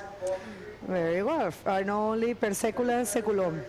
Well, I'm a lawyer, so I studied a lot of Latin. There's a lot of Latin principles in law. Yeah. Coming from the Roman law. So, yeah. Anyways, people, last 10 minutes of the first day of competition here at the 2024 Sintra Pro Fest. And we are having only the women and men division this year here. And we are crowning our women world champion. And it's going to be either Maíra Viana from Brazil or Sari Ohara from Japan. Sari looking for her 3rd title. So the ladies, they haven't surfed. They're not going to surf tomorrow, neither. And we would like to thank everyone that had made this event possible. Thank you so much. Cámara Municipal de Sintra. Sintra Servicios Municipalizados de Sintra, que es más, né? Associação de Bodyboard de Surf da Costa de Sintra, Prime School, Junta de Freguesia de Colares, Federação Portuguesa de Surf, MEO Beach Camp, Vert Magazine, Radio Mega Hits or Radio Mega Hits, Reef Portugal, Hurley, Spoticar, Atelier do Sal, Minka, I don't know if it's Minka or MYNKA, ADP Publicidade, Boogie Chicks, and B-Board TV. Thank you so much. A long list of supporters. Without you, this wouldn't be possible. And we wouldn't be here. Meanwhile, up and riding Arthur on a mission. Wow. Very engaged role. And nice execution, complete. Arthur, I think, is very surprising in this competition. No, I have to say the same. Well, okay, another wave. For Juan, not really happening there for Juan. We'll see if he can find something at 8 minutes on the clock. And if you haven't done it, subscribe to this YouTube channel. It's super easy. And also, if you want to have the notifications and you want to know when we are live and when we post something here in the YouTube channel, you just have to activate that little bell that there's here in the YouTube channel, and you can share this live feed. All right, so one more wave here for Alejandro Benavides. 5.17, I'm sorry, is what he's looking for. I don't know. I don't really see that score there. What's your take? Probably not on that wave, but not that he's not able to get it. But I think it's probably the section that he hit for the roll that wasn't exactly what the judge are looking for. But meanwhile, I mean, regardless, the role's been complete. So let's see what they decided to give to Arthur. He's definitely going to change his backup score. So he has a 4 now. He's in 3rd position, and leaving Juan Fischer at the fourth place. But I would say that Arthur is pretty comfortable now with the 1st position, since we are 6 minutes 50 away. I was checking. I'm sorry. Go ahead. Go. No, please. No. I was checking the rankings, and I'm seeing that Juan Fischer, he's currently in the 27th position of the World Tour rankings. So he really needs these points. He really needs to keep advancing in order to try to, get a better position. He didn't go to the Maldives. He did go to Morocco, to Iquique, to Antofagasta, and to Itacoachara. So he was only missing the Maldives.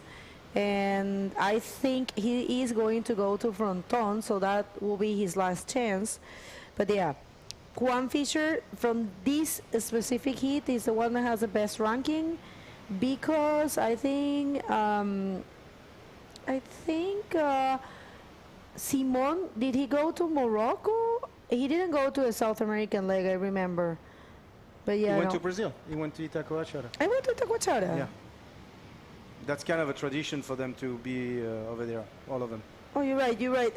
Because it's such a beautiful place too, It was, yeah, you're right. They were, last year they were with all their girlfriends, I remember, and big team. Very nice. And this year, I think they came back again. Léo Jourdain, Simon. Leo was, yes, I remember. You're totally right. But yeah, I'm trying to see what he did, how he did there. And yeah. It's funny. I was connecting with what you said about French speaking when we talk about Réunion Island and other French West Indies. In the late 80s and early 90s, on the French national. Oh, sorry, Simon is up and riding. I'm going to get back to it. Nice speed right now, but it's just an in and out. It was a nice wave. But when the national competition, the Réunionnais, the guys from the Réunion Island, they used to win a lot. All those national competition back in the day. I mean, Clément, he is a... Clément Lodéo, yeah, he is a very well-known competitor, but we didn't know about him because he didn't, compete in the World Tour. But when he arrived, I remember last year in Maldives, we were like, who is this guy? He's so good. And then we started talking to him and his friends, and wait a minute, here comes Arthur, and there you have it.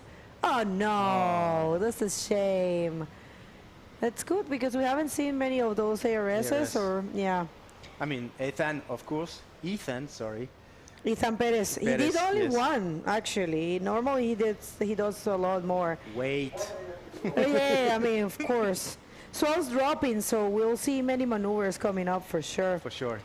But yeah, going back to that idea, we started to do our research about Clément, and then we figured out that he is such a good competitor, and he is super competitive, and he used to win, and he wins a lot of competitions there. So pretty cool. I just hope to see. It's like we were talking about that earlier today, that there's always so many unknown riders, very good, and they probably only follow the national tour, like in Brazil. Yeah. There's so many that they even haven't put have a single step on the World Tour, and they serve so good. So yeah, that happens all around the world. So we encourage you to try the World Tour, because it's a pretty cool thing. And Arthur is definitely on a mission right now. Like, he's not giving up. Been taking every single wave he was able to. Simon with a very projected roll. Is he gonna complete this roll? Yes. Wow, that was a very good roll from Simon.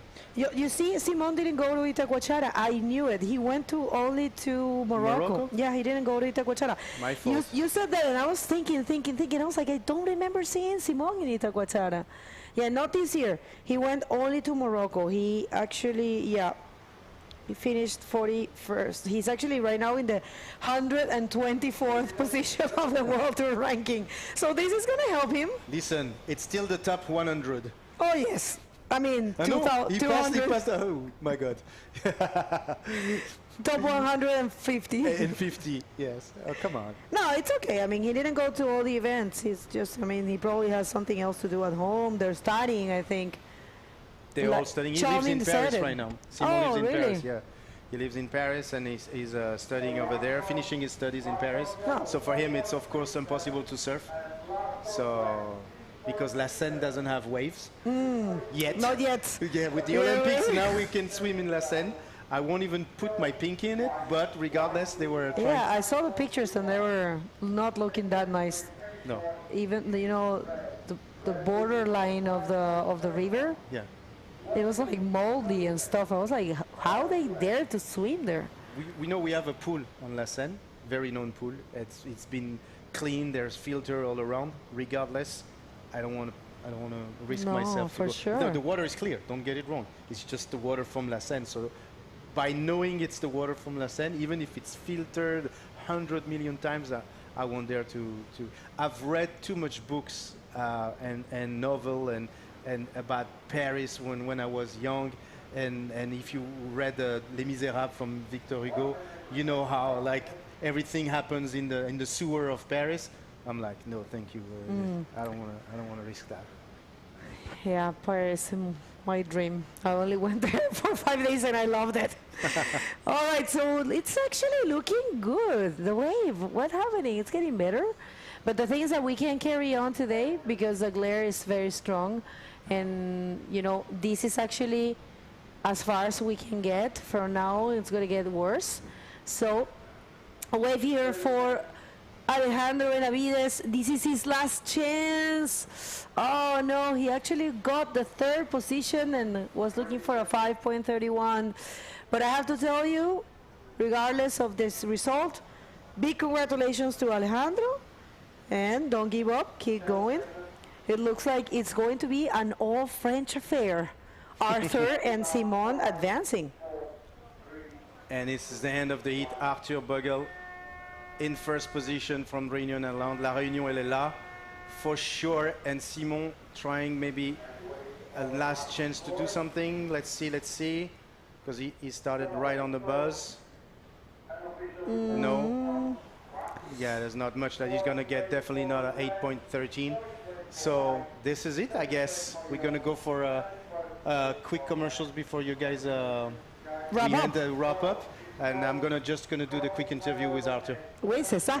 Don't go anywhere. We'll come back real soon.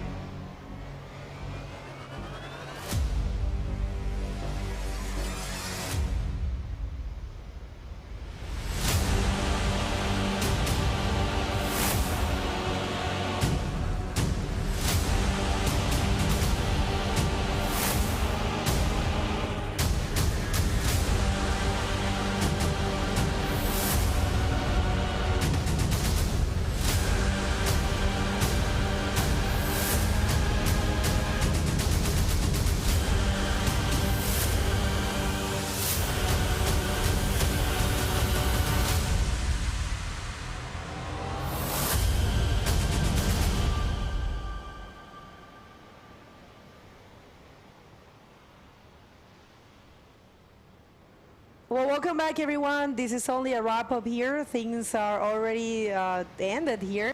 We had a very full day of action. We started early. We started at 8:30 with 2 rounds of men. It was 30-minute heats, and they had 10 minutes to paddle out. We had good conditions. We are actually looking to pretty organized Sintra, you know. Of course, there's wind, and it was a little, I will say, mushy and shifty. Yeah. But there were some good waves. What's your take? Yeah, for sure.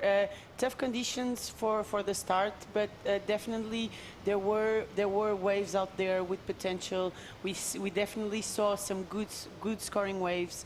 We saw 8-point rides, so we saw excellent range waves, good heat scores. Overall, to start the Sintra, I think it was a great way to start the competition. We still have a lot of action to come. So for the first day, there's a ton of athletes that pop into my head for this highlight. But yeah, a good first day of action here at Sintra, for sure. Yeah, in this last round, which unfortunately it was a non-elimination round, an elimination round, only the first and second advanced, and tomorrow we're going to see the non-elimination round.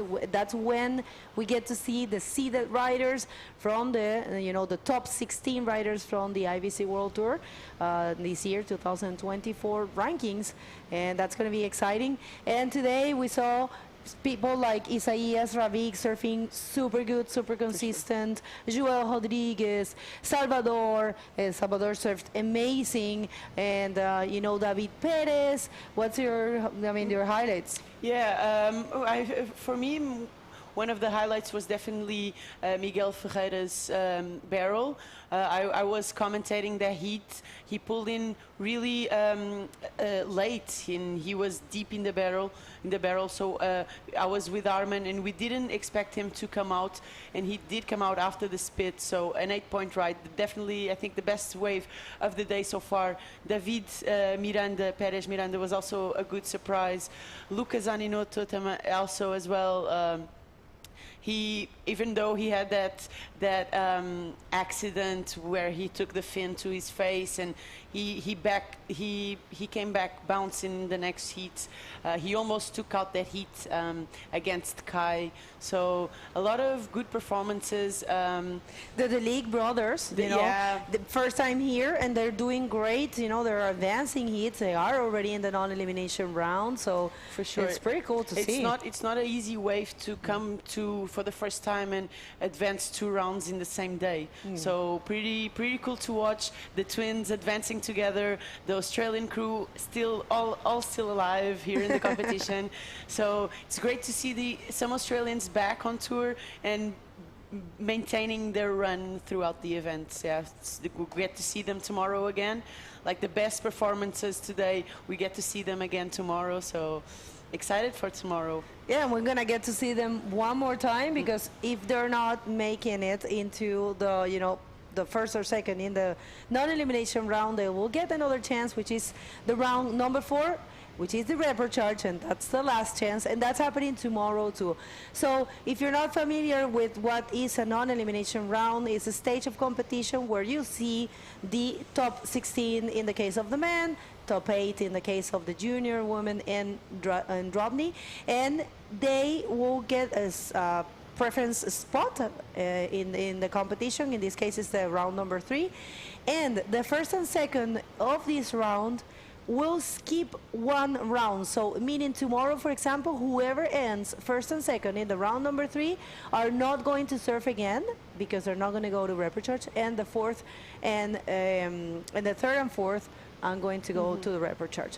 So that's what's the non-elimination round. It's a very cool benefit. And of course, there's also prize money, I believe. I'm not really sure, I have to double check, but in the women, there's prize money after the report charge. I'm not sure in the men. Yeah, I'm not sure as well. I think in the women, after the report charge rounds, you don't go home empty-handed, so you're already winning, apart from the experience itself, which is already pretty good. You're not going home empty-handed.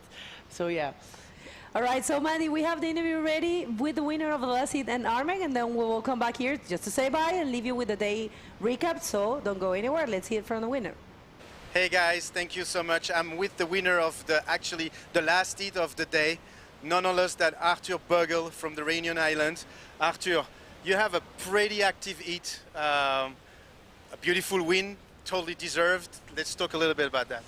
Yeah, I'm really happy. I don't hear nothing in the water, but I try to stay on the left because I'm a left-hander, and it works for me. I got a lot of good waves, and so happy to make my hit and to be in the main event for the first time. And wow, it's a dream come true now, and just enjoy the rest of the competition. Try to doing my best, and so happy. Fantastic. I mean, you just told me that right now you're pursuing some studies about yoga to become a yoga teacher. How does it affect your training for bodyboarding? Do you think yoga is like definitely a discipline that is much needed?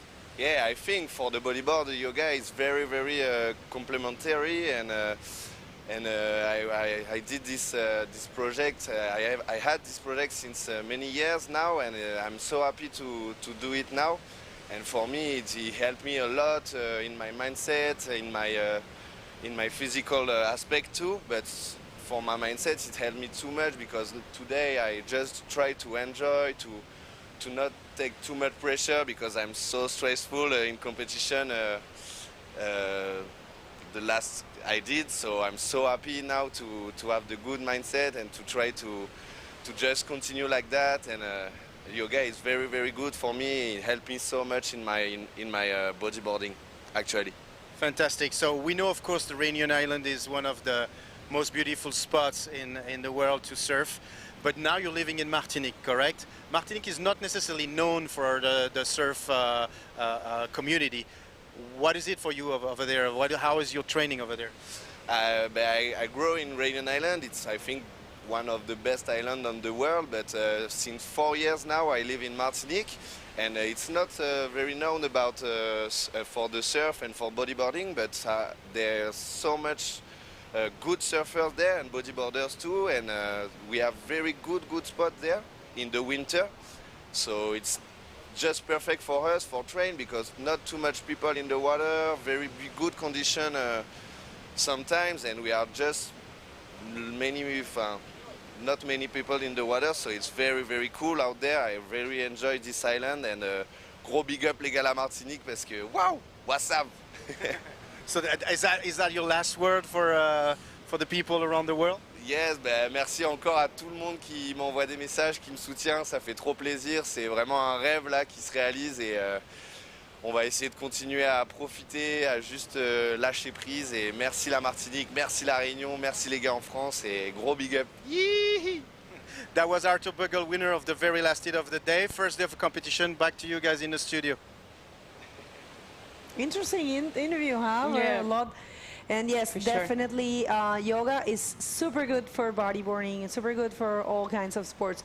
All right, people, so thank you everyone for tuning in. We have a lot to come still. This is only the first day of this, the oldest event of the bodyboarding history of the Bodyboarding World Tour. So we'll see you tomorrow. Official call is for 7:30 check-in for a possible 8 a.m. start. We're gonna be here. We're gonna do 2 rounds of men, so we count on you. Subscribe to this YouTube channel and follow us in the official social media on our behalf, on the behalf of the whole streaming team and streaming direction. Thank you so much. It's been a pleasure, and we're gonna leave you with a day recap. So enjoy it, and we'll see you tomorrow. Thank you. See you tomorrow, guys. Thank you. Obrigada.